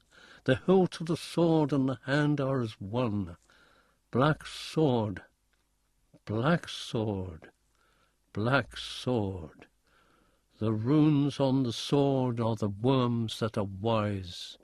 The name of the sword is the same as the scythe. Black sword, black sword, black sword.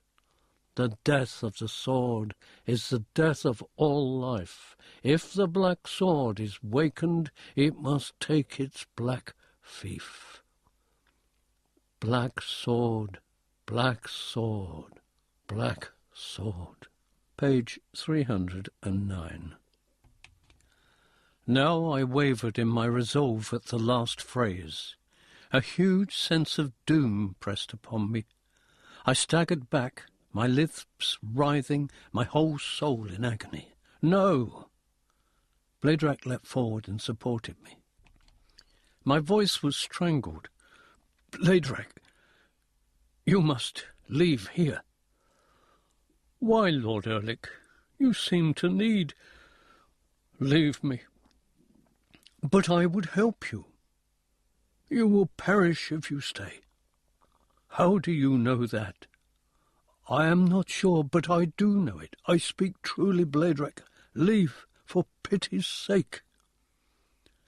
Bledrac hesitated for another moment, and then ran from the room, locking the door behind him. I was alone with the case that held the black sword, and the voice continued to chant in my head. Black sword, black sword, black sword. Arouse the black blade, and the pattern is made. The deed will be done, and the price will be paid.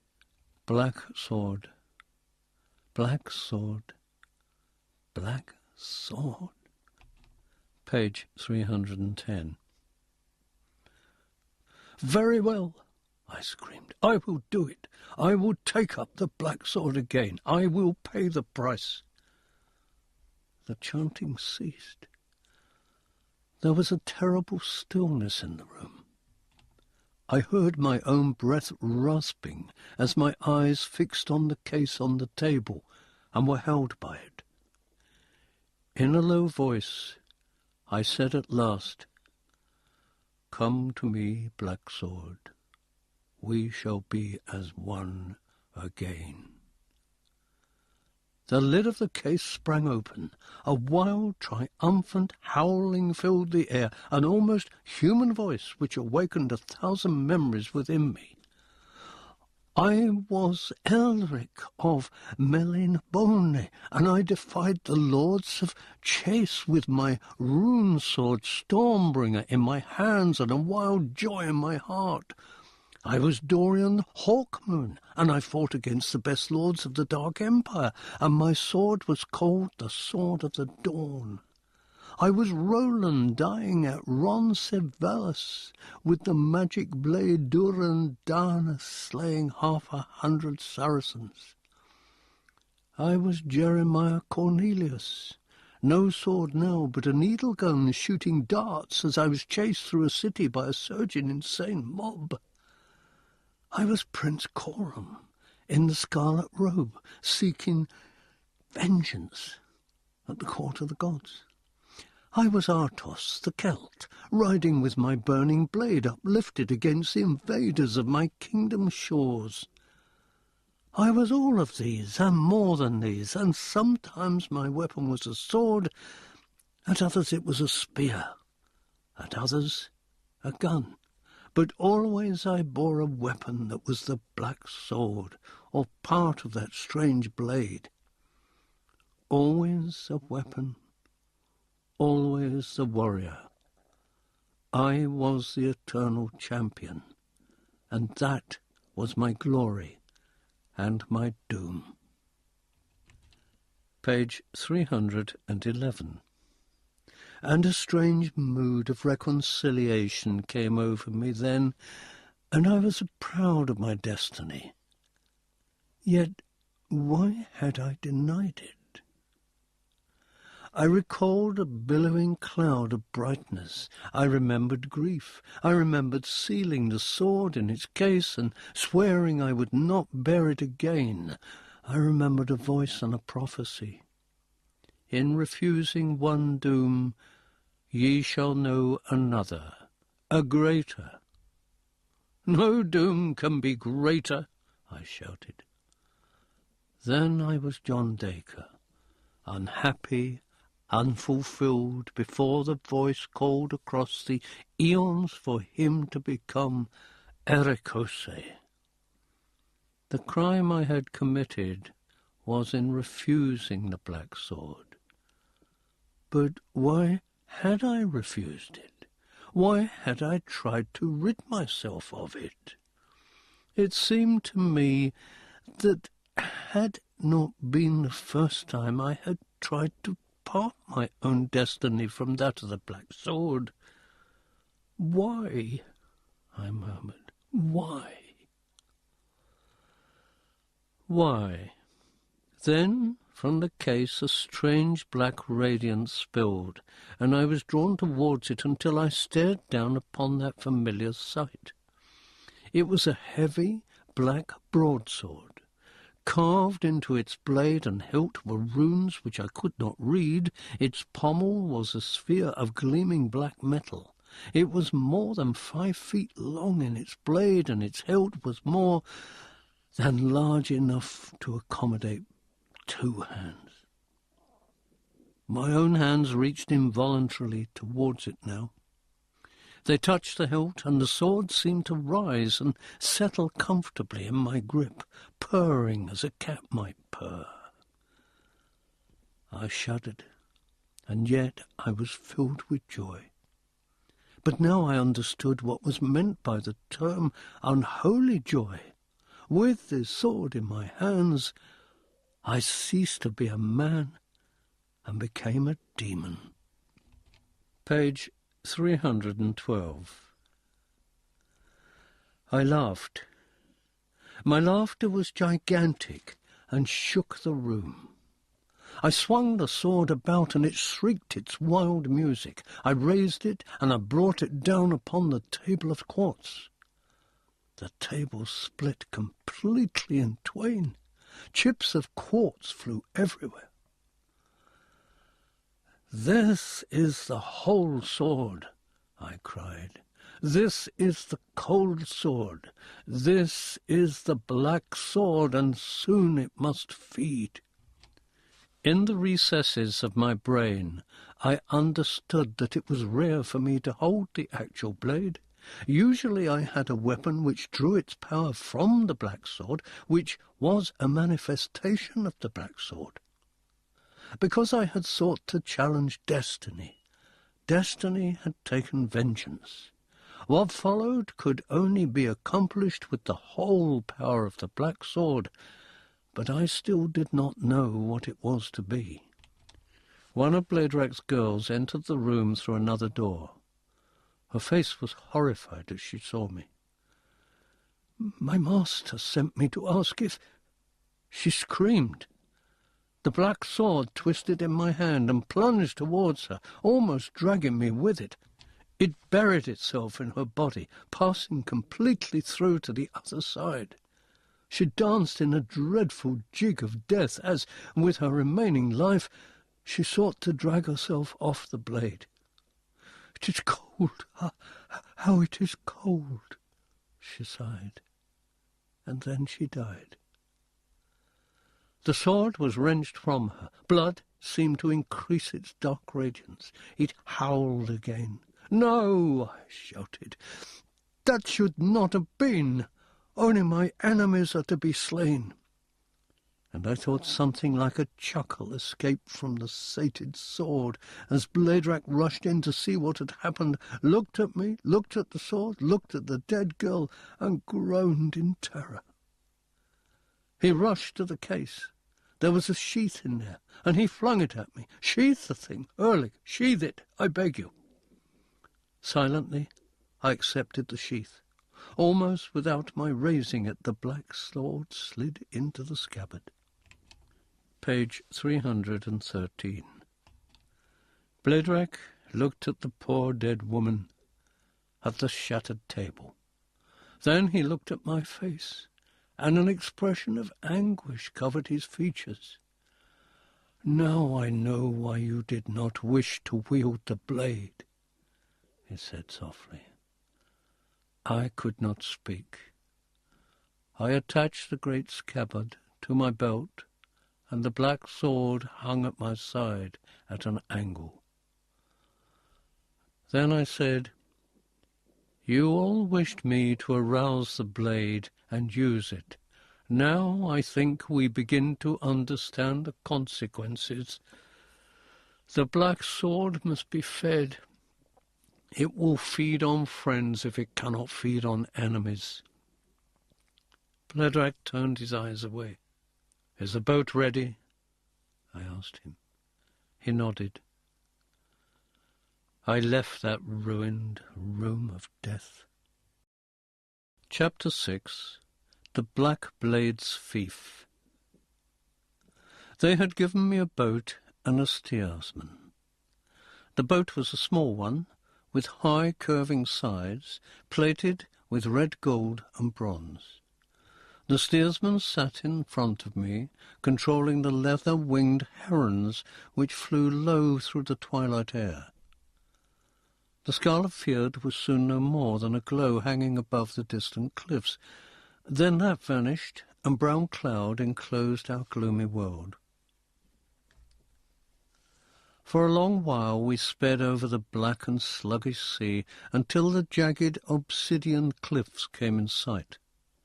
Then we saw the bay overlooked by Roanoke, and in the bay were crammed the besieging ships of the Silver Warriors. Belfic had not wasted time. It was possible that I had arrived too late. The craft of the invaders were very large and similar in design to Belfic's sea chariot, but apparently with no slavers to tow them. We stayed out of sight, and the steersman brought the boat to a halt on the crystalline beach quite close to the spot where Belfic's men had first encountered me. Telling the steersman to await my return, I began to move cautiously along the shore in the direction of the Obsidian city. Keeping to the cover of the rocks, I was able to round the corner of the bay and see exactly what I faced. Plainly, Roanoke had capitulated without a battle. Prisoners were being herded down the ramps towards the ships. Handling their halberds as awkwardly as ever, the slim Silver Warriors were dotted everywhere on the causeways. Page 315. Belfic himself was not in sight, but halfway up the cliff I saw my chariot, its bears in their harness, being trundled down to the beach. Doubtless this was part of their booty. Shanusfame was not among the prisoners. I guess that Belfig had him confined to his province of Dotgard for the moment, if the Lord Spiritual had not already killed the Lord Temporal. But how was I to reach Dotgard when every level was crowded with the alien invaders? Even with the aid of the Black Sword, I would surely be swamped by weight of numbers if I tried to cut my way up to Dotgard, and if I reached the place, how would I return? Then a thought came to me as I watched my bears being urged towards the sea, where a series of planks had been placed between the shallows and the nearest ship. Deliberating no further, I leapt up, drew my sword, and ran for the chariot. I had almost reached it before I was seen. A silver warrior shouted in a high fluting voice, flinging his halberd at me. I knocked it aside with the sword, which, for all its weight, handled as easily as a fencing foil. I sprang into the chariot, gathered up the reins, turning the bears back towards the Obsidian city. Ho, Render, ho, Growler! As if their spirits had risen at my sudden appearance, the bears reared in their harness and wheeled about. Ho, Longclaw! Ho, Snarler! The wheels of the chariot scraped round in the crystal rock, and then we were driving straight for the causeway. I ducked as more elbows were thrown, but they were poor throwing weapons at the best of times, and the silver warrior's lack of skill with them did not help. Slaves and soldiers scattered, and we had reached the first level in no time. Now the Black Sword was crooning again, an evil song, a mocking song. Page 316.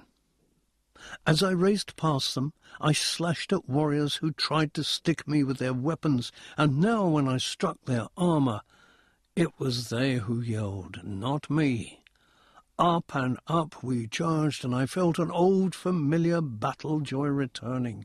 The Black Sword cut off heads and limbs, and bright blood streamed the length of its blade, dappling the sides of the chariots and the white pelts of the bears. On, Render, on, Longclaw! We were almost at the level of Dotgard. Everywhere men were shouting and running in all directions. On, Snarler, on, Growler! Even faster ran my mighty bears until we came to the great door which protected Dotgard. It had been drawn right back. I guessed that some spy in Shanusvane's household had been paid to do this. But it suited me now, for I was able to drive the chariot right into the palace and continue at breakneck speed through the very passages themselves. At last I reached the plain chamber where I had first met Shanusvane. I brushed aside the curtain, and there he was. He looked a little thinner. There was some hurt in his eyes, but he looked up from a manuscript as if he had been disturbed only for a moment when the Silver Warriors had arrived in Raunark. "My Lord Erlich, I have come to rescue you, Lord Shanusvane." His black features showed mild surprise. "Belfig will kill you now that he has helped betray Raunark." "Why should Belfig kill me?" "You threaten his rule." "Rule? Lord Shanusvane, if you remain here, you are doomed. There will be no more reading, no more study." "I do it only to pass the time." "Do you not fear death?" "No." Page 317. Well then, I sheathed my sword, ran forward, and knocked him sharply on the back of the neck. He slumped onto the desk.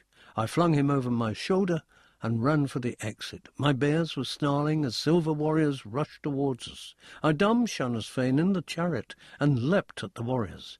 Plainly they were used to weapons that could not harm them.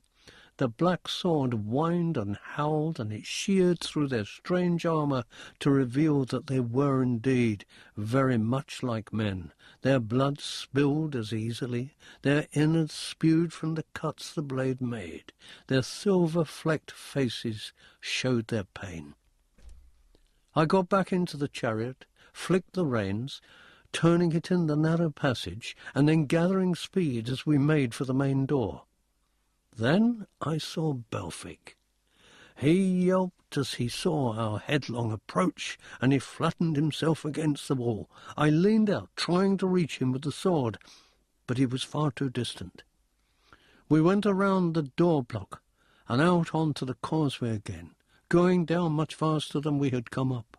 This time our path was not blocked by silver warriors. They had learned to be wary, but they still flung their halberds at a safe distance, and 2 nicked slight wounds in my left arm and my right cheek. I was laughing at them again, holding my huge sword aloft, more powerful than the sword of Erekoše, which had been one of its partial manifestations. It thrummed out its evil song of death as my bears bore us towards the beach. There was cheering now from some quarters as the prisoners saw me re-emerge. I shouted to them, "Fight, men of Roanoke, fight! Turn on the silver warriors, slay them if you can!" Downward the chariot rumbled. "Kill them, or you will die!" Some of the prisoners picked up halberds and began to fling them at the vanquishers. Page 318. The silver warriors were again startled, not knowing how to react. "Now flee!" I cried. "Make for the depths of the mountains, and then head along the coast for the Scarlet Fjord. You will be welcome there, and safe. The black sword will defend you." I hardly knew what I was shouting, but it had a surprising effect on the spiritless people of Roanoke. While the silver warriors were confused, they began to run. They still had time to be soldiers, I thought, and soldiers the survivors would become, for now they knew what their fate would be if they did not fight. Laughing in my crazy battle joy, I drove the chariot down the cliff, and its wheels bounced over the crystal. "Shannos Fane is safe," I called to those who listened. "Your leader is with me." As best I could, I raised his prone body. "He is alive, but unconscious." I saw one of his eyelids flutter. He would not be unconscious for long. Belfic and a party of silver warriors were still in pursuit. From one of the entrances now came Morgek and his men on their seal beasts, and I knew I had to fear these more than the clumsy aliens.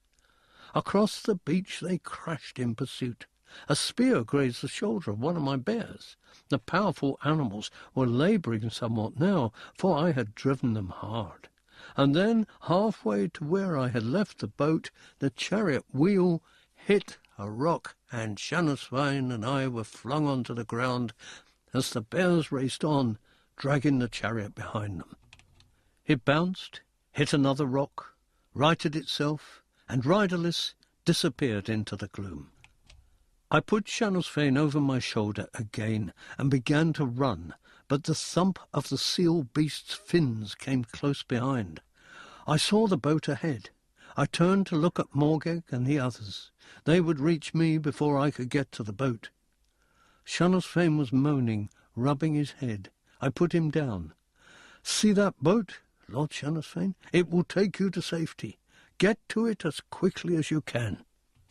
Page 319. I took the black sword in both hands as the dazed Shannos Fane staggered away. Then I prepared to stand my ground. Morgek and 6 other riders, all armed with axes, charged at me. I whirled the huge sword around my head and sheared half through the necks of 2 of the seals. They bellowed as the blood pumped from their veins. They tried to come on, but collapsed and threw their riders from their saddles. I killed one of the riders at once, lunging the black sword through steel and padding straight into his heart. I brought the blade round and killed a man who was still mounted. He jerked in his saddle and then toppled out. The other man on foot came at me crab-like, with his battle-axe circling his head. I chopped at the half of the axe, and the blade went spinning through the air to strike a rider directly in the face and knock him from his saddle. I drove my sword through the weaponless warrior's gorget. Now Morgeg fought to control his frightened mount. He glared at me in hatred. "You are tenacious, Count Oleg," he said. "It seems so." I fainted at him. There was only one rider left alive, say Morgeg. I lowered my sword and spoke to the man. "Would you leave while I kill Morgeg, or will you stay and be slain with him?" The man's pale face twitched, his mouth dropped open. He tried to say something, failed, and wheeled his seal beast about, heading back to Roanoke. Morgeg said quietly, "I think I should like to return also." "You cannot," I said simply. "I have to repay you for marooning me on that island." "I thought you were dead." "You did not check." "I thought the sea stag killed you." "I killed the sea stag." He lipped his lips. "In that case, I should definitely like to return to Roanoke." Page 320. I lowered the black sword. "You may do so if you tell me one thing. Who leads you?" "Why, Belfig leads us." "No, I mean who is the leader of the Silver War?" Morgeg thought he had seen a chance. He swung his axe down on me. But I blocked the blow with the flat of the sword. I turned my own weapon, and the axe flew from his hand. The sword could not be stopped as it went to his groin, and the point drove deeply in. "Cold," murmured Morgeg as his eyes closed. "So cold." The corpse fell backwards in the saddle, and the seal beast reared and turned, charging towards the bay. I saw Belfig at the head of a group of silver warriors. There were a score of them, and I wondered if even the black sword could deal with so many. I heard a shout from seaward. I heard the noise of wings beating overhead. "Lord Erlich, now!" It was the steersman's voice. He had bundled Shanasfane aboard and had come along the coast to find me. I sheathed the black sword and plunged knee-deep into the water. The stuff clung to my legs, hampering me. Belfig and his men were almost upon us. Behind him, in the way, everything was still in confusion. I grasped the smooth side of the boat and hauled myself in, gasping. Immediately the steersman turned, and the herons and we were heading out to sea. Belfig and the silver warriors came to a stop at the edge of the water, and were soon swallowed in the gloom. We raced back for the Scarlet Field. Bladrach Morning Spear had an unusually grim expression on his face as he sat in an amber chair and looked across the room at Shanasfane and myself. We were in another room of his apartments, as far away from the chamber of death as possible. I had taken off the scabbarded black sword and leaned the thing against the wall. Page 321. "Well," said Bladrach quietly, "the black sword has earned its price, it seems. You must have killed many silver warriors, as well as those riders of Belfig's, and perhaps you showed the folk of Roanoke that there was some point in defending themselves." I nodded. "And you, my lord Shanasfane, are you pleased that you have avoided death?" Bladrach spoke almost sardonically. Shanasfane looked at him from those deep, detached eyes. "I am not sure what difference there is between life and death," said Bladrach. Bladrach's expression seemed to indicate that he had made a point. He got up and began to pace about. I said to Shanasfane, "Do you know who rules the Silver Warriors?" Shanasfane looked slightly surprised. Why, Belfic, of course. He means he wants to know who commands Belfic, Bledrak said. Who is supreme ruler of the Silver Warriors? Why, Belfic, Bishop Belfic. He is their supreme ruler. But he is not of their race, I exclaimed. He has their queen prisoner. Shanafane's gaze wandered around the room and then fixed curiously on the black sword. They are not really warriors, those people. They are peaceful. They have never known war, but Belfic makes them do his will, for if they do not, he will destroy their queen, whom they love above life. I was astonished and could see that Bledrak was equally surprised. So that is why they are such poor halberdiers, I murmured. They know how to build engines to make ships move through the water, Shanasfane said. They have several such mechanical skills. Belfic told me all this. Page 322. But why is he enslaving our people? Bledrak demanded. What use is there in it? Shanasfane looked calmly at Bledrak. I do not know what use there is in any activity. Perhaps Belfic's plan is as good as any other. You have no idea of his ultimate ambitions, I said. I told you none at all. I did not think to inquire. Do you not care that your people are being enslaved, killed? Bledrak shouted. Does that not touch you anywhere in that cold soul of yours? They were slaves already, Shanasfane said reasonably, and they were dying. How much longer do you think our race could have lived like that? Bledrak turned his back on the Lord Temporal. Lord Erlich, you wasted your time. Because Lord Shanasfane does not think as we do, I replied, it does not follow that he was not worth saving. I was not worth saving. A peculiar look came into Shanafane's eyes. I do not think I have been saved. Who told you to rescue me? We decided to do it ourselves, I replied, and then I paused. No, perhaps not. Perhaps it was the Lady of the Chalice who suggested it. Shanafane returned his attention to the black sword. I think I would like it if you could leave me alone, he said. I would meditate. Bledrak and I went to the door and walked out into the corridor. Well, perhaps he was worth saving after all, Bledrak admitted reluctantly. He gave us information we should not have had otherwise. But I have no liking for the fellow, and cannot see why you admire him. He's nothing but a... We stopped in our tracks as a blood-curdling scream came from the room we had just left. We looked at each other. Sharing a certain knowledge, we ran back towards the door. Page 323. But the black sword had done its work.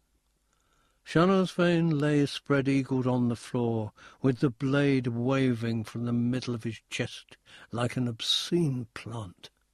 Whether the sword had attacked him, or whether he had managed to kill himself with it, we would never know. Shanasfane was not dead. His lips were moving. I bent to listen to the words he whispered. I had not realized it would be so chill. Those incredibly intelligent eyes closed, and he spoke no more. I tugged the black sword from his body and put it back in its sheath. Bledrak was pale, Was that why the Lady of the Chalice made you bring him here? He said. I did not understand him at first. What do you mean? Did the sword need the life of a good man, an especially good man, as its price for helping us? The black sword's reward, the soul of the Black King? I remembered the words of the chant. If the black sword is wakened, it must take its black fief. I clenched my hands together as I looked down at the corpse of the scholar king. "Oh, Bladrak," I said, "I am afraid of our future." And a coldness, colder than the coldest ice, filled the room. Book 4. The Blood of the Sun. A knife, a cup, and a man shall be the means by which the world's set free. The Chronicle of the Black Sword. Chapter 1. Siege of the Scarlet Fjord. Depression settled over us, and even the fires of the Scarlet Fjord seemed to fade.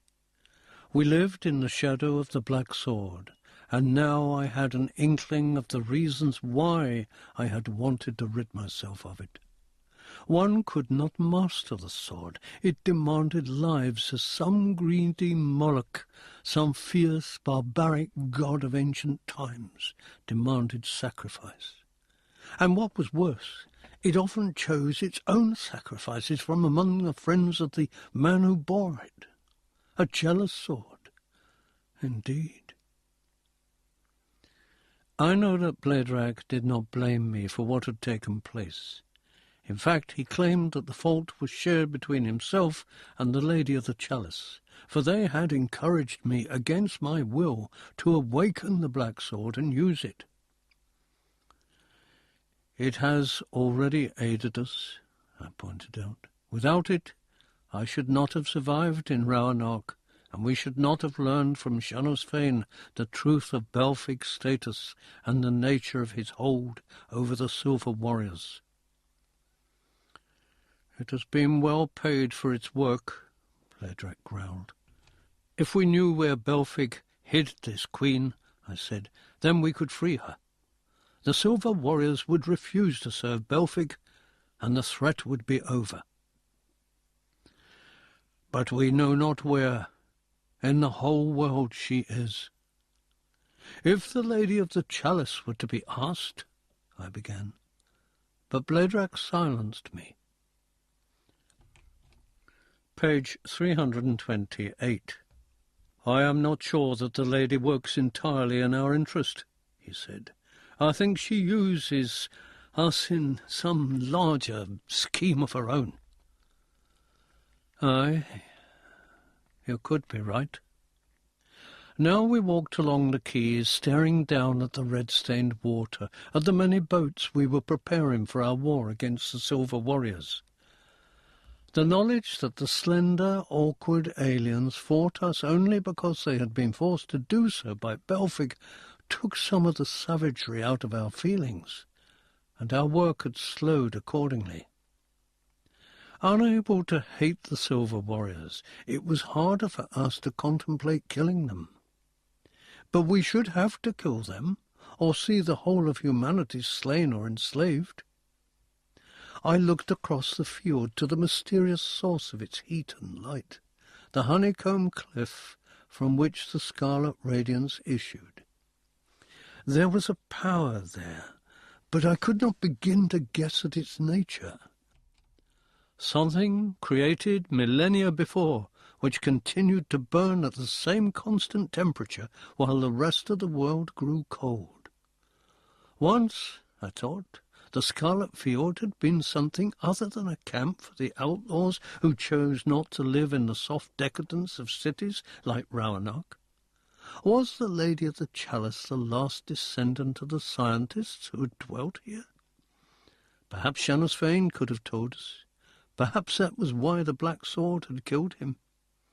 Because we were meant to remain in ignorance. Suddenly Bladrach put a hand on my shoulder. He cocked his head and listened. I heard it then. The sound of a horn. It blew louder. "The guards," said Bladrach. "Come, Lord Erlich, let's see why they sound the alarm." He leapt into a boat which had already been harnessed to a pair of the heron-like flying creatures. They were asleep on the perches built along the quayside. He shook their reins and awakened them as I joined him. The birds squawked and took to the air. We headed towards the narrow opening of the fjord. Between the tall black cliffs we moved until the open sea was in sight. And then we saw the reason for the guards' alarm. It was Belfig's fleet. Page 329. There were between 500 and 1,000 great ships massing there, and the air was full of the drone of their engines.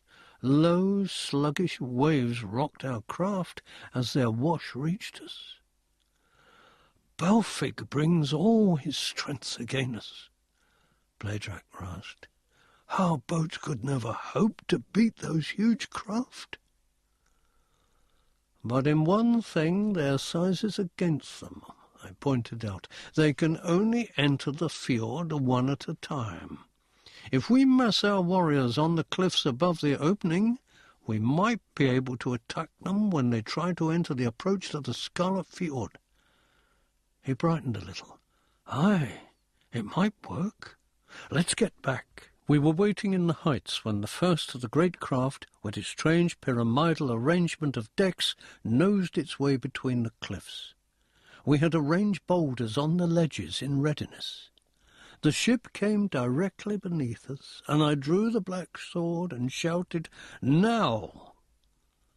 The boulders were levered over the ledges and crashed into the decks. Several crunched straight through, while others smashed down the terraces, taking timbers and warriors with them.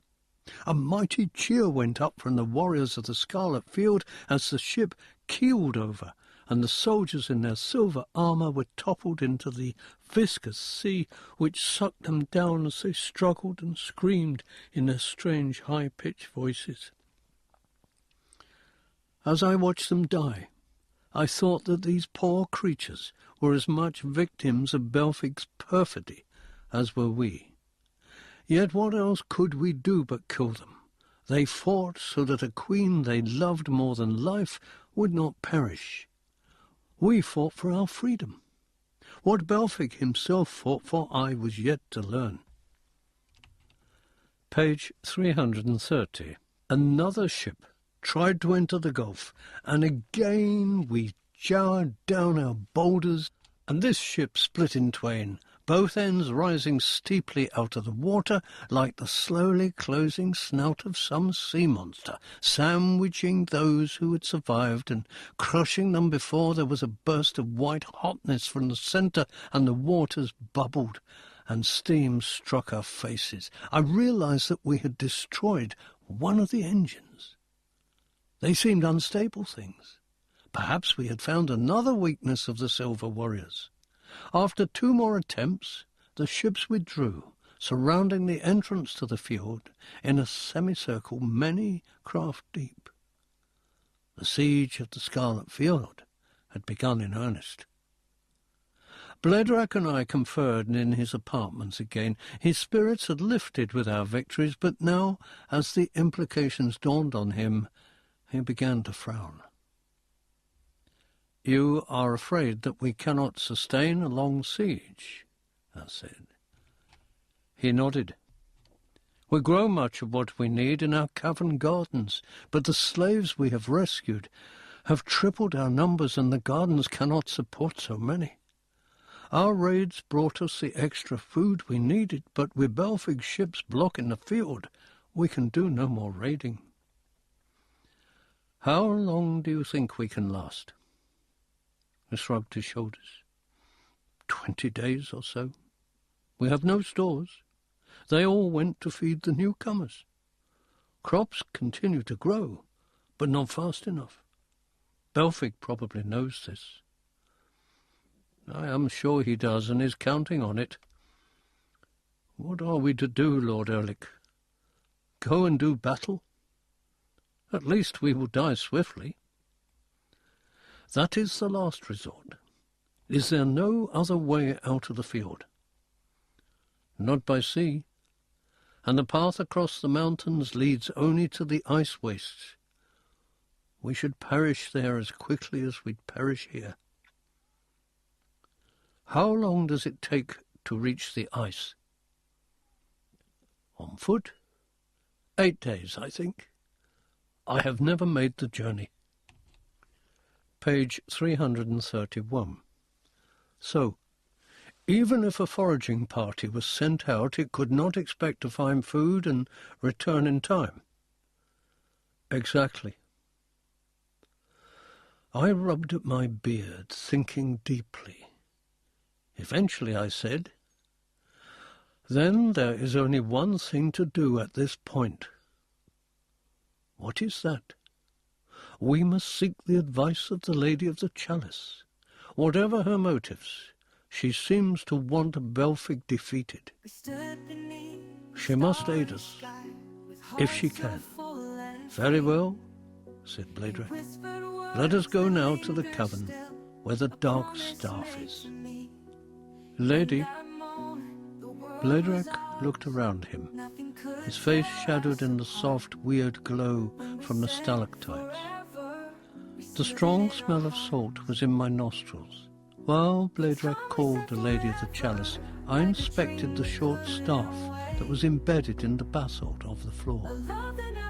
I touched it and withdrew my fingers with a gasp, for it had burned them. Then I realized that it was not extreme heat that had caused the pain, but extreme cold. Lady, the thin whine came and it grew to an oscillating shriek. I turned, caught a glimpse of an outline of a great chalice, saw it fade as the shriek died, and then the Lady of the Chalice, clad in golden radiance, her face, as before, completely veiled, stood before us. Belfic has almost vanquished you, she said. You should have used the black sword sooner. And slain more friends? I asked. You are too sentimental for a great champion, she said. The issues for which you fight are vast in scope and implication. I am tired of great issues, madam. Then, why did Bladrach summon me? Page 332. Because there was nothing else to do. We are boxed up and will eventually die. The only solution I can see is to rescue the Queen of the Silver Warriors whom Belfic has captured. If she is freed, then Belfic will lose his main strength. That is true. But we know not where to seek this queen, Bladrach said. Ask me a direct question, the Lady of the Chalice told him. Where is the Queen of the Silver Warriors? I asked. Do you know? I know. She is at Moon, 1,000 miles from here across the ice. She is guarded both by Belfic's men and by enchantments of Belfic's arrangement. She cannot leave her apartments, and neither can she be visited, save by Belfic himself. So she cannot be rescued.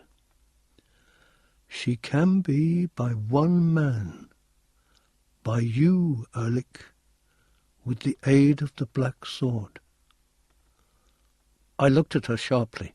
This is why you helped Bladrach summon me. This is why you brought the sword here and made me use it. For reasons of your own, you wish the Silver Queen freed. A simple judgment, Count Erlich, but it will benefit us all if she is freed, I agree. I could not cross 1,000 miles of ice on foot, even if I had not lost my bear chariot.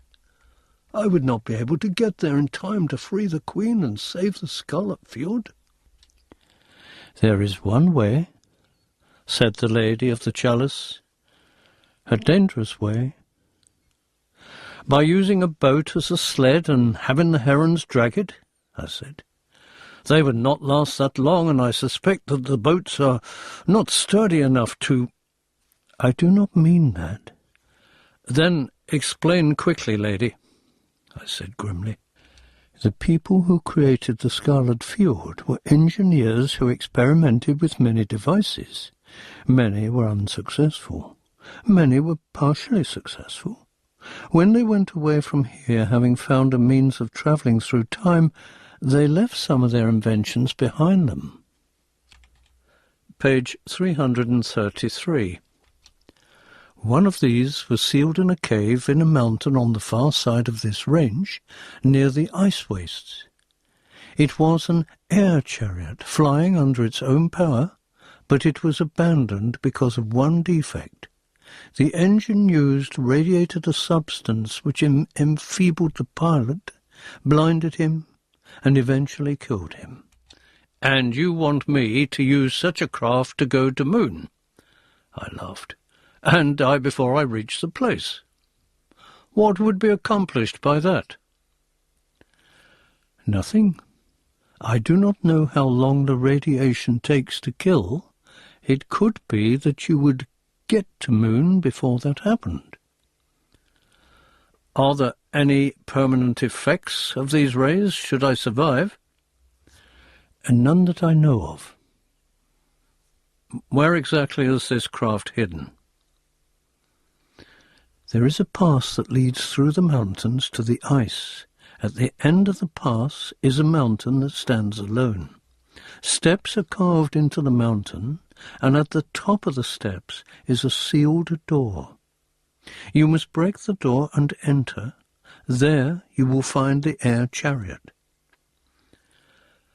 I frowned. I still distrusted the lady of the chalice. She, after all, had been the immediate cause of my separation from Hermesad and my subsequent agony of mind. I will do this thing, lady, I said, if you will promise me something. What is that? That you will reveal all that you know of my fate and my place in this universe. If you are successful, I promise I shall tell you all I know. Then I leave at once for Moon. Chapter 2. The City Called Moon. And so I left the Scarlet Fjord, climbing up into the black, igneous cliffs that brooded eternally beneath the dark twilight sky. I had a map with me, some provisions, and my sword. My bulky furs keeping out the worst of the cold, I moved through the mountains as rapidly as was possible. I slept little, with the result that I could barely keep my eyes open, and the walls of obsidian, the frozen cascades of basalt, the oddly shaped pumice visible in all directions, took on the appearance of leering faces, of menacing figures, of giants and monsters, until I felt surrounded by the creatures of nightmare, and I gripped my sword tighter, but continued, doggedly, to move on. And at last I saw the ice plains ahead, and the clouds thinned out to reveal the red sphere of the sun, the faint stars gleaming behind it.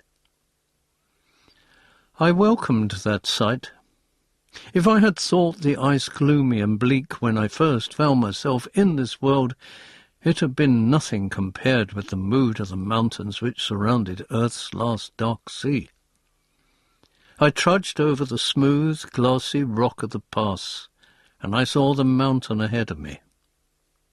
As the lady of the chalice had said, it stood alone, directly before me, on the edge of the ice plain. I staggered as sleep tried to overcome me. I forced my feet to plod the last half-mile to the base of the mountain where ancient steps had been carved. And on the first of those steps I succumbed to sleep, not knowing for what new task my energies would be needed. Page 335. I awoke, only barely refreshed, and began to climb the steps until I came at length to what had evidently once been the mouth of a natural cave. But that cave mouth had been sealed with molten rock. The length and breadth was filled with a flow of red and yellow obsidian. I had expected to find a door which I should be able to force, but there was no means of opening this. I turned and looked back over the mountains. The brown clouds clung to them, increasing their enigmatic appearance. They seemed to share the joke which the Lady of the Chalice had played upon me. "Damn you!" I yelled. "Damn you!" they replied. "Damn you!" And those echoes damned me 100 times before they died. Snarling with frustrated anger, I drew the black sword. Its black radiance spilled out against the obsidian flow. Fiercely I attacked that which sealed the cavern's entrance. The blade bit deep into the rock, and pieces of it flew in all directions. Astonished, I struck again, and again a huge piece of the glassy stone fell away as if blasted. Again the black sword crashed against the rock, and this time, with a rumble, it collapsed completely, revealing a dark chamber. I stepped over the rubble, sheathing the sword. I peered about me but could see nothing. From my belt I took the torch Bladrach had given me just before I left. I depressed the stud in the handle, and a faint light blossomed. There was the machine the Lady of the Chalice had told me I should find. But she had not told me I should also find the pilot. He sat in the air chariot, and he stared at me in silence, grinning as if in anticipation of my fate. He was long and thin, and dressed in the silver armour of those who now serve Belfic. He lounged awkwardly in the seat, and I guessed he had lounged in the same attitude for centuries. For it was a fleshless skull that grinned at me, and fleshless hands that gripped the side of the chariot. I guessed that he had been left there as a warning, perhaps, of the lethal rays of the chariot's engine. Page 336. With an oath, I knocked the skull from the neck and dragged the bones out of the car, hurling them across the cavern floor. The Lady of the Chalice had told me that I should find the controls simple enough. She had been right. There were no instruments as such that I recognized, merely a crystal rod rising from the floor. By squeezing the rod in my hand, I could activate the engine. By pushing the rod forward, I could move ahead. By pushing it back, I could slow my speed and stop. By pulling it back at an angle, I could gain height, and by pushing it forward at an angle, I could lose height.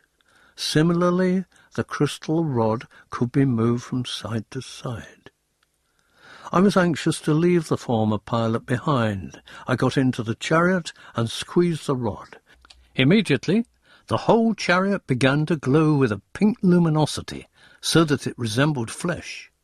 A throb came from below my feet, and I guessed that the engine was there. I licked my dry lips and pushed the lever very slightly forward.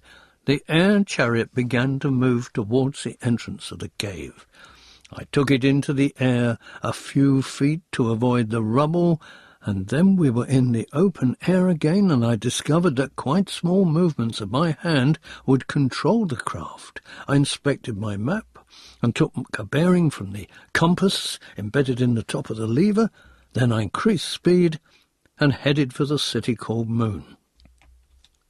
The Obsidian Mountains had disappeared, and now there was only ice, seemingly infinite ice that streamed past me as I flew. Occasionally the flat plain was broken by frozen drifts and spires, but for the most part nothing relieved that cold, desolate landscape.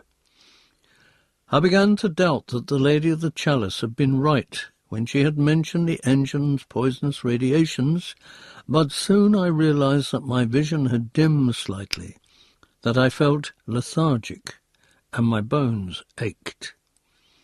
I was driving the air chariot at its maximum speed, but there was no clear means of judging how fast that was.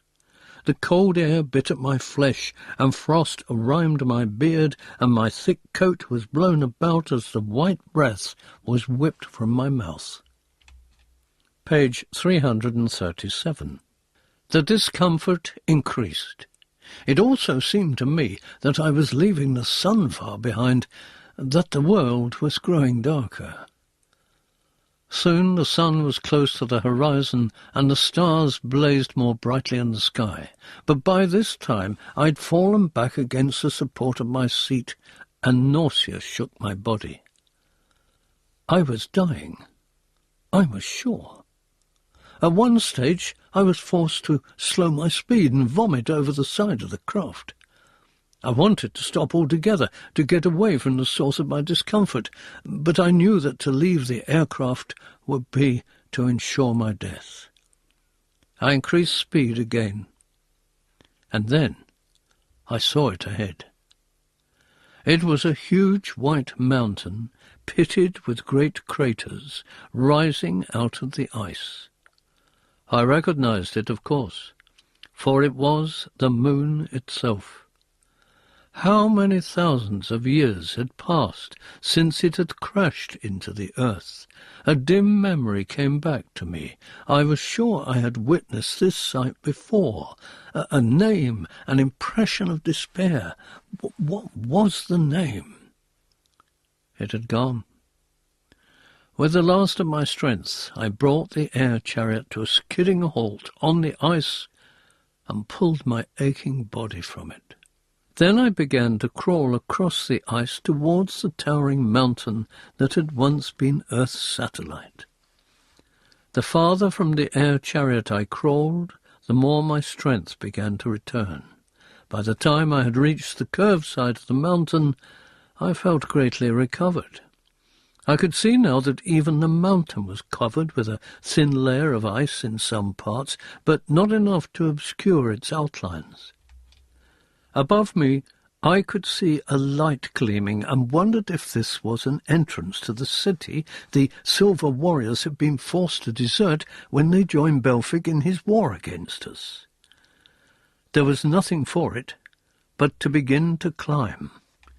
The ice and the rock were rough enough to make climbing fairly easy, but I was forced to rest several times, and had by no means regained my full strength when I neared the top and saw fierce light suddenly burst out from the centre of a crater, and a dozen riders, mounted on seal beasts, framed against it. Page 338. I had been seen. Perhaps Belfic had even been prepared for my coming. I slid down the walls of the crater, put my back against the rock, drew out the black sword in both hands, and awaited the riders. They charged me with the long, barbed harpoons I'd last seen when we had hunted the sea stag.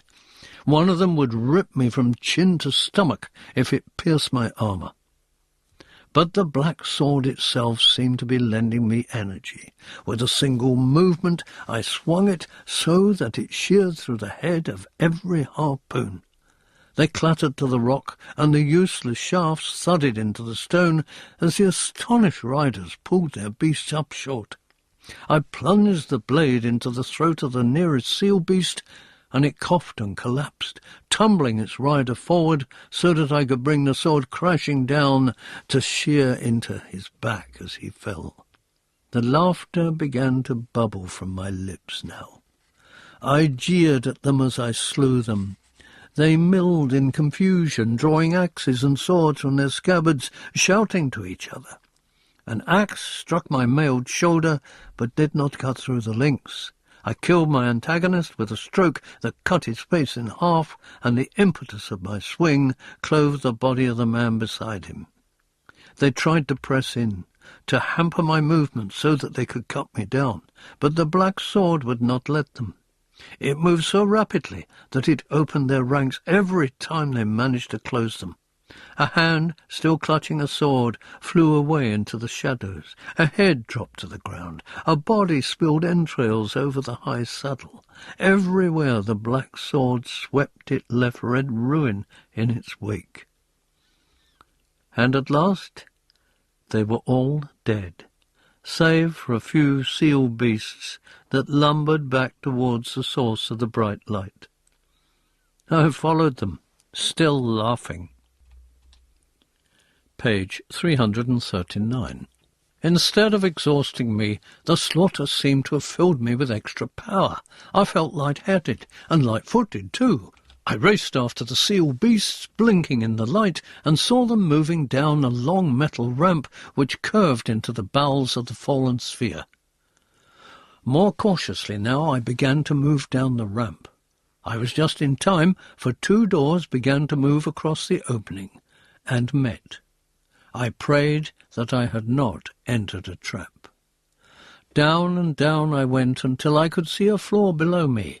It seemed made of molten silver, and it rippled like water, but as I reached it and set a wary foot upon it, it felt solid enough. From out of a doorway in the far wall 3 more men came running.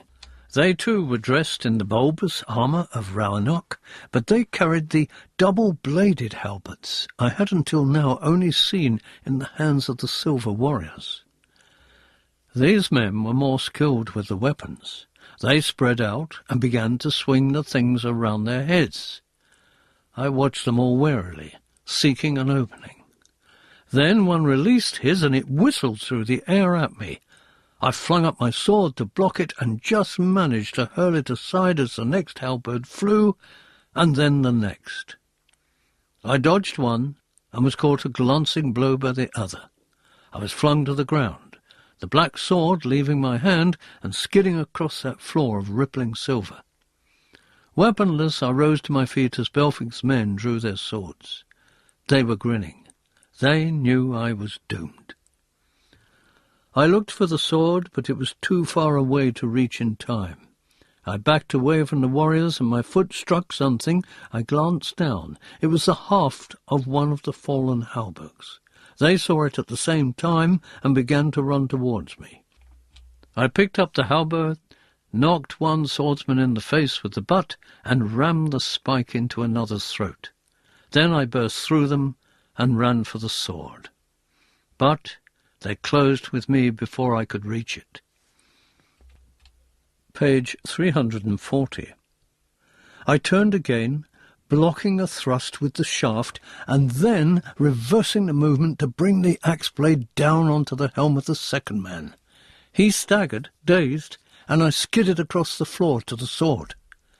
It settled into my hands, and it began to moan like a savage hound that needs to kill.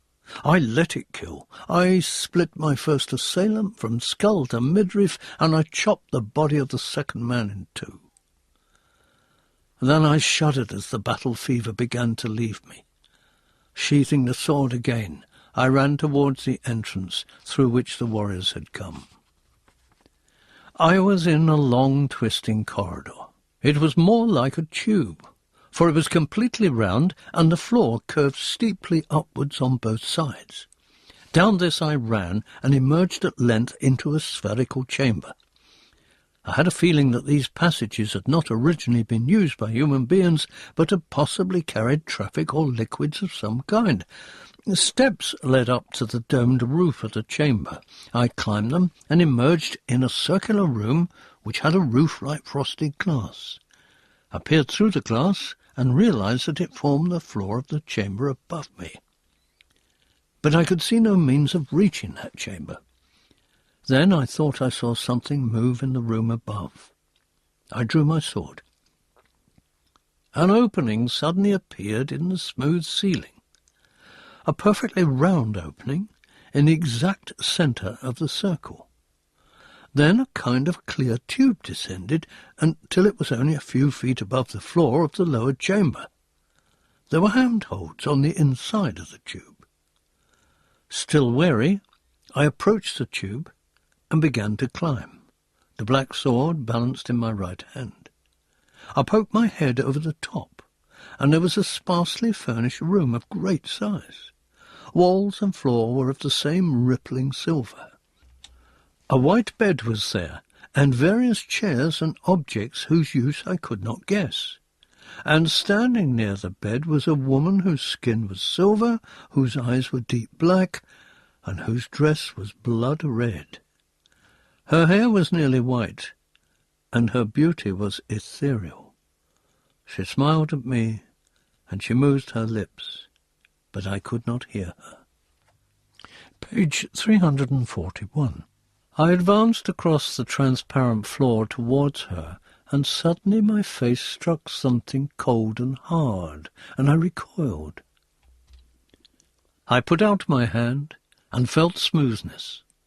I was separated from the Silver Queen by an invisible wall. She gestured, trying to tell me something, but I could not understand her. What kind of enchantment had Belfic put upon her? His scientific powers were either much greater than he had led me to suspect, or else, more likely, he had borrowed them from the Silver Warriors, whose ancestors, I now guessed, were the same scientists who had originally occupied the place I knew as the Scarlet Field. Desperation now consumed me. I took the black sword, and I struck a mighty blow against the invisible wall. A dreadful shrieking filled the air. A shock ran through the length of my body, and I was hurled backward. My senses swam. I'd grown to rely too much on the power of the black sword, I thought, as I collapsed into oblivion. Chapter 3. The Phoenix and the Queen. There was a chanting in my ears.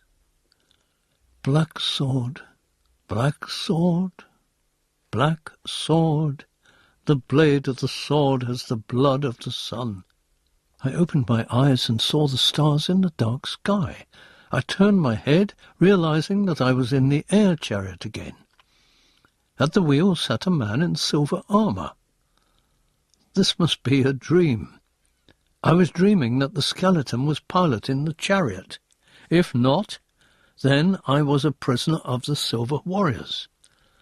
I straightened my back and felt the pommel of my sword. I was not tied, and had not been disarmed.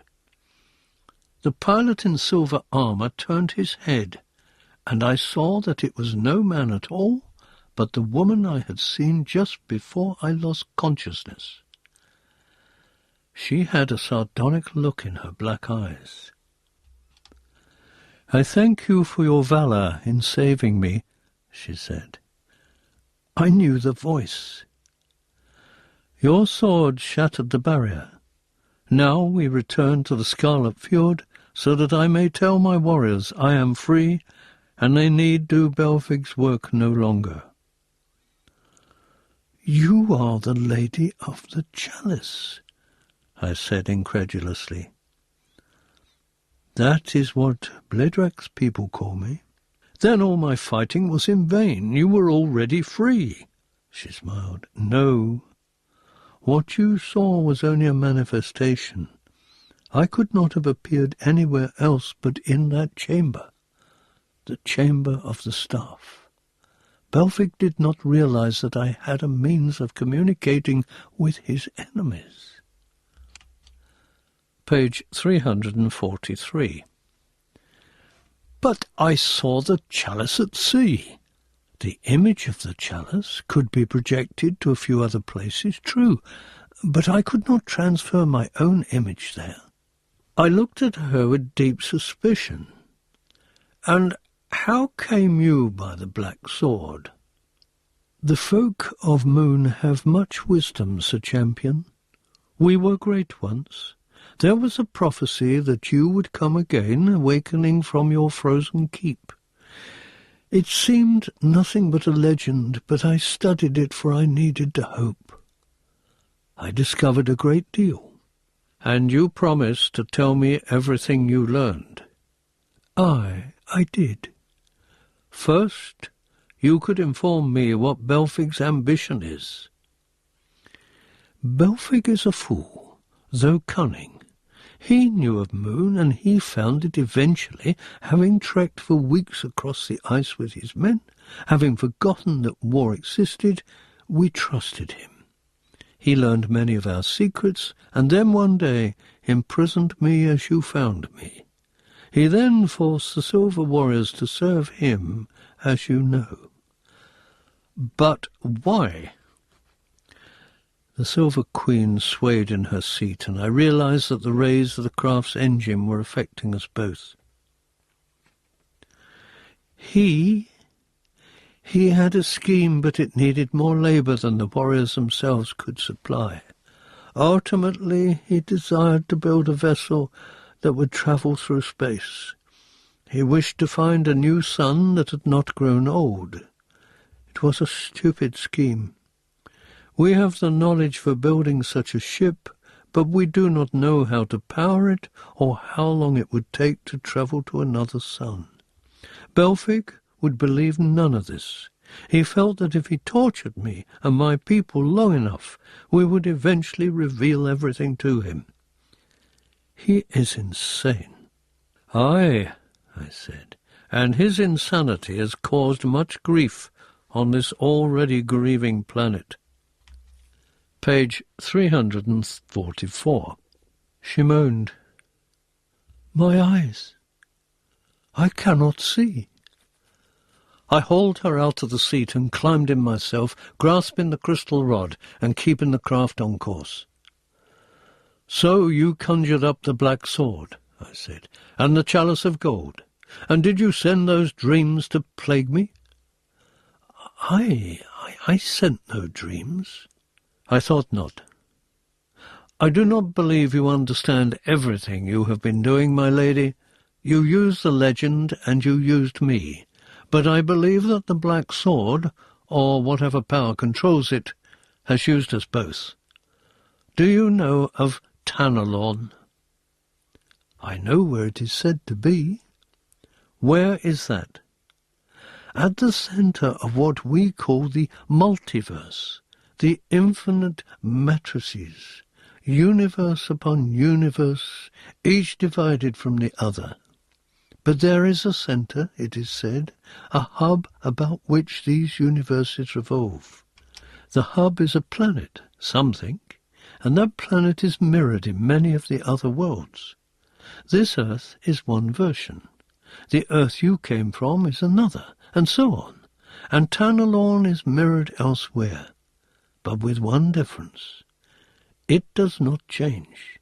It does not decay as the other worlds decay. Tanalorn, like you, Sahiro, is eternal. And how may I find Tanalorn and the powers who rule there? I know not. You must seek that information elsewhere. I may never find it. The conversation had exhausted her, and I too was seriously feeling the effects of the poison radiation. I was bitterly disappointed, for, though I had discovered something more, I still had not all the information I had hoped for. "Tell me what the chalice is," I said weakly. But she had fainted. Unless we reached the Scarlet Fjord soon, there would be little point in seeking more information. Then, at last, I saw the mountains ahead, and I pulled back the lever to increase the aircraft's height, for I intended to fly all the way to the Scarlet Field, and that was still a good distance away on the other side of the range. Page 345. We passed into a bank of thick brown cloud, and I felt salty moisture on my face. I could see only a short distance ahead, and I prayed I'd taken the vessel up high enough to avoid the highest crags. If not, then we should crash and be killed instantly. I fought to keep my vision clear and rid my head of dizziness, my body of its ache. If I lost control of the craft, we were bound to go into the side of a mountain. Then came a break in the cloud. I saw the dark, brooding sea below me. We had overshot the fiord. Quickly I turned the craft and decreased height. Within moments I saw the bishop's great fleet below. I fought against the nausea and dizziness engulfing me. I circled down and saw that Belfig stood on the top deck of the largest ship. He was talking to two tall silver warriors, but looked up in astonishment when he saw my craft. "Alec!" he screamed. Then he laughed. "Do you think you can save your friends with that little flying boat? A third of them are dead of starvation already. The rest are too weak to resist us. We are just about to sail into the fjord. Bladerak was the last to resist. Now the world is mine." I turned and tried to revive the Silver Queen. She moaned and stirred, but I could not arouse her. I lifted her upright as best I could in my own weakened condition, and showed her to Belfig. Then the air chariot began to lose height, as I could control it no longer. In a moment I knew I would be swallowed by that salt-thick sea. But now a new sound came to my ears, and I forced my head around to see Bladerak's boats emerging from the gap between the cliffs. Page 346. Despairing of my help, Bladerak had decided to die fighting. I tried to call out to tell him there was no need, but the boat had hit the water and was skidding over the surface towards the looming shape of one of the ships of Belfig's fleet. I managed to turn the craft a little, but we smashed into a paddle with a mighty crash. The air chariot overturned, and the Silver Queen and myself were plunged into the thick water. There were other sounds of confusion. I heard a shout and saw something drop from the side of a ship. Then the water entered my mouth, and I knew I was drowning. A moment later something seized me and dragged me from the ocean. I gasped. I was in the hands of one of the silver warriors, but he was smiling at me. He was virtually grinning. He pointed. Nearby, the Silver Queen was reviving. He knew I had rescued her. We were on a raft that must have been flung overboard the moment we struck, and now they were hauling the raft up to the side of the ship. From high above a querulous voice was screaming. We had crashed into Belfig's flagship. I let the silver warriors help me to my feet when we reached the deck. I looked up. Belfig looked down. He knew he was beaten, that the men from Moon would no longer follow him, and he laughed. I found myself laughing back. I drew my black sword, still laughing. He drew his own sword and chuckled. I ducked my head and entered the door and began to climb the staircase that wound through the levels of the deck until I emerged on the top one and faced him. He knew he was going to die. The thought had turned him quite mad. I could not kill him then. I had killed too much. Page 347. But the black sword thought otherwise. As I made to sheathe the blade, it turned in my hand, flung my arm back. Belfig screamed and raised his sword to defend himself from the imminent blow. I tried to stop the black sword from falling. But fall it did. It was inevitable. It sheared through Belfig's sword. Then it paused as the bishop wept and stared at it. Then, my hand still round its hilt, it drew itself back and plunged itself deep into his fat, painted body. Belfig shivered, and his carmined lips fluttered. A strange intelligence entered his eyes. He screwed up his decorated eyes, and tears fell down his rouged cheeks. I think he died then. I hoped that he had. Aboard the big ships, the silver warriors were handing out food to the men who had sailed from the Scarlet Fjord, expecting to be killed. From below, the Silver Queen called to me, and I saw that she had Bledrek aboard. He was thin, but he still had his swagger as he hailed me. "You have saved us all," said Champion. I smiled bitterly. "All but myself," I said. I climbed back down the staircase, and still I stood on the lowest deck. The Silver Queen was talking with her men, whose faces were full of joy now that she was safe. She turned to me. "You have earned the undying loyalty of my people," she said. I was unimpressed. I was weary, and oh, how I needed my Ermizet. I had thought that if I followed my fate, if I took up the black sword, then at least I would have a chance of being reunited with her. But it seemed this was not to be. And still I did not understand all the prophecy concerning the black sword. The blade of the sword has the blood of the sun. Page 348. Bledrek clapped me on the back. "We are going to feast, Count Erlich. We are going to celebrate. The Silver Warriors and their lovely queen are to be our guests in the Scarlet Fjord." I looked hard at the Silver Queen. "What has the chalice to do with me?" I said firmly, not replying to Bledrek. "I am not sure."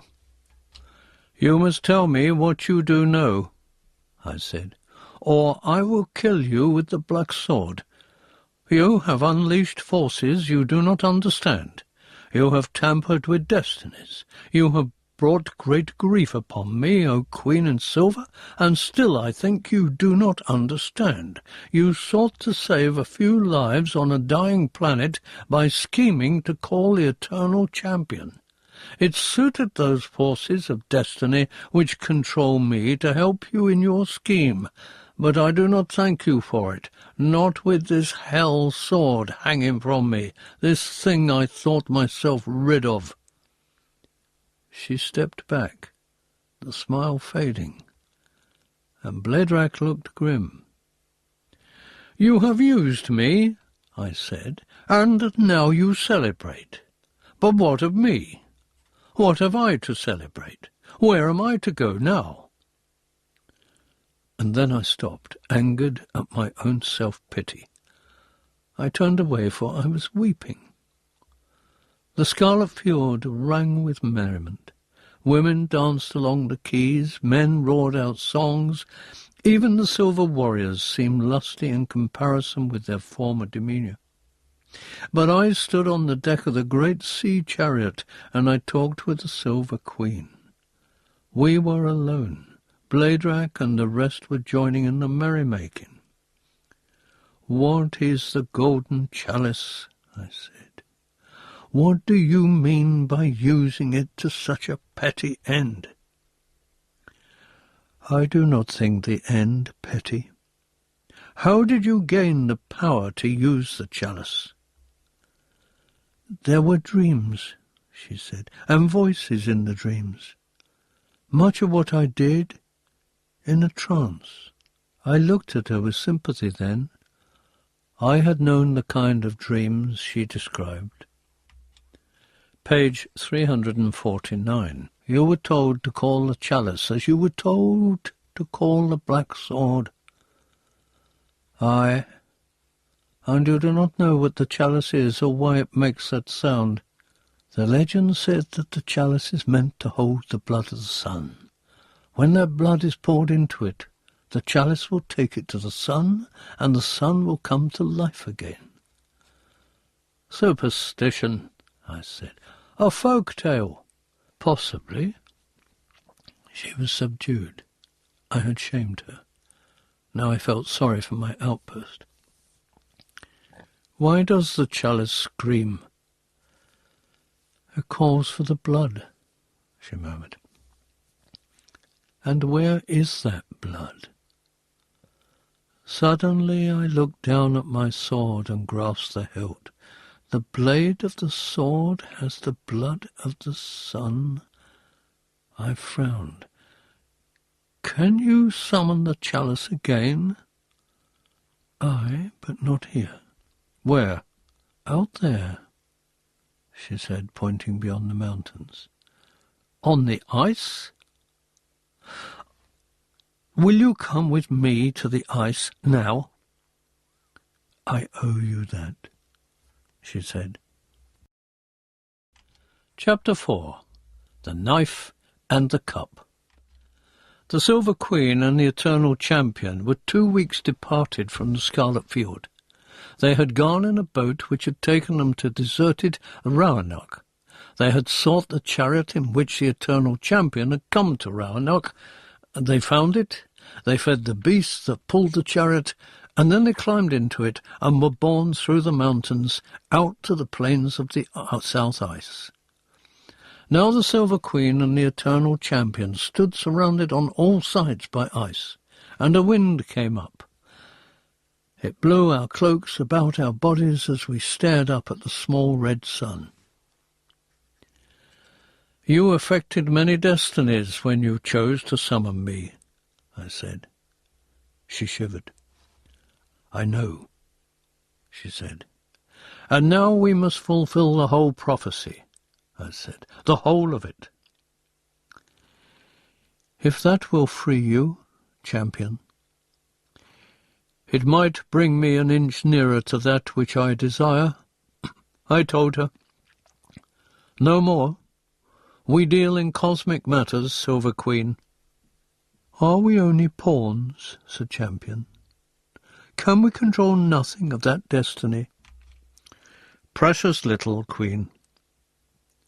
She sighed and spread her arms, turning her face to the brooding sky. I summoned the screaming chalice, she cried. I unsheathed the black sword, and I stood with it point first in the ice, my 2 hands gripping the 2 halves of the crosspiece. The black sword began to tremble and began to sing. Page 351. I summon the screaming chalice, the Queen of Moon cried again. The black sword shuddered in my grasp. Now tears fell down the Silver Queen's silver cheeks, and she fell to her knees on the ice. The wind blew stronger. It came from nowhere. It was not a natural wind. For the 3rd time she called, I summon the screaming chalice. I raised the black sword, or it dragged my hands behind it, and almost tenderly I plunged a blade into her back as she lay spread-eagled on the ice. I had slain her in this manner, so that I should not see her face. Her body writhed. She groaned, and then she screamed, and her voice blended with the moan of the wind, with the howling of the sword, with my cries of anguish, and then at last with the shrill whine that grew so that it drowned all other sound. And the screaming chalice stood upon the ice, blinding me with its radiance. I flung one hand over my eyes and felt the black sword leave my grasp. When I looked again, I saw that the huge sword was hovering over the chalice, and from it poured blood. Blood ran down the black blade and flooded into the chalice, and when the chalice was full, the black sword fell to the ice. And it seemed to me then, although I could not swear this happened, that a huge hand reached down from the faded sky and picked up the chalice and drew it higher and higher into the air until it vanished.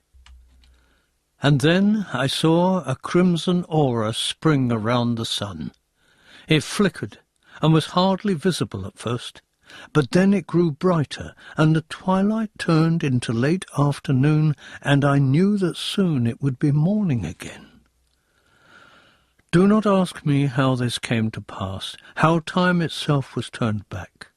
I have been many heroes on many worlds, but I do not believe that I have ever witnessed another event as strange and terrifying as that which took place on the South Ice after the Black Sword slew the Silver Queen.